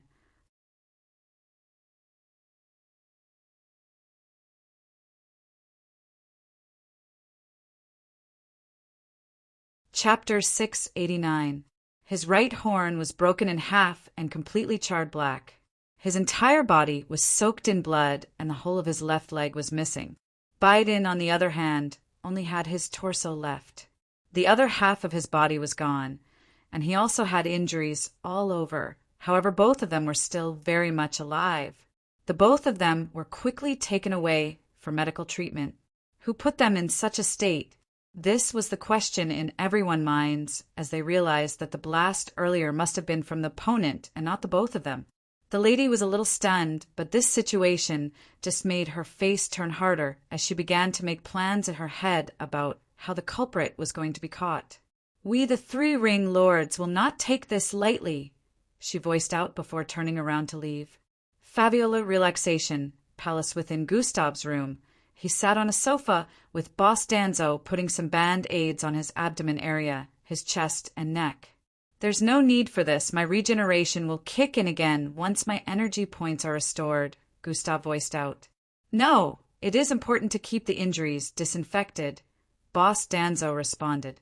When your body finishes regenerating, you can take them off, he added with a smile. Gustav nearly face-palmed. He still had regeneration pills in his storage device as well. Even though he currently had lots of internal injuries and it would take longer for him to heal up even after using a regeneration pill, he still wouldn't need the band-aids because all scars would be cleared. Only the insta-regeneration pill could instantly heal him up, and it would be a waste to use it in this situation. Surprisingly, Gustav had brought his energy points down to 1 for the first time. He used so many powerful attacks and abilities since he was trying to fend off more powerful opponents. He still had normal energy from the bloodlines within him, but if he had consumed all his system energy, his body would have entered an automatic sleep mode till his energy points were restored to a certain extent. A trail of blood leaked out the side of Gustav's mouth, and he proceeded to clean it with an expressionless look. You don't have to act so tough every time. It's okay to show pain. Being a mixed blood doesn't mean you're not part human, Boss Danzo voiced out as he finished wrapping the band-aids around Gustav's body. The truth was Gustav was feeling immense pain from within at the moment. His body was regenerating after he regained consciousness after receiving Garu, continuous hits, but the moment his energy points reduced to 1, his regeneration deactivated again. He was fortunate to escape when he did, or he might have truly died this time.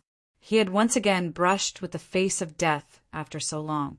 Gustav was the first Falcon-ranked that would live to tell the tale of clashing with Kilo-ranked mixed bloods. He recalled the orb he left there before he got teleported out of there, and knew it must have exploded in a few seconds, as per his commands. It should slow them down a bit, Gustav thought. He didn't believe the explosion that consumed everything within a space of over 5,000 feet, which was equivalent to the size of 500 football pitches, would actually cause a lot of damage to 2 Kilo ranked mixed bloods. He thought they would still find a way to escape before it could properly harm them. However, he was mistaken because they were in the heart of the explosion. Although they didn't die, it left them with a lot of damage. Gustav had no idea how powerful the energy container orbs in his possession was after mixing them with the crystallized energy he found in the MBO camp.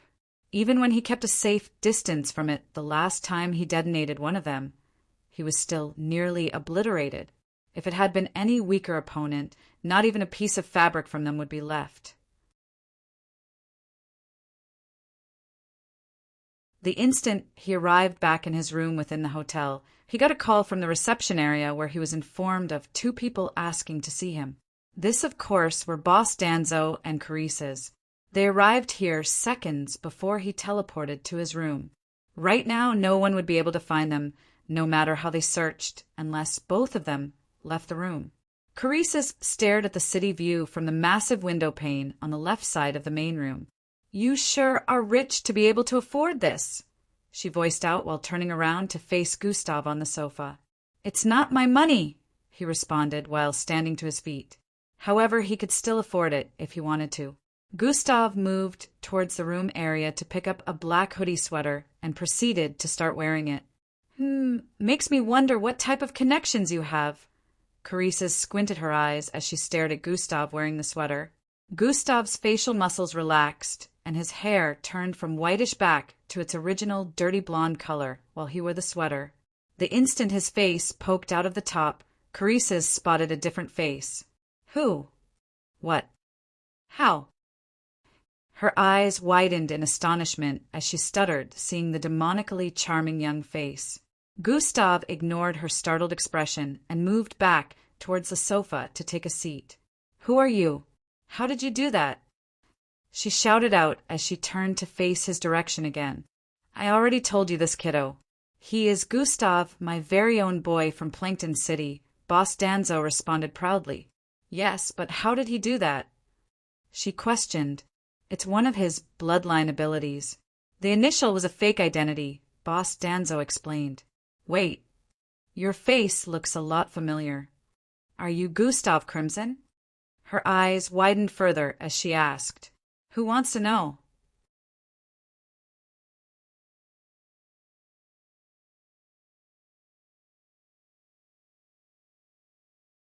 Chapter 690. Wait, your face looks a lot familiar. Are you Gustav Crimson?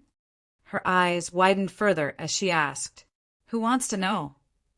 Gustav voiced out with a dismissive expression, "Ah, you used to be the #1 MBO test candidate. I can't believe you're the real deal." She looked astonished as she voiced out.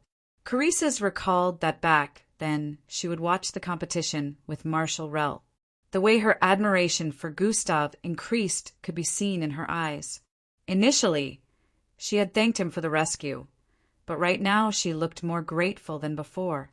Gustav looked a lot more mature and handsome compared to the last time his identity was rampant across the media. It was not impossible to identify him at the moment if one looked closely, but the shape-shifting was a different case entirely. No one was aware that Gustav possessed such ability. "Keep this to yourself or you'll die." Gustav's eyes squinted as he voiced out. "I won't spill, I promise," Carices said with an excited expression. "Right now, they must be out there looking for you too. There is a possibility that these rotten people in charge might make use of law enforcement as well, even though they're doing illegal activities. So long as you two remain here, no one will be able to find you," Gustav stated. "How long are we going to hide in here?" "Mr. Eldorado promised he'll meet Marshall soon," Carices asked. Gustav now understood why Carices agreed to cooperate with Boss Danzo. It turned out that he explained to her that the parents were the type to not uphold their bargain and would try to kill her even if she won, which was also impossible. Boss Danzo was able to convince her eventually, telling her that she could still meet up with her lover if she cooperated with him, because if not, she'd die. The first 1 minute of their battle was actually serious according to Boss Danzo's plans. He wanted to show her that she truly wouldn't be able to defeat him no matter how hard she tried, which also made her have no choice other than cooperation. The rest of the battle was just them faking it and waiting for Gustav's signal from the window side. Gustav understood that Boss Danzo had lied to the girl about meeting Marshall, since that was impossible with the current state of things. "You two will stay here until things blow over. I'll try to find a way to get you both out of the city later," Gustav stated his plans. "What of your family?" Gustav asked Carices. "I don't know. I've been with the Rell family for as long as I can remember. My colleagues are like family to me," Carices answered with a crestfallen expression. I knew Madame would never allow a lowlife like me to be with her son, so I tried to hide our relationship for as long as possible. She sighed while Speak and sat on a chair behind. Marshall never treated any of us badly, no matter how low in status we were compared to him, which is one of the reasons I love him, she added. As a kid, you seem to not have grasped the reality of how powerless you truly are in a situation where people of high status are involved. Gustav spoke with a profound tone. I'm sure Marshall would have done something to prevent the situation if he could, but you two forget that you are just kids. The ones who truly have the power and can change the narrative however they feel are his parents, Gustav added. Carissa's opened her mouth like she wanted to voice something out, but she stopped halfway and swallowed her words, letting Gustav's statement sink in first. Gustav turned towards the side where Boss Danzo was seated and spoke. You have to tell me everything. Why are you in the midst of these types of people in the first place? Boss Danzo. Boss Danzo? Carissa's voiced out while turning to the side to stare at Boss Danzo. Wasn't it Mr. Eldorado? Everyone knows you as that. Carissa's voiced out with a surprised tone. But after not receiving a response, she came to understand that it was another fake identity.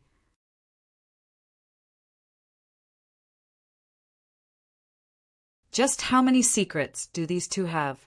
She wondered internally. Boss Danzo sighed as he leaned forward and placed both his hands together. It all started moths after my arrival within the city a year ago. Boss Danzo began narrating. Remember, I told you I had some connections here, so I made use of that to get a cooking job. At that time, I was given the position of a chef within the Vanisher second household. I take care of their meals and requests concerning foods. Boss Danzo went on to continue explaining how Mr. Vanisher's sixth mistress lived in that household with two of her children who belonged to Mr. Vanisher. They were living a very luxurious lifestyle, but Mr. Vanisher barely showed up in the household, even though Boss Danzo's employment sort of came through him. Boss Danzo only saw him once in 3 months of working there. The sixth mistress was young and well-behaved, but her kids were spoilt. Knowing their father was one of the most powerful and influential people in the city, they misbehaved a lot and treated the staff like shit.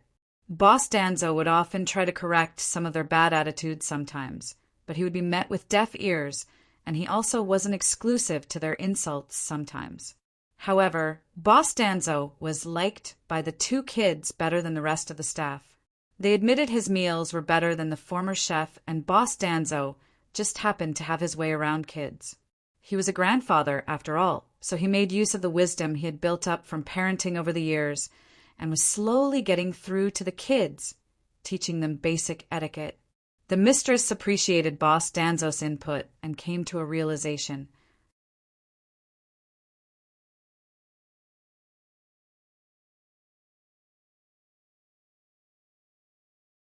Chapter 691. A father figure was truly necessary for every household, and one of the reasons her kids were too spoilt was due to Mr. Vanisher never being available to do his fatherly duties. Mr. Vanisher only provided materialistic support, but besides that he was never there to watch and guide his kids in their acts. But she was glad Boss Danzo was in the picture, and the kids listened to him. Everything was all going well until a certain day. Tanya was poisoned. She died in her sleep. Tears began gathering in Boss Danzo's eyes as he paused at this point. Tanya was the name of one of the two kids the sixth mistress bore for Mr. Vanisher. The other was a boy named Lucas. How did she get poisoned? Gustav asked. The dinner they took that night had a variant from an ingredient she was allergic to. I was told about her allergy and made sure never to add any ingredient containing that to any of their foods, but I wasn't informed about this one. Boss Danzo voiced out. No one knew about this one. And she went to bed just fine too, but never woke up the next morning, he added. Gustav could already guess that this was where everything went to hell. He knew Boss Danzo would never make the mistake of still serving a food laced with the allergy of his consumers. So it turned out this was totally an innocent mistake. Boss Danzo continued explaining, and mentioned how he was taken into police custody. The sixth mistress totally ran mad and put all the blame on Boss Danzo, claiming he poisoned her kid. Mr. Vanisher had to eventually show up as well. Boss Danzo couldn't even get a word in because he was dealing with the rich and powerful here. Even the connections he had would not want to cross paths with Mr. Vanisher. With the direction in which things were headed, it looked like Boss Danzo would not even get a court sentence before getting sent to life imprisonment for murder or getting killed himself. He couldn't blame the sixth mistress. Her grief had taken over her sense of judgment, which blinded her to the truth. Lucas was the only one still on Boss Danzo's side, and even tried to make his mother see that it wasn't his fault, but she didn't listen. Even the staff within the household didn't take Boss Danzo's side. They all blamed him for not properly taking care of his duties. Most of them were jealous of him since he was favored by the young mistress and even Mr. Vanisher's kids. They knew that when these kids grew to be rich and powerful like their father one day, Boss Danzo would be remembered and he would gain a lot of benefits. Boss Danzo resigned himself to fate within the cells and didn't even bother trying to call anyone. He neither lamented about his misfortune or blamed anyone for it, including himself. He just didn't want to drag anyone into the big mess, since one of the most powerful people in the city was involved. Spending about a month behind bars without getting a trial, Boss Danzo was finally visited by someone on a fateful day. He came dressed in all black to hand me a way out, Boss Danzo voiced out with a recalling expression. You don't look like someone who would plot such a mishap. I can see it in your eyes. You're a father too, aren't you? Mr. Vanisher voiced out while standing within Boss Danzo's cell. Boss Danzo nodded in response, too tired to talk. He had already been questioned so many times. I believe it was truly as you said, but I cannot just let you go, Mr. Vanisher said and turned around, making his back face Boss Danzo. I lost a daughter. Imagine the number of resources I have spent on her so far. Wasted, he added. Boss Danzo was confused when he heard this because it sounded like Mr. Vanisher was more disappointed about spending resources on her rather than her death. I have a proposal to help me gain my resources back. You can have your freedom back afterward, Mr. Vanisher stated. What is it? Boss Danzo asked. This scenario was what prompted the creation of Mr. El Dorado, which was meant to protect Boss Danzo's original identity after he regained his freedom back. Boss Danzo agreed to fight in the underground battle facility a particular number of times, according to their contract, before he would be freed. Mr. Vanisher dropped the charges on him in the meantime and took him under his wing. Boss Danzo did his research and found out he'd be fighting criminals, so he wasn't so sad about it. To Mr. Vanisher's surprise, Boss Danzo turned out to be a sensation among viewers and made even more money than he expected for him. The next morning arrived, and Boss Danzo already finished narrating. Gustav understood everything up to this point and saw how Boss Danzo had been exploited so far. Looking at things from a more logical angle, he shouldn't be blamed in any way since he was not informed about this allergy. The situation just happened to be so unfortunate that the meal was dinner and not breakfast or lunch. The girl would have survived if it was during the day, since they would have noticed her being unusual, but it just had to be night. This means he will bring back the charges, Gustav muttered. He will make use of every force available trying to get me back.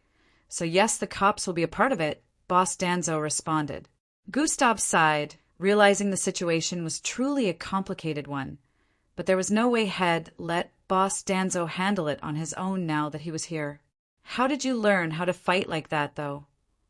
Gustav asked another question that had been bugging him for some time. Oh, that. I learned, Boss Danzo responded with a look that depicted he was hiding something else.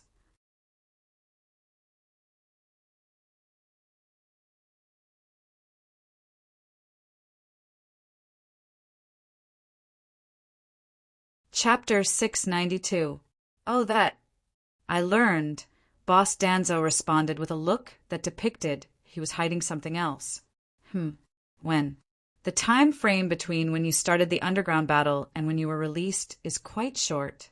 It's too little time for you to become this good in battle, Gustav voiced out with a tone of suspiciousness. Well, you see, I learned these fight moves decades ago, and now that I had no choice but to fight, I had to recall everything, haha, Boss Danzo stated with a burst of light laughter. Gustav felt it made more sense now. So it turned out Boss Danzo was a good fighter in the past, but then he was only known as a good cook, not as a pro fighter. Mr. Vanisher must have also been surprised to see that Boss Danzo didn't have the countenance of a weak cook in the battle ring. This revelation had shocked him as well as the others, since almost no one bet on him during his first fight, thinking he was going to lose. Those who bet on him in his debut racked up many wins. So, Boss Danzo, there was a time in your life where you engaged in a lot of battles. Gustav asked. But all that is a story for another day. We all need to freshen up and get some rest, Boss Danzo responded. There are over 4 rooms here. You guys can pick any one of them. The room service will bring in some breakfast soon, Gustav said as he moved towards the balcony area. Carice stood to her feet from the sofa area and moved towards the corridor by the right. Are you not going to rest too? Boss Danzo asked as he watched Gustav move towards the balcony area. I'm fine, Gustav said while pulling off his sweater and placing it on the railing at the balcony. The band-aids on his body looked reddish due to having soaked up some of his blood from the injuries he suffered during the last battle. Grabbing onto one side of the band-aids, Gustav proceeded to unwrap his body. In a few moments, his entire upper body was bare. The band-aids were lying on the floor by the side, and Gustav's well-chiseled, muscular upper body glistened underneath the glow of the sunlight. There was not a single scratch or sign of injury to be found on any part of his body. Boss Danzo, who was worried earlier, became astonished as he saw that Gustav was completely fine now compared to last night. This was expected since Gustav had regained all his lost energy points, and his regeneration was reactivated. All his injuries, including internal ones, were good now. Right now, he was glad he had managed to save Boss Danzo within the first week he arrived here. If he had been a little slower, he had no idea how the match last night would have ended for them. Now the next plans would be the most difficult one, since he couldn't let any of the both of them out in public. Quest successful, Gustav checked his notification bar that had been blinking with blue light since last night, since he ignored this message after escaping here. Emergency quest, successfully escaped from guards, Garu and Biden, rewards +4, 000, 00 EXP, +1 clue. Host has leveled up. After claiming his rewards, he was notified that he had once again leveled up, increasing his strength. This brought him another level closer to 50, so now he only needed to level up one more time to reach 50. What baffled Gustav, however, was the +1 clue. He had never received something like this from the system. Hey system, what's up with the clue? Gustav asked. If you're interested in knowing what it entails, just say the words, open clue, the system responded. Okay. Open clue, Gustav voiced out. Truin, a rectangular blue panel appeared in Gustav's line of sight, which displayed a few words. Talk to scientist Zill, that's it? Gustav voiced out with a slightly confused expression. What is going on? Boss Danzo asked from behind as he arrived in the main room with a towel. Nothing, Gustav responded to him while still staring at the rectangular, holographic display.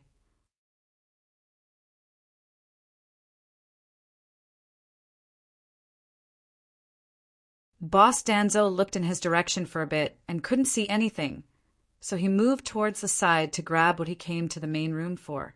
Gustav was the only one who could see this panel. What type of clue is this? And what is it supposed to help me with? Gustav wondered internally, but unlike the last time, there was no response from the system. Talking to scientist Zill, who was Damien's grandfather, seemed too crude since the subject of discussion wasn't even mentioned. However, Gustav was not about to back out because of this right now. He knew how tight-lipped the system was, so beyond this, no other information would be revealed.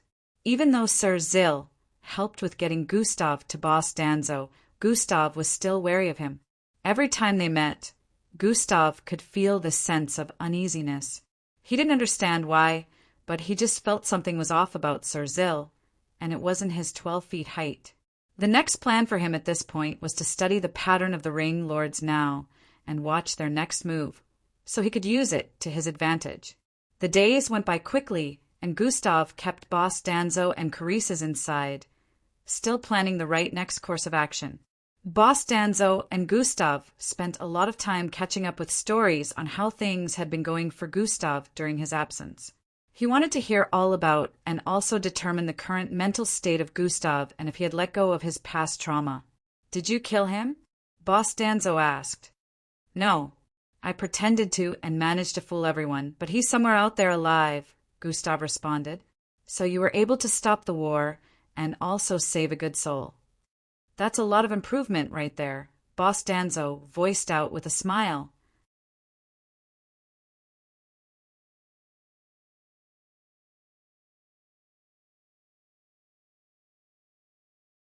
Chapter 693. If you had killed him too, it would be understandable since the situation warrants fast action. But I'm glad you didn't kill him. You found another way. This is one of the things I always try to tell you. Some acts don't need to be committed unless it's absolutely necessary. You act like a robot devoid of human emotions most times, but we know this isn't true. You can act heartless to scare the monsters away, but don't become the monster yourself. Always try to find another way in situations like that, and only go through with a hard decision if there is no other way. Boss Danzo voiced out lengthily. "H&M," Gustav nodded. "Do you have a girlfriend now?" Boss Danzo suddenly asked. "Huh? What? No. Yes. I mean, I don't know." Gustav stuttered as he tried responding. "Ha ha ha, your expression says it all." Boss Danzo laughed as Gustav displayed a very human side for the first time in a long time. No, she's not. I mean, we didn't. We only. Key." Gustav kept stuttering, picturing the face of a cute girl with silver and pink-colored hair in his mind. "So you do have a girlfriend, eh? So much for marrying my granddaughter, you sneaky cheater." Boss Danzo smiled cheekily as he voiced out. Boss Danzo and Gustav's relationship hadn't weakened in the slightest. There was nothing Gustav couldn't tell Boss Danzo. Boss Danzo would give him advice, and they would laugh and crack jokes together. Boss Danzo was still Boss Danzo, and Gustav realized just how much he had missed having this man as a part of his life. Boss Danzo to him was still the father he had never had, which was why secretly Gustav longed to always hear his raspy voice say, "My son." It would sound repressing to him if it was somebody else. But Boss Danzo's case was entirely different. Days went by, turning to weeks as both Boss Danzo and Carices remained indoors. The city had turned crazy in the past few weeks. Boss Danzo and Cherices' pictures were everywhere. A bounty of 1,000,000 Ciros had been placed on both their heads, so at the moment even normal civilians and tourists were searching for them. This just meant Mr. Vanisher had re-engaged on his word now that Boss Danzo's face was everywhere. He was already popular from the underground fights, but now his face was even more popular due to the recent train of events. Now there were law enforcement agencies and even powerful mixed bloods within the city trying to find him as well. This increased the difficulty level of getting them out of here. Presently, Boss Danzo was being charged with 3 felonies. One regarding the underground battles, another involving the death of Mr. Vanisher's child, and the third involving the kidnap of Carices. The whole situation had been twisted to look like Carices was kidnapped by Boss Danzo and his accomplice Gustav. Of course, the picture of Gustav circulating everywhere was the fake identity he used in getting them out of the underground battle arena, so no matter how much they tried, they could never find him. That wasn't an issue in any way. Now Gustav was planning on getting a private jet to get both of them out of the city before anyone figured out where they were. Even though staying indoors helped in preventing anyone from locating them, it wasn't foolproof. There were already people who had voiced out they saw Boss Danzo within the Taquan district. Since mixed bloods were also involved, there was a possibility that, like him, someone could use an ability to scan all the buildings within the district. Even if none of the mixed bloods trying to catch Boss Danzo had an ability similar to that, there were still advanced technologies. He felt staying here for too long would be bad since it was unpredictable to tell how things would go. Gustav got off a call and moved towards a part of the living room to take his jacket off a stand. "Looks like it will still delay for about a week more," Gustav muttered. He had been in this city for about 3 weeks now. If his plans were moved back by another week, he would have spent a month here. Weave, weave, weave, the sound of slashing cut across the air from the far end of the main room. A beautiful-looking 16-year-old clad in black shorts and a blue sweater kept swinging blades around. About 7 daggers floated around her as she swung 2 around. "I'm going out. Make sure you remain indoors," Gustav voiced out. "When do I get to see Marshall?" Carissa's asked with a low tone before Boss Danzo, who was sitting on the sofa, could say anything. "You might never get to meet him," Gustav blurted out, not sugarcoating his words in the slightest. Carissa's face turned dark as she heard that. "You promised I would meet." Before she could complete her sentence, Gustav interrupted her. "He promised, not me," he stated. Boss Danzo gulped down saliva as he saw Carissa's turn to face him. "He did it for your own good, so behave yourself," Gustav voiced out and proceeded to turn around to leave. "You both are liars. I want to leave. I want to see Marshall. It's boring here." Carissa's voiced out in pain as tears slid down her face. KRRRYCV, a force spread around her, causing the walls around her to vibrate as the daggers floated in front of her. "Have you seen the city? Of course not, you're inside. The moment you step out there, you will be caught." Gustav paused a steps and voiced out. "I want to see Marshall." She shouted out with a tone of rage and pain, causing the daggers in front of her to shoot out towards Gustav. Gustav turned around and sensed the projectiles headed for him, but he didn't move out of the way. Clank, clank, clank, clank. All the 7 daggers hit Gustav's chest and belly area. They made a metallic sound after the collision and fell to the floor, unable to pierce through Gustav.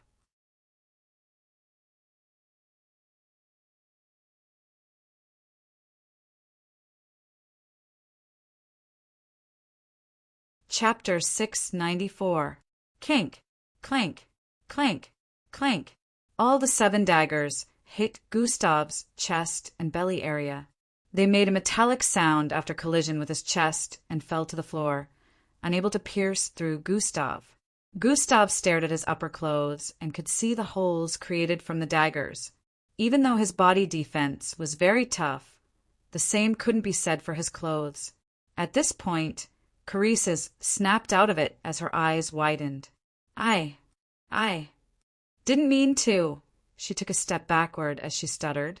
"Step, step, step, step." Gustav began stepping forward towards Carissa's position. His face didn't show any expression as he walked forward while maintaining eye contact. Carissa found herself stepping back subconsciously till her back was placed against the massive window pane in front. Gustav arrived in front of her and looked down to stare at her. I'm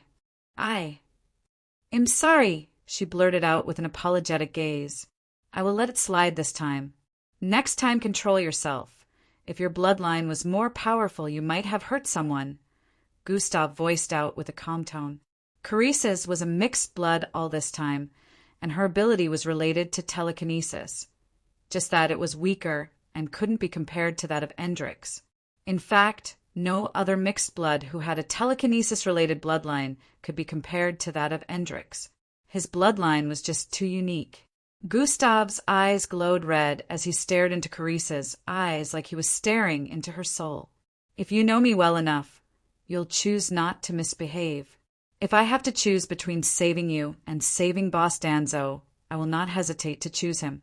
"We're only doing you a favor," Gustav added, causing Carices to subconsciously tremble in fright.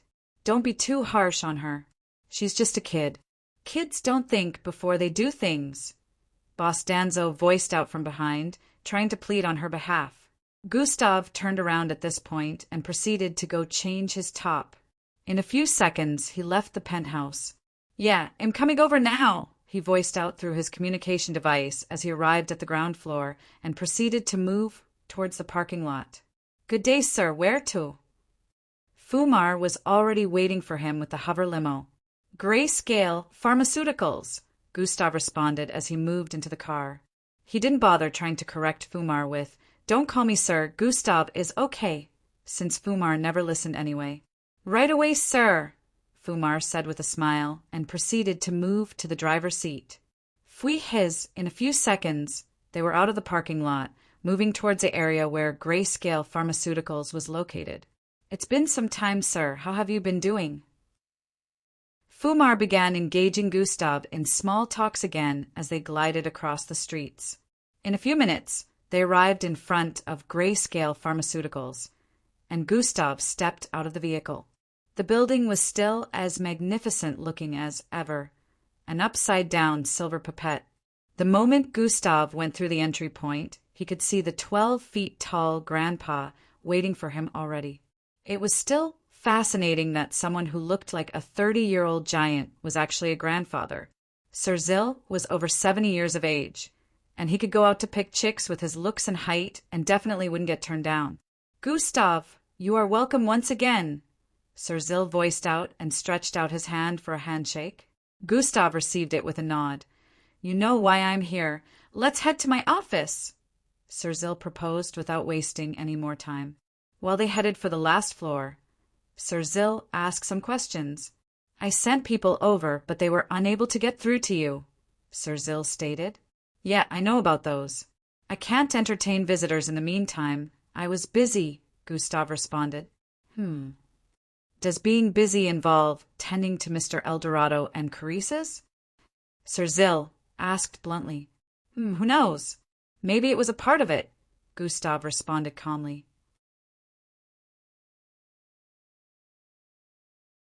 Your disappearance in the underground battle facility and the fact that you were not spotted by anyone all through Leave's room for a lot of imagination, Serzil stated.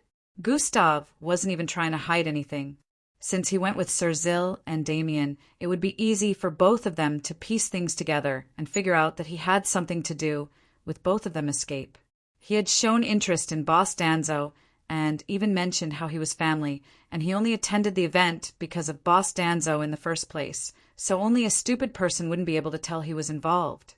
Going AWOL for over 3 weeks was just an additional piece. The only thing that left room for doubt was the identity used, which was different from Gustav's original identity. Gustav wasn't worried about Serzil and Damien knowing the truth, because Serzil would suffer negative consequences if he ever revealed that the perpetrator was able to infiltrate due to his help. It would cause more harm than good. Yo, we're able to get out safely, that's good, Gustav voiced out. How did you manage to pull it off? I'm curious, Serzil mumbled. There were lots of guards in the facility, and some of them even had the same bloodline rank as Gustav, yet he was able to evade them easily. He also heard about the 2 powerful guards sent after him, who were among the most powerful mixed bloods in the city. I was lucky, Gustav responded. The destruction of the tunnelways. Was that you? Serzil inquired while recalling how it made the news. The caving in of the burning sands that covered a radius of over 5,000 feet was a wild sensation that was featured all over the news.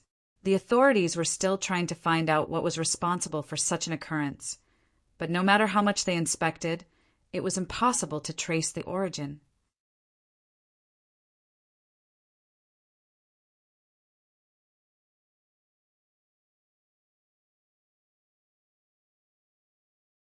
Chapter 695. There was no trace of an underground tunnelway. Every single solid structure was reduced to nothing. What does it matter anyway? I was able to get away, and that's what matters. Sorry for putting you guys in a tough position, Gustav voiced out in response. It's all right. We were able to get out without a scratch, Sir Zil smiled while speaking. He wasn't even close to being as powerful as this a year ago. Just what type of training do they undergo in the MBO? Sir Zil was actually very astonished internally. Even though Gustav didn't outright admit to being the cause of the explosion, it was obvious that he was. Sir Zil also heard about how the 2-kilo ranked guards sent after him were decimated by the blast, receiving a lot of damage. Kilo ranked mixed bloods all across the world were seen as powerful big shots, and only around 30% of mixed bloods across the world achieved this rank. Mixed bloods who achieved this level were always given respect across the world, since it was only 3 levels away from the ultimate alpha level. Although the difference in strength between both levels was astronomical, it was still a rank most mixed bloods struggled to attain. To have the ability to damage mixed bloods on the kilo rank level was no small feat. Maybe I should suggest that to him. Sir Zil thought as they arrived at the last floor. A few moments later, they arrived in Sir Zil's office. "Big brother Gustav," Damien voiced out in excitement the moment they got in. "Damien," Gustav greeted him back and proceeded to sit up ahead. "It's truly him," a girl sitting by Damien's side voiced out. She had long black hair, a cute teen face, and eyes similar to that of Sir Zil. "Hey Siri, where are your manners?" Damien voiced out. "Oh, sorry, I was just." "Thanks for the other day, big brother Gustav," she said while standing to her feet and bowing slightly. "It's fine, you don't have to." Gustav paused there, recalling that no one ever listened anyways. These days people showed him a lot of respect when he preferred them being casual, but no matter how much he voiced for them to just act normal, they wouldn't. Damien was one of the few that didn't overdo it. "Kids go have fun outside. Me and Gustav have important things to discuss," Sir Zil commanded as he sat on the sofa opposite Gustav's. Siri stood to her feet to comply with the command while Damien disagreed. "But grandfather, I am already a part of whatever you two want to discuss. Only Siri should leave," he voiced out. "You have been involved enough. What is to come is not any business of yours. Now leave." Sir Zil didn't leave room for disagreement. Damien still wanted to disagree, but he saw Gustav do a right side nod which meant behave, so he decided to listen and left with Siri. "You know the current situation keeps blowing out of proportion. What if they find them? How do you intend on handling it?" Sir Zil asked after both grandkids left. "I'm handling it.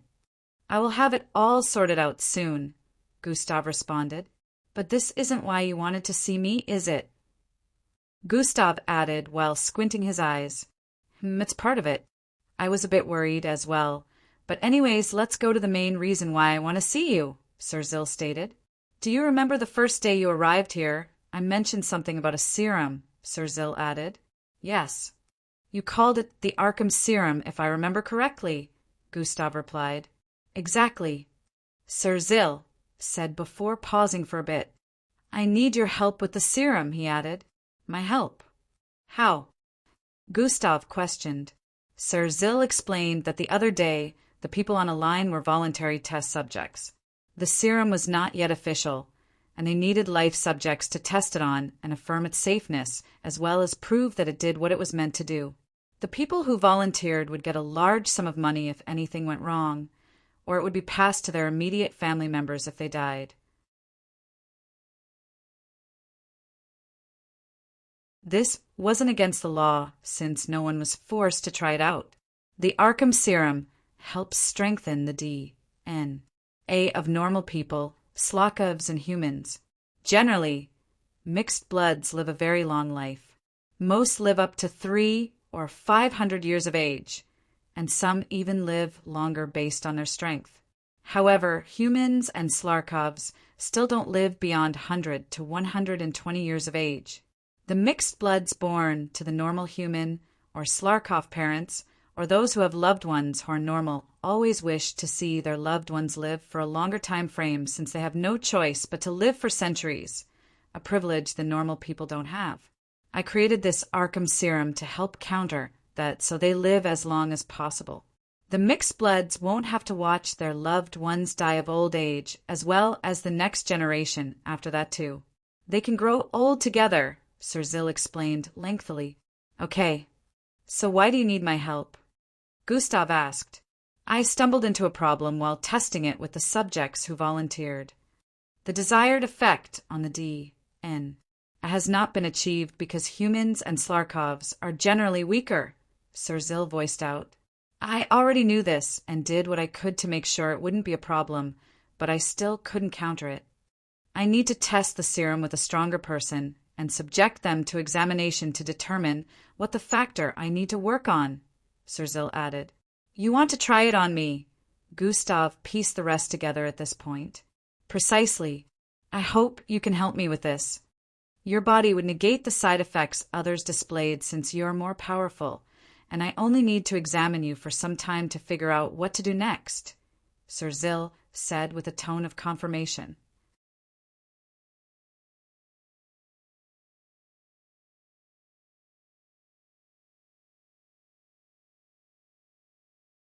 Chapter 696. Precisely. I hope you can help me with this. Your body would negate the side effects others displayed since you're more powerful, and I only need to examine you for some time to figure out what to do next, Sir Zil said with a tone of confirmation. So, you want me to be your lab rat? Gustav out with a surprisingly non-incessant look. Putting it that way makes things look a bit crude, but you are right. I want you to be my lab rat, Sir Zil answered. What if I say no? Gustav inquired. Well, I wouldn't be able to do anything. It all falls on your decision. Yes or no.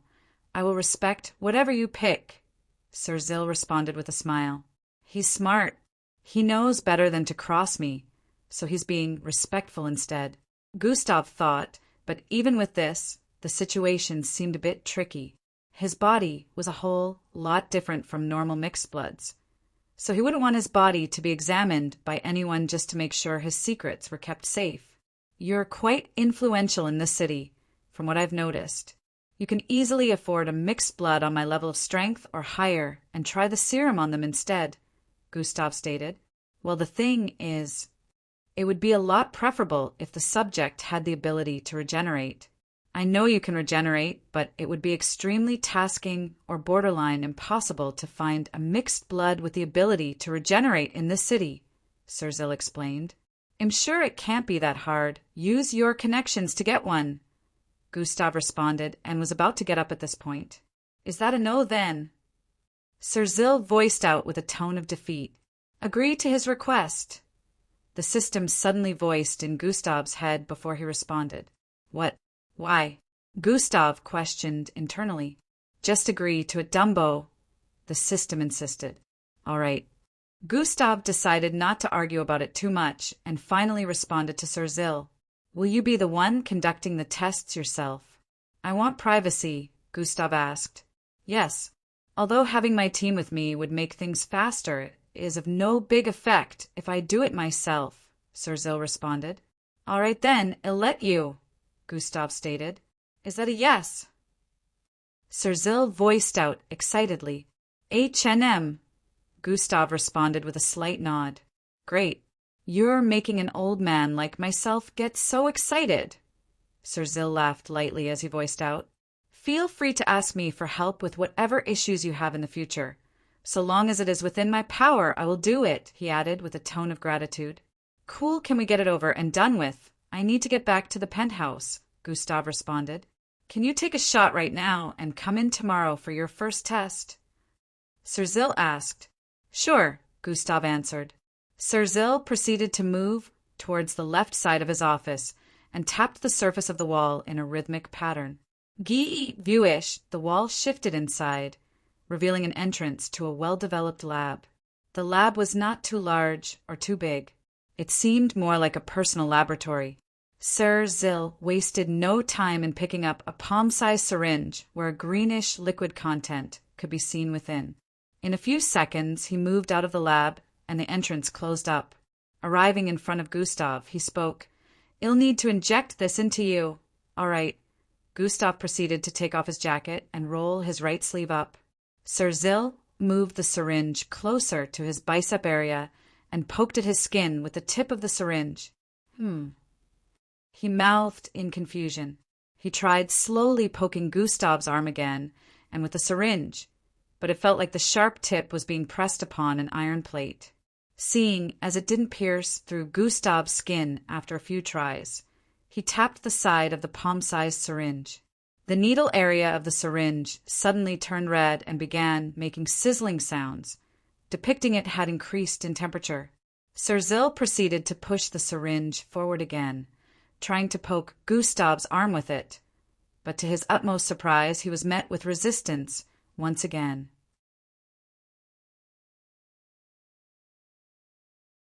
With the increased temperature, it should be stabbing through like it's going through butter.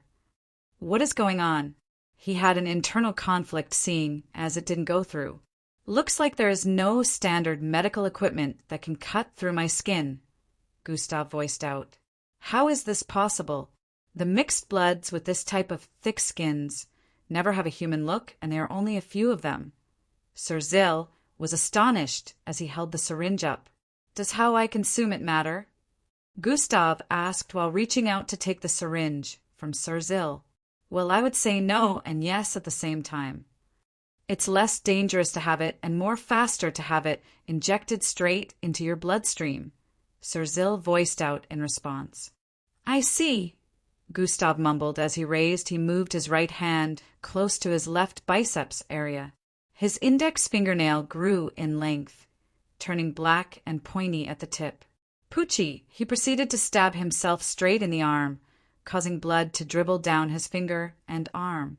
The moment he pulled his fingernail out of the wound he created, he stabbed the syringe into it and released the greenish content into his bloodstream. Sir Zil was astonished watching Gustav do this to himself.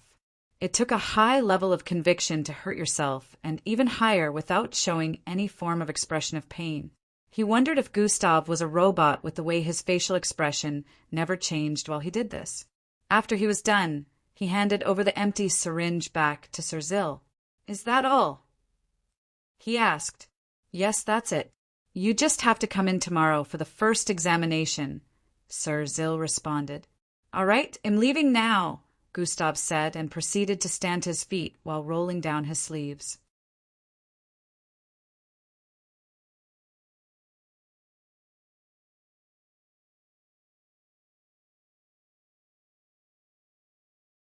Chapter 697.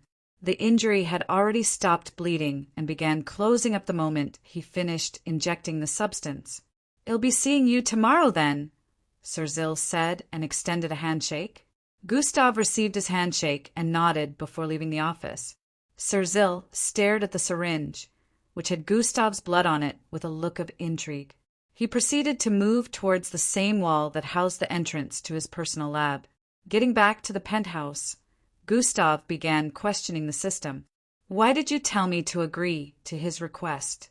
You'll find out soon enough, the system responded. What do you mean by that? Gustav questioned again.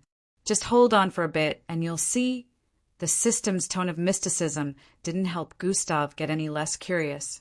However, it wasn't that big of a deal to wait anyways, and since the system had told him specifically to agree, then it would have ways of protecting the secrets within Gustav's body.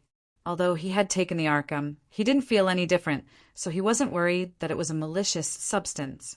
If there was any toxin within, his toxin immunity would have acted up, but it would seem it was completely fine.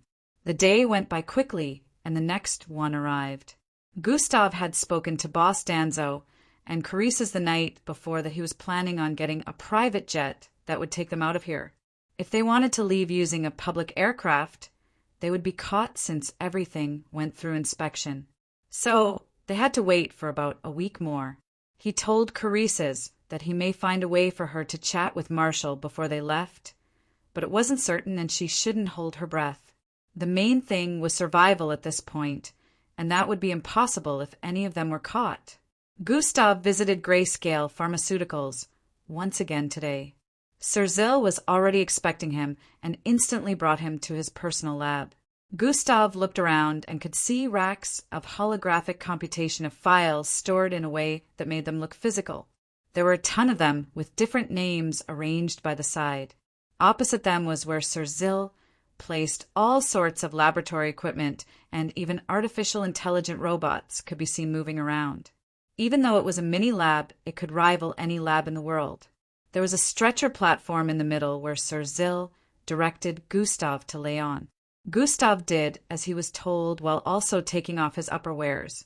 Sir Zill grabbed a piece of scanning equipment hanging upwards and shifted it to point at Gustav's body. Triria!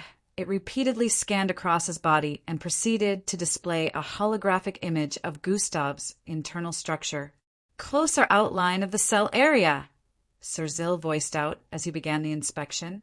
Holographic images began appearing all around him, displaying different parts within Gustav's body. This. Not this. No changes. A little derivation. He mumbled as he began sorting through them.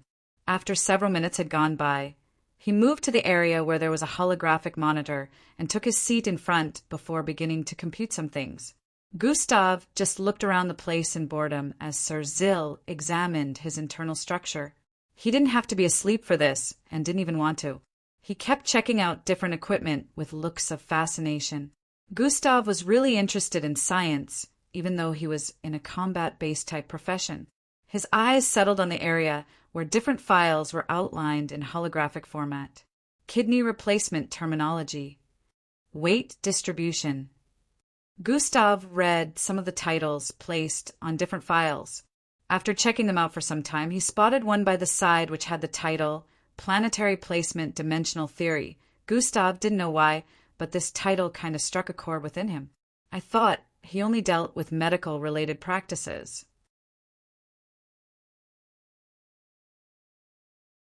This is already diverting from his line of expertise, Gustav thought. I need a sample of your blood. Gustav was brought out of his thoughts by Sir Zill's statement.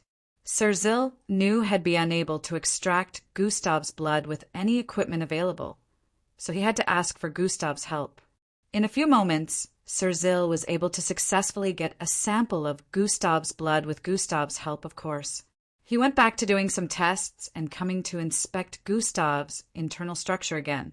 After 2 hours, he ended today's examination session. Gustav put his upper clothes back on and stood to his feet. Sir Zill thought he was about to leave, but he saw Gustav suddenly walk towards the area where files were lined up in a holographic format. What are these? Gustav asked. Oh, those. Just research I have dropped or currently working on, Sir Zill answered. Is this among the ones you've dropped? Gustav asked while pointing to the one that piqued his interest earlier, the planetary placement dimensional theory. I dropped that over 20 years ago, Sir Zill answered with a light chuckle. It looks pretty interesting. Why did you drop it? Gustav questioned. So many reasons, but the one that matters most is not wanting to get on the government's nerve. Those savages might have tried something crazy if I didn't listen to them, Sir Zill responded. What does the government have to do with this? Gustav asked with a tone of suspiciousness. They just didn't want me delving into this one. Maybe I have found something revolutionary, who knows? Well, I did find something. But I just have to stop it at that point, Sir Zill answered. What is the research about? Gustav's curiosity was piqued at this point. Just a theory, which I was getting close to proving with all my findings.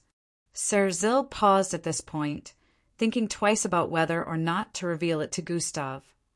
Well, I see planetary and dimensional, so I know it has something to do with space.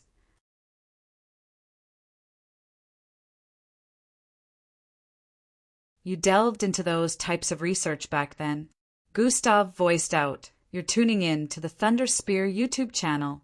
Don't forget to subscribe and join us on this journey to catch the most captivating stories.